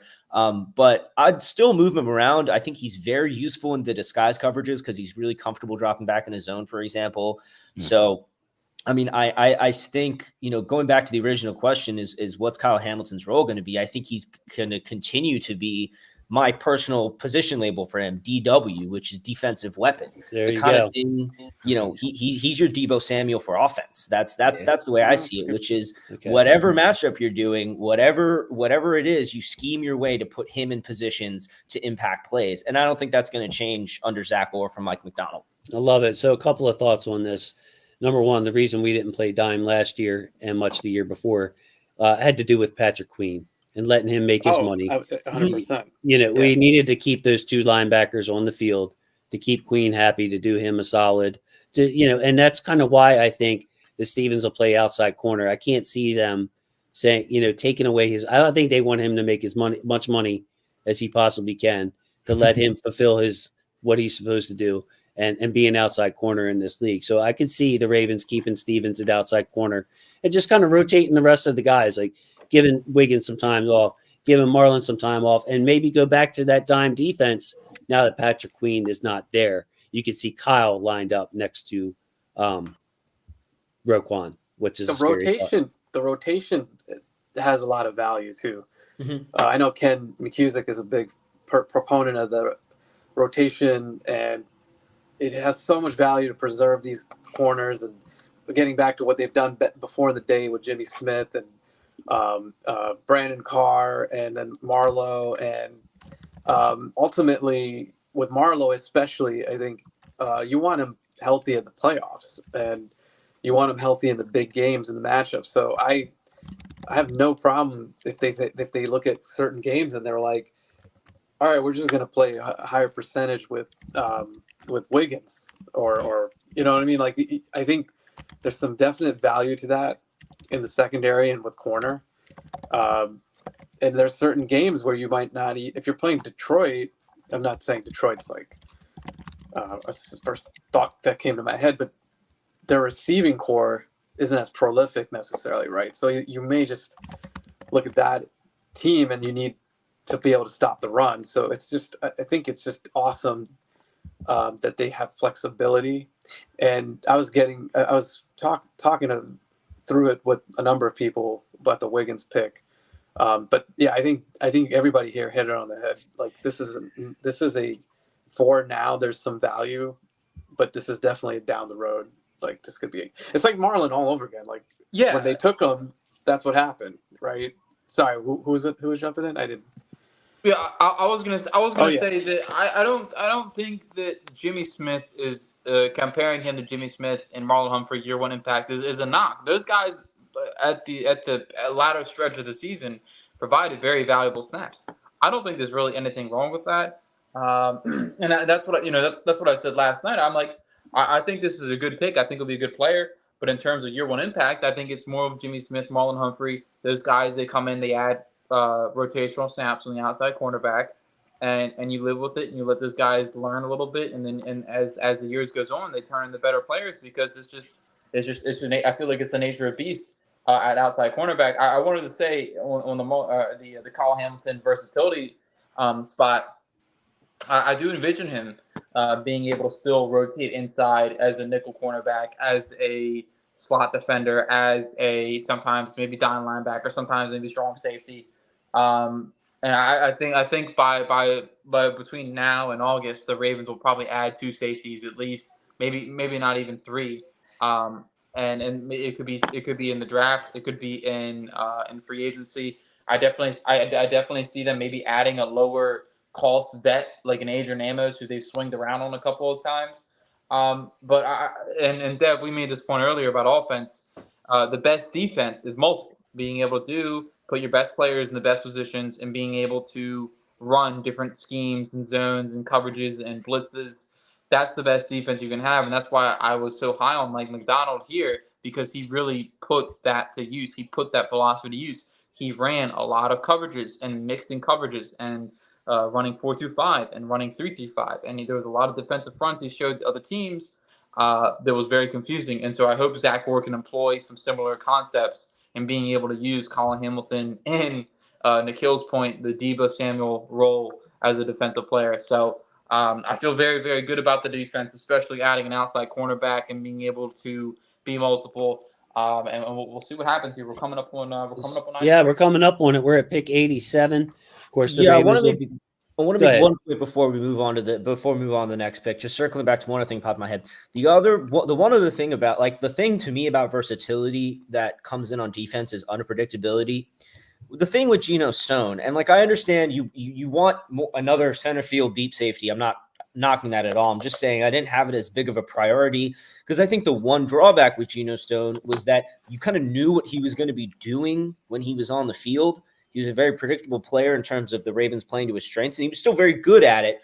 But I do think that that kind of tipped teams off to okay, there are only certain things that he's going to do, or if they're giving him a role, an assignment that he isn't proficient in, that's something that other teams can target. So that's just it was more of that to me because when Marcus was in there with Geno, Marcus was still the free safety, and Geno was matched up on guys like David Njoku, and that wasn't ideal. And so I think, again, that just speaks to the prioritization of versatility and saying hey, we might have some games where Kyle's going to be a traditional safety, and no one should be tearing their hair about that because I think that it is going to be game plan matchup dependent, and him lining up 10 yards off the scrimmage, lining up off 10 yards off the line of scrimmage by no means that's where he's going to start the play from either. So or doesn't even give that much away to what he's doing. Okay, he's not rushing the edge, but he could still be doing a ton of things from that alignment because of his athleticism and his intelligence. So that's the only thing I want to add in. And now we move on because we're right around the corner from our next pick, if you want to take us there. Yeah. Hey, some guards have gone off the board. A linebacker just went off the board. Notre Dame linebacker I liked. I kind of compared him to Malik Harrison. Big, long. I wonder if his lateral quickness and that kind of thing will give him problems at the pros, but he's strong enough to be like that old school Sam Maris Leofo out of Notre Dame. So he's off the board, but a lot of these guards have gone. We're in a kind of a position now where, if you want to guard, it's there. Your choice of safeties is pretty much still there, and wide receiver is turning into a true value again. If you can see that on the screen, I'll blow it up a little bit here, see if that makes it better. Troy Franklin's still hanging out there. There's something going on with Troy Franklin now that we're not aware of because there's no way he should be available at pick 88. Devontae Walker out of North Carolina, one of Yuri's guys, of course, as a North Carolina fan, all the speed in the world, great size, actually shows the ability to break off some routes I was impressed with. Hands are his issue. After him, you have Malik Washington out of Virginia, a tremendously productive player, over 100 catches. Chris, just joking, described him as take Anquan Bolden and drop a piano on his head, and you get Malik Washington, 5'8", tough tackle, pure football player. Chris has got a good one always. Anquan Bolden with a piano dropped on his head is Malik Washington. Javon Baker. It means he plays just like Anquan Bolden, but he's 5'8". I see. Like the old piano on his head. Yeah. And Chris will say that stuff with a straight face too. That's the worst part about it. Yeah, I think that I'd love to see Yuri happy here at 93. I think that's something I wouldn't hate with the Ravens going with someone like Tez Walker. There's nothing wrong with that. No, I mean, Tez Walker. I wouldn't hate Tez Walker here. Troy Franklin. I want to go back to that too for a second. I think the gauntlet drill and the light frame without the elite speed, I think it was his combine that ended up being kind of rough for him because he had a nice RAS. I'm double checking it right now, but if I remember correctly, there was 4.41, right? 4.41 at 176 with Worthy running in the 4.2s. I think it was that contrast where it was okay, if I'm drafting a guy that's that light, shouldn't he be in the 4.3s? And he doesn't have elite agility. So I really think his combine just killed his stock a lot. That gauntlet drill looked really bad. I actually think that is what has happened here more than anything else, that the publicly available film and stats led the consensus to be a lot higher on him than NFL teams are, because I think it's a question of translation to the NFL. I was reading something from Sumer Sports about how weight is actually still one of the very predictive metrics for receivers to the NFL to have long-term success in the NFL, because you get banged around. You're getting banged around by bigger corners. You're dealing with way more press than you dealt with in college. And so I think that is more behind Troy Franklin's fall than any like off the field or intangible concerns. I really just think it's a translation question in the NFL. We are hitting the point though, where I think he's pretty good value at 93. I was just going to say that he would have been at 30, obviously, or even at 62. But to me, a lot of the advanced stats from Troy Franklin, he has a really good statistical profile that, that I would be interested in betting on. I mean, 3.2 yards per route run is like one of the best in college football last year. And while, there are issues with, like, there are concerns about his build, but I think that drafting him like late on day 2, early on day 3, you're not worried about, oh my God, he's got to come in and be a wide receiver 2 and on his rookie deal. You can really carve out like a good role for him as like that vertical deep threat without asking him to do too many other things. That just makes him good value at this point. That's like why I like Leggett, right? Because my reasoning for him was you could bring him in slowly. There's things he's got to work on. He's not a refined product, but they have the opportunity to do that, right? So I think the same thing applies here. You can take a receiver, and if it's there's a lot more that needs to, in terms of grooming that receiver, I think you can afford to do that a little bit better with upside. And we still have to keep in mind that they gave Bateman an extension. That doesn't mean anything ultimately, because he's locked in, but he could easily, if he doesn't do what we're hoping he'll do, I think he will. But you're just looking at a third receiver at that point. Ultimately they could still have a guy. I would like a guy with the upside to be a number 2 at the minimum, like high end point. If you're looking at Zay as your number 1, and I think that's also something to consider, is not just capping the receiver they take from a talent perspective. So what I like about Franklin and Graven, I'm going to kick it to you on this. Look, his combine to me was pretty bad. Like he just was uncoordinated with his hands and his feet and catching the ball. It wasn't just like one incident. Maybe it was a bad day. His 40, Franklin was supposed to be one of the fastest receivers in the draft in Graven. He ran a 4.41. So he's not slow. But, we were expecting him to challenge the 4.2 range, to be a 4.3 guy all day. He runs a 4.41. The thing I like about him at this point is, if anything, he showed on tape. And if you just stick with the tape, he can get downfield and he can make big plays. So if you're sitting here at the end of the 3rd round and you're saying, okay, we have a person that we know can get downfield, who can stretch the field, that is a valuable role for the team, who has Zay, who is used on a lot of gadgety, quick stuff. You have Bateman, who has showed that he's a really good, intermediate to short route runner. To have a field stretcher like Troy Franklin, I think to get him in the 3rd round, when some people were projecting him in the 1st, would be an absolute steal right here. Yeah, and I think that's, in my opinion, I think that's exactly what the Baltimore Ravens are missing right now. Like, Zay has some good speed, for sure. Even Rashad Bateman, I feel like Rashad Bateman has some underrated speed, but somebody to really, really stretch that field would open up the offense a lot more, because like Lamar Jackson, he loves the deep ball. He loves it. If he could throw it every single play, he probably would. So somebody like that who can help with that and help complement the other wide receivers, in my opinion, would be perfect for the Baltimore Ravens, who I think are on the clock now, aren't they? Are they? They're about to be very, very soon.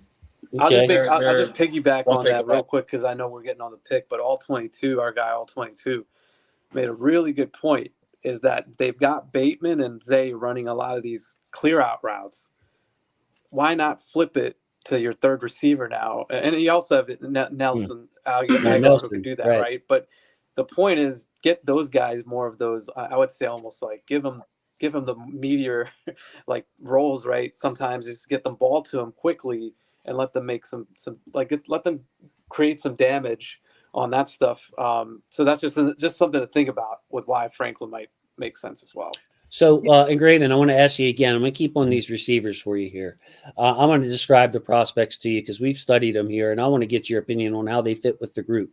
So, Torrey Franklin, we talked about. Devontae Walker, we talked about. Another downfield threat, questionable hands, but high upside, but bust potential there. Malik Washington, Chris just joking, telling you, he's that Bolden slot receiver, yak guy, okay? An undersized guy, but a yak guy.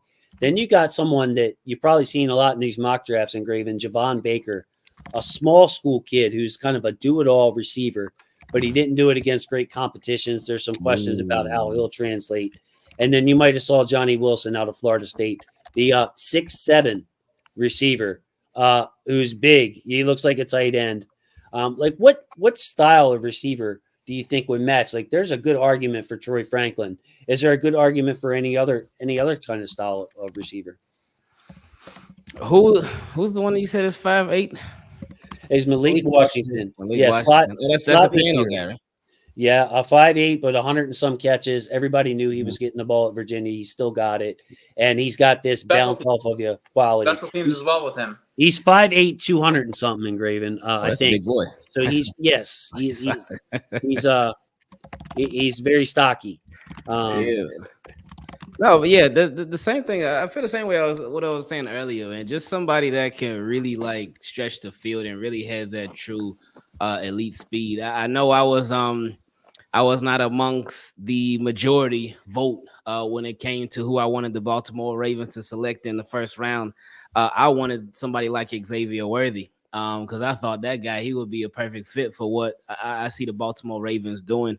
A lot of times when we watched, and it could be for a couple of different reasons, but when we watched Lamar Jackson, like last year, I know a lot of people, they talked about the deep ball. His deep ball was off. And I know me and you talking, you brought up a really good point about how the deep ball is just it's a low percentage though, which it is. Right. It's tough. So a lot with Lamar Jackson, it can be overblown when it comes to the deep ball, but there was some times when he just straight up would miss an open receiver.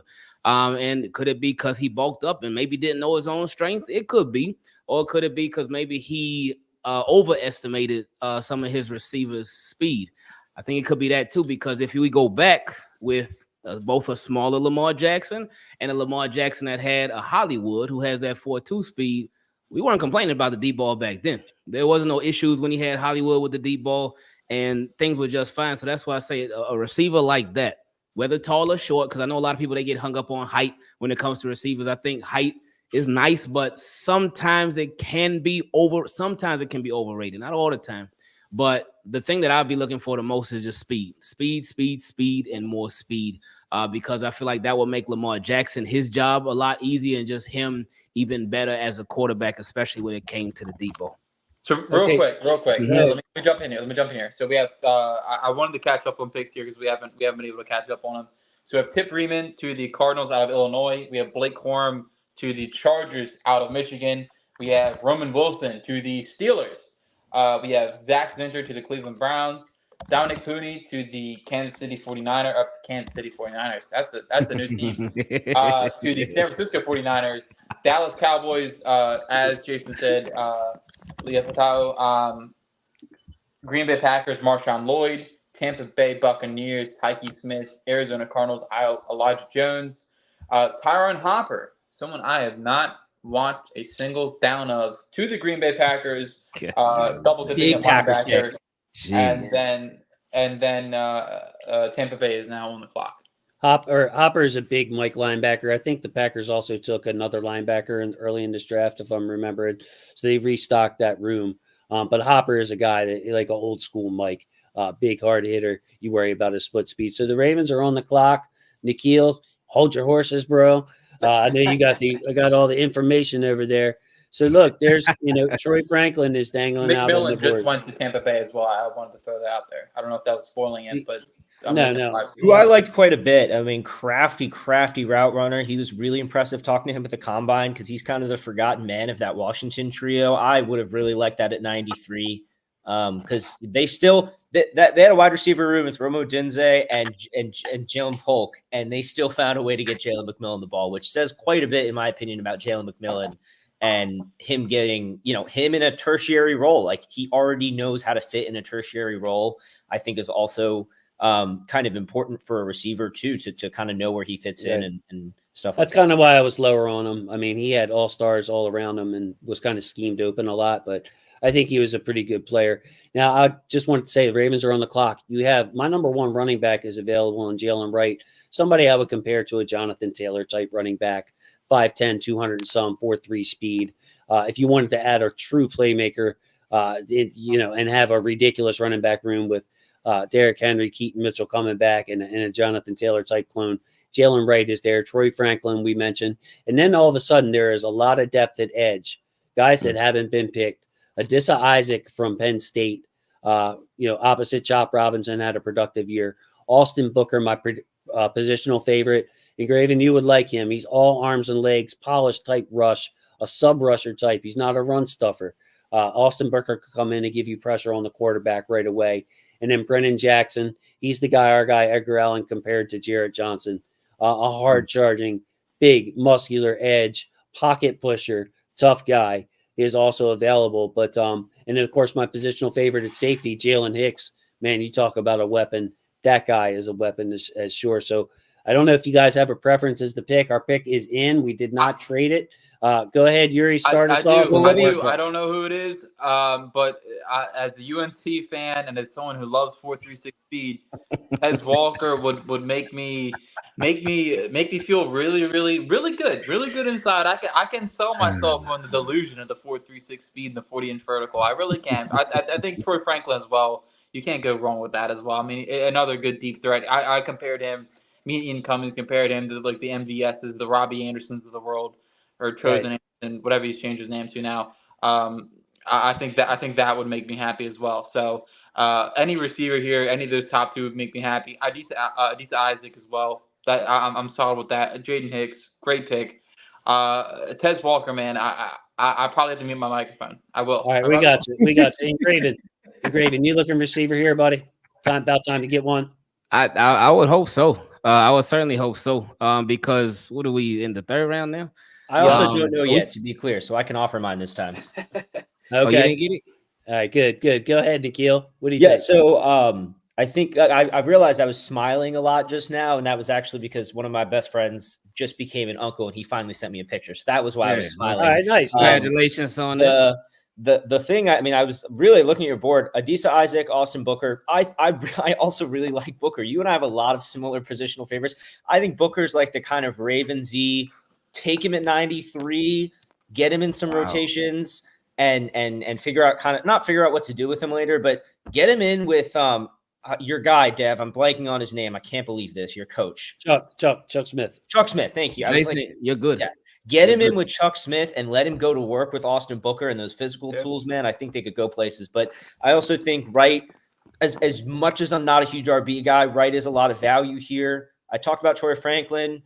Yuri, I'm still rooting for your guy. I said it like 10, 20 minutes ago. Tez Walker, I'd be pretty happy with that here. My roommate back at school is also a big UNC fan, so I'd kind of love that. So let's see. First time he drops a ball, though, I'm cussing out Yuri for wanting him to. I just 100%.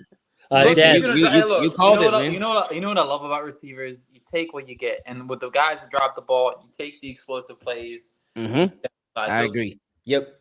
Dev, pick is coming up. Look, somebody, Halodi's back making a pick. Dev, last word, real quick. Yeah, no, Wright's actually one of my favorites, so I wouldn't hate that pick, but I can understand it. It might get crushed by the TL. That's my only take on that, and I think I would probably lean receiver and edge actually, and then wait on safety in round 4. There you go. Yeah, definitely, especially with the fact that there's so many good safeties still left on the exactly. board. I would be more than comfortable waiting to 113 for one. You said they're making the pick, Jason? Here we go. I'm going to announce it real quick. Halodi's got his sons out there. As soon as we get it, I'm going to announce it to the crowd and let us have a nice natural reaction. I don't know who it is. I don't know. The Baltimore Ravens select. They put it in already. Adisa Isaac, the edge out of Penn State. Good solid pick. Penn State edge rusher. Not surprised Eric went back to that well. It's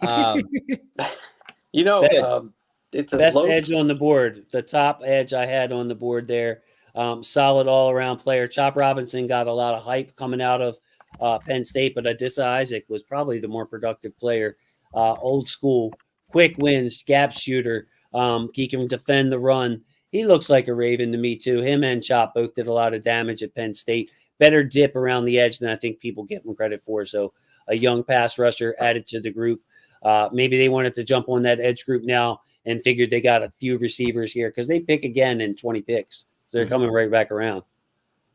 Yeah, actually, this was it was a issue. One of the things I felt they really needed was to bolster their depth and add some more pass rush talent. So to me, that was something I identified after the season.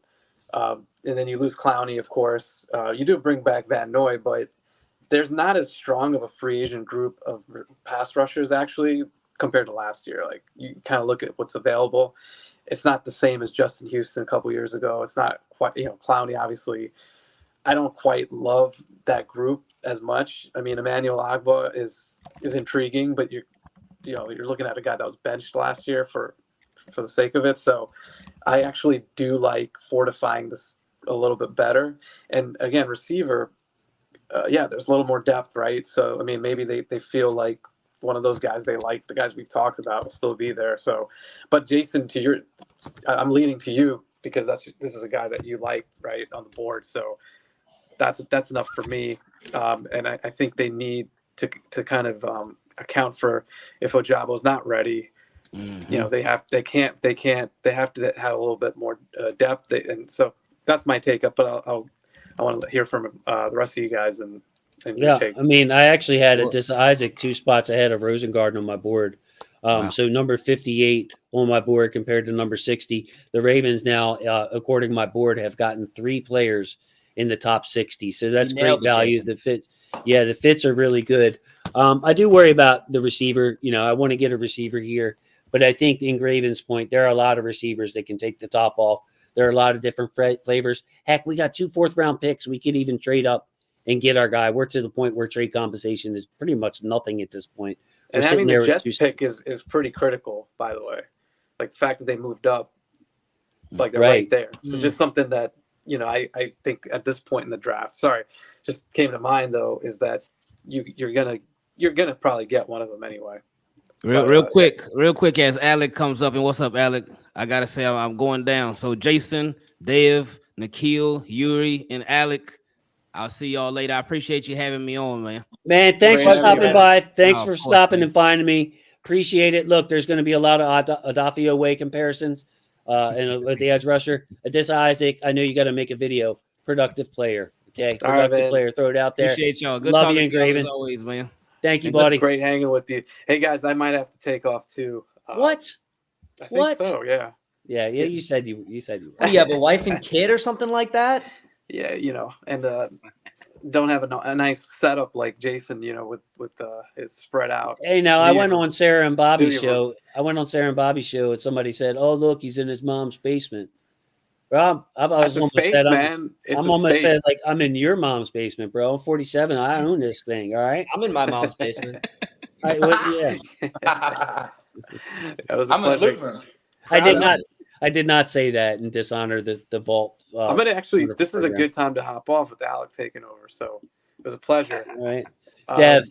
Yeah, love you, brother. Man, thanks so much for making the time. I know this is a busy time of year for you, and you watch the draft. You got your traditions and everything, man. It means a lot to have you here and to hear from you. I appreciate it. We always try to get together.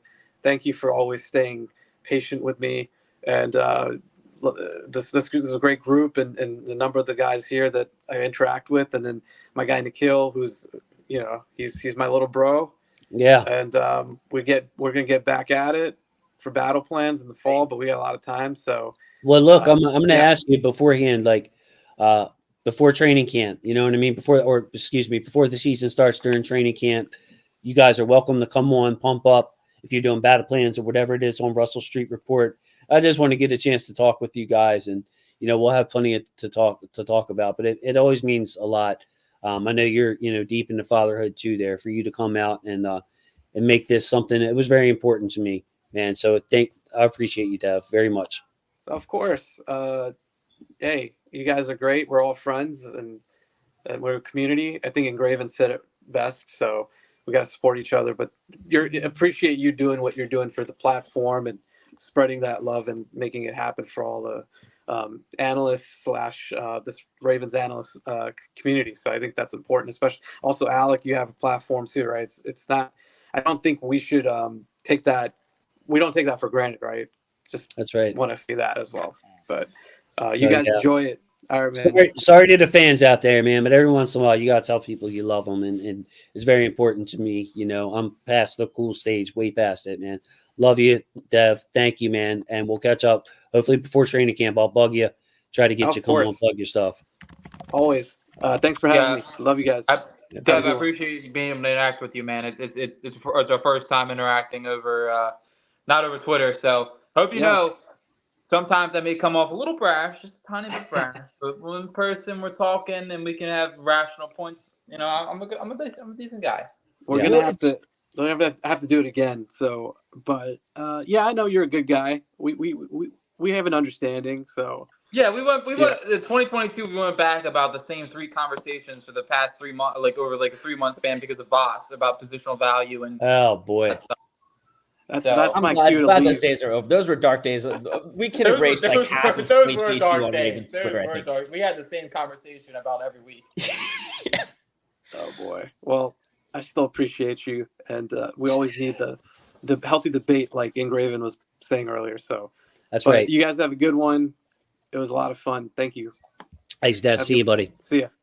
We got a few picks left. One thing I want to bring up about Isaac, is like the Ravens have moved a little bit away from this. I felt like with Ojabo, with Owe, but he like is very much like a kind of a throwback Ravens 3-4 outside backer to me. Like stout, really stout against the run, even though he's a little bit lighter in the pants.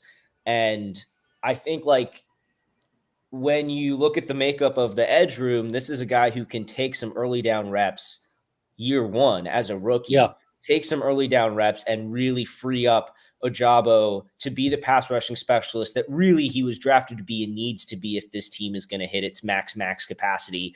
It's not Ojabo's run defense that I think this is big. I think it's actually big for Tavius Robinson and Adisa Isaac to be able to take some of the pressure off of Ojabo to be a full-time player next year and really focus on just impacting the passing game. Because again, like even if you are an impact pass rusher, you're still playing a ton of snaps because everyone's obviously passing all the time and will continue to when they're down against the Ravens in 2024. But that still means that you have guys like Isaac and Tavius Robinson, who is my biggest question mark in last year's draft that has been soundly answered in my opinion, that are taking some of these early down snaps. It's a good use of resources. I mean, it's a good way to allocate resources. I was just thinking when we were coming up to this pick that the Ravens had options at edge. They had options at wide receiver. They even had options at running back and safety if they really wanted to go there. And to me, this just represents how well, the one thing I'm always in awe of is how well Eric DaCosta understands the draft board from a 32 team perspective and how he was, again, a lot of the stuff that comes out, it's bluster, it's, hindsight's 2020. But I do think that he came into this draft and he was like, yeah, we're going to go O-tier cornerback at the first pick. That second pick is probably then going to be the other of whatever we go. And then, best player available, but it's still looking at positions of somewhat need premium value. The way the board looked at 93, I think we all felt really good about it. And I just think that's because you got to resist the urge to trade up and jump things and get impatient because especially as you get later and later, everyone's board is diverging from yours. So the likelihood that these guys that you covet are going to fall just increases and increases. So I want to give my scouting report on Adisa Isaac. He is 23 years old this year. I wrote their ages down, how old they'll be this year. So this year he'll be 23 or he just turned 23. 6'4", 247, pretty long arms, 33 7/8, so almost 34-inch arms. Ran a 4.74. He's not a blazer or a quick player. He has experience on the strong side. He looked great to me on stunts, bubble screens, high energy, high motor type player. So you're looking at someone who is extremely aware. In his game, he always seemed to know what's coming, almost like a Kyle Van Noy. Great on the stunts, great looping inside, great blowing up all those bubble screens and quick hitters, high energy, high motor. His hands and feet are active. He's a worker bee. He gets good leverage in running game and good initial pop, but he can be out muscled. So, technique wise and effort wise is there in the run game, and he does have that experience on the strong side setting the edge. I wrote down he needs rush development. He can swat the tackle's hands and bend the edge, but I'm not seeing true rush counters or mixing of pace. So, look, you're looking at a good football player, a high motor player, a Raven style player with some upside, I think, to his pass rush. Right now, he just doesn't have any rush counters, but a good idea how to use his hand. Alec, how does a player like that fit in to the team? Yeah, so the thing I'm really excited about is this is like the perfect pick for the Ravens, given the fact they have Dr. Rush. So I feel like a lot of things he's lacking are like anticipation off the ball, second moves, things that could be or rather taught. And I think like these are things we've seen our pass rushers improve upon under the tutelage of Dr. Rush. And I feel like one thing I really admire about him is that he's a leader on his team. We like those kind of guys, high motor, worker bee, like you said. Like that's is that coming from Dane? Is that coming from Dane, yeah. Alec? Okay. Yeah. Dane had that. He's a phenomenal kid. Family is everything for him. Football means it's more means to him, but his family drives him to be great out there. So, yeah, just a lot of really good like background stuff on him from Dane's Beast. He had a number 7 in his edge rushers and 65 overall. That was big. Beautiful. So very similar to me. I always like when my stuff matches up with someone like Dane Brugler. I respect him a lot. So yeah, you're looking at a good football player, somebody who, like Tavius, can come in and help the team right away. But I think that Isaac has more upside in his pass rush, Yuri, than Tavius did. Tavius is a very linear player, was always going to be developmental. I don't think Tavius will ever be a sack guy other than clean up sacks and that kind of thing. Adisa Isaac has got some nice bend to him and in a really good football IQ. He's been playing for a while. Older player. I think he's got that rush upside. Like year 2, he could start really racking up sacks if he was a full-time player. Yeah, and I wanted to piggyback off that, and Isaac was up my board as well. I think he was about 55th ranked in terms of prospect, and we just got him here 93. So that's, I mean, 40 spots of value is about as good as you can get. And you hit it on the head. The ability to bend as a 7. Lined up outside and bend around a tackle. I think he does that very well. He may not be a pure speed rusher, but ability to bend around the corner, I really thought that he did that very well at the college level. And I think that's something that, going against some of these slower tackles, especially teams like the Bengals. And, I say this a lot with Odafe Oweh, who I feel like should have the Bengals number a lot more. Isaac as well. The players that can bend around those large human being tackles and be able to use that bendability. I really do. It made sense. It made sense in my opinion. I mean, I would have liked the receiver, but clearly, I think they're comfortable that they can get one here at 113 and be okay with it. And the way it looks now, and of course, a lot can change over these next couple of draft picks, and I don't know if anything's changed here. But I'm very supportive of the pick, and I've been a little distracted because someone tagged me in the Ravens draft board on Twitter. It was like, how they're in the draft room and they have the writing on the wall. Someone tagged me, so I'm looking at it, and you can't make anything out. It's in Sharpie and it's not zoomed in.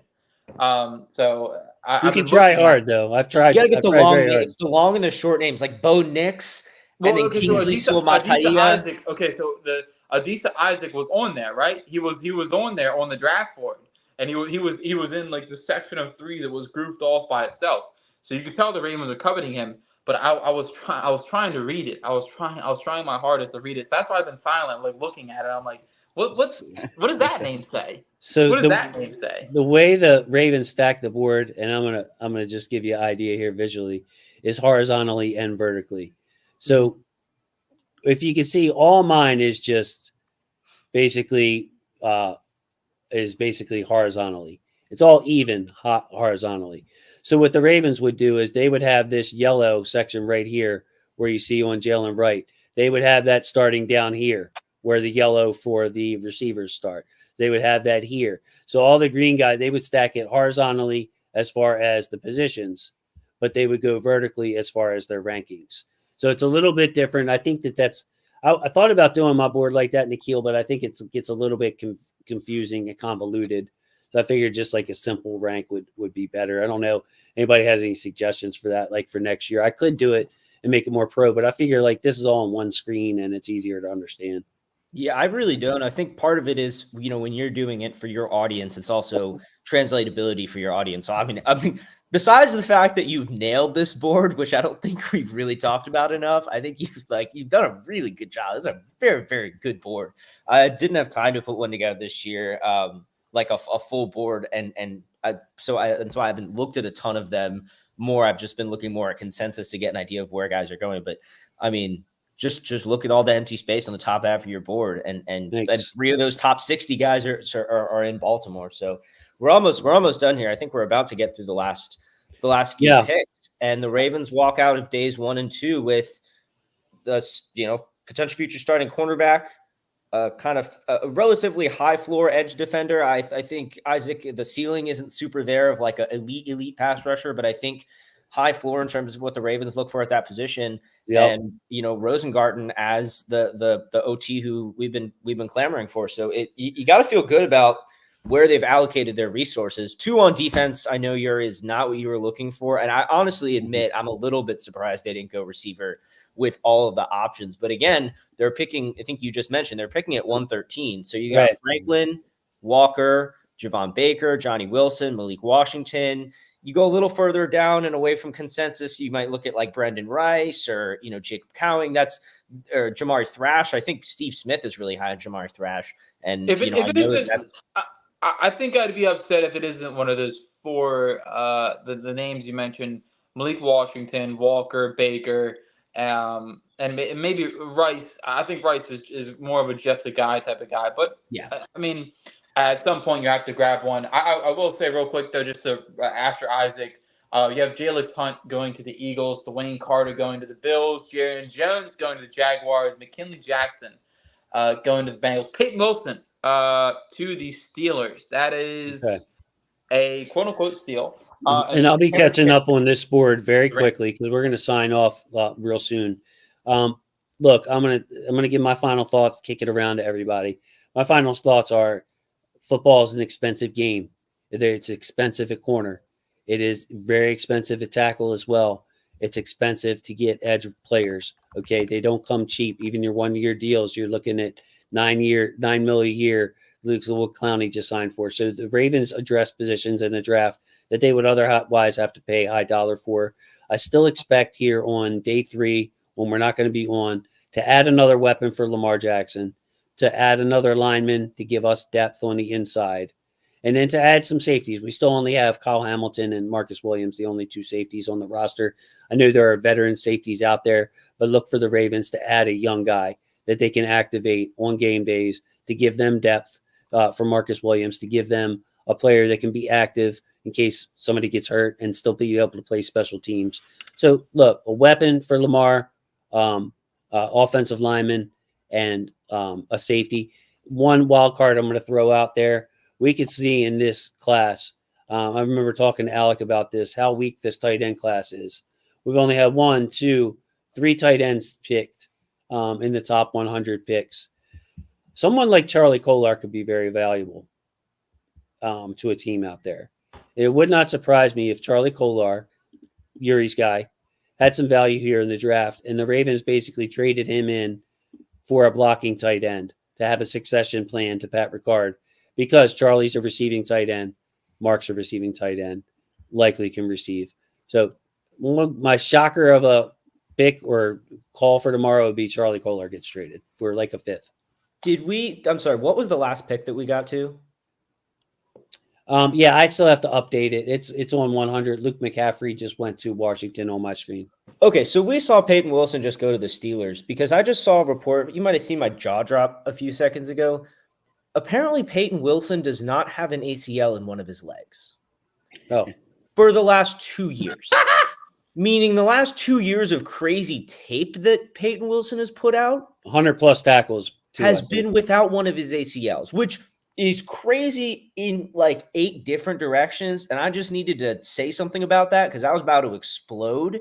That's insane. Like, to be able to do that is one thing, but also like you're going into the NFL. That's obviously why he dropped, because teams found out about that in his medicals that didn't get public, and it didn't get public until now. But like, that is just a mind-boggling thing when you go back, and like some of his highlights were just on my Twitter feed with people mentioning that, and I just some of these people cannot be real humans, man. Hey man. So aside from your admiration of the new Steeler, what do you have to say about this Ravens draft, Akil? Like I said, I'm really excited. You know, focusing on premium positions with your premium picks is a sound strategy. They resisted the urge to trade up. They trusted their board and their models of who was going to be there. To me, in the draft is all about process, because I'm going to go back and do a lot more film evaluation of the specific guys that were picked to figure out how I really feel specific about each prospect down to the fine grain. I really look at process, and what the Ravens process in this draft was identifying which players they wanted, which categories, which positions they wanted, where those positions were going to go, and where that best matched up across days 1 and 2 of the draft to get like, it's not just your one pick. Eric talks about this a lot. It's not just your first round pick. You're building an entire draft class. And so even when you're looking at your first and second round pick, you're still thinking, okay, but what am I going to do with that third rounder? And am I duplicating?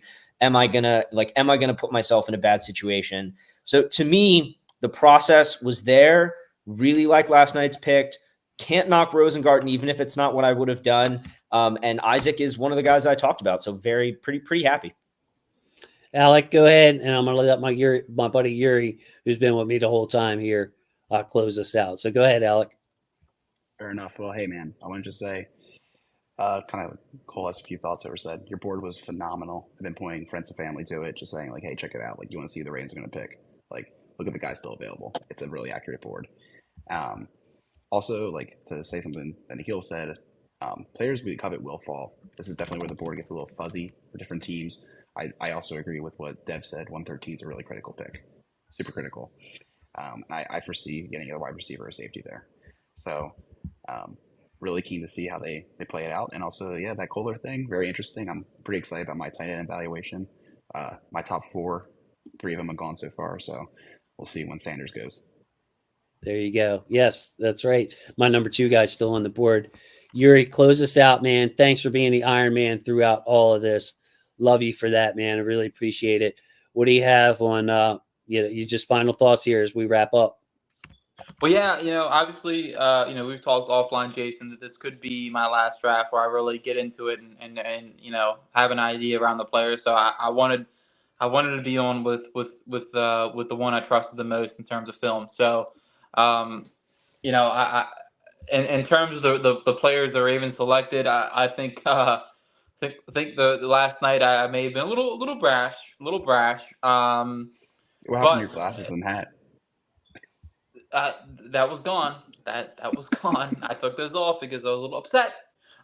But in terms of looking at these first 3 picks and in full scale, the Ravens needed a corner. They did. They needed another cornerback.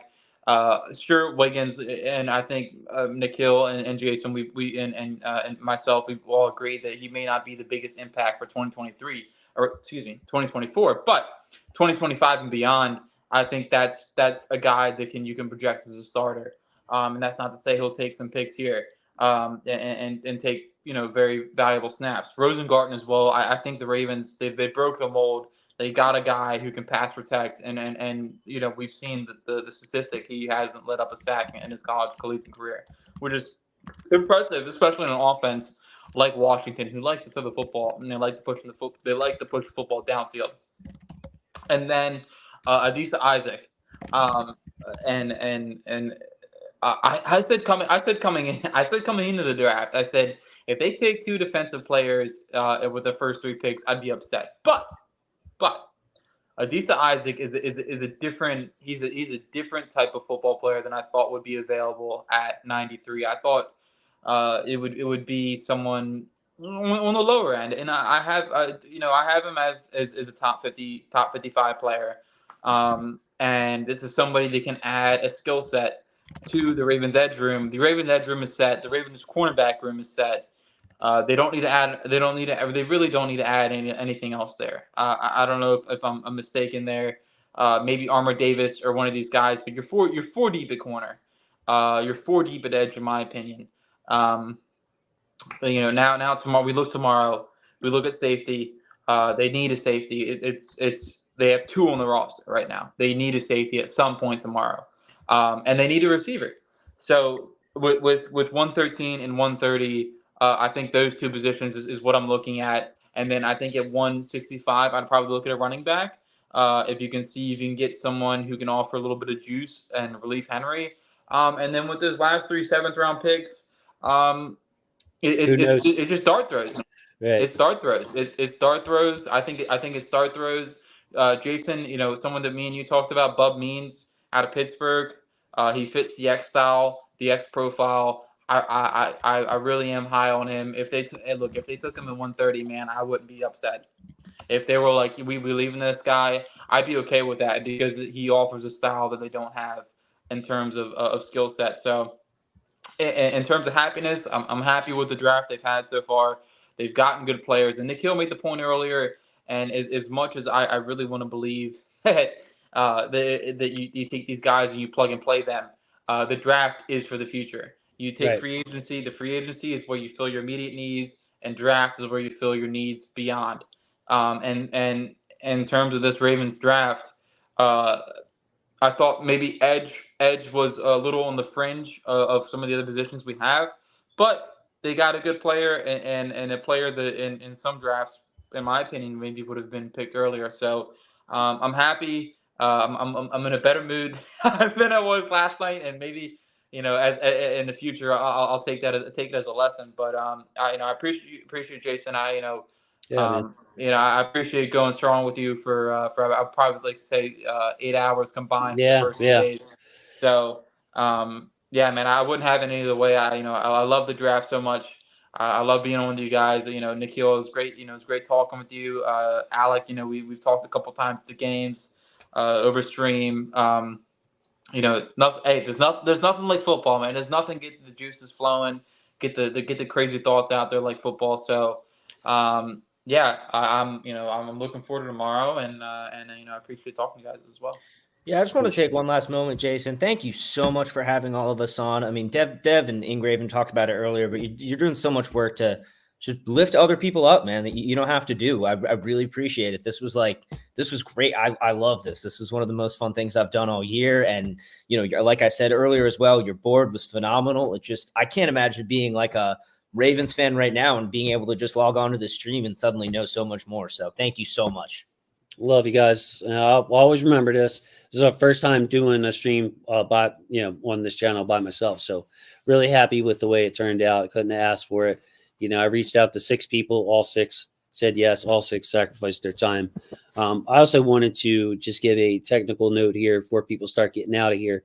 I will be updating the board all throughout tomorrow.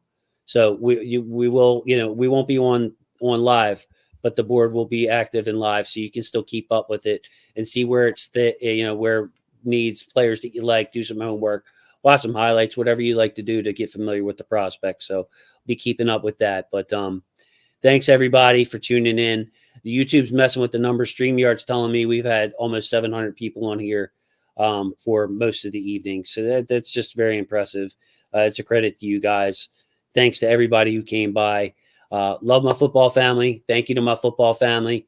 With that, we're off for the summer, guys. Say goodnight to the people for me. Night, guys. Good night, everyone. Thank you. Go Ravens.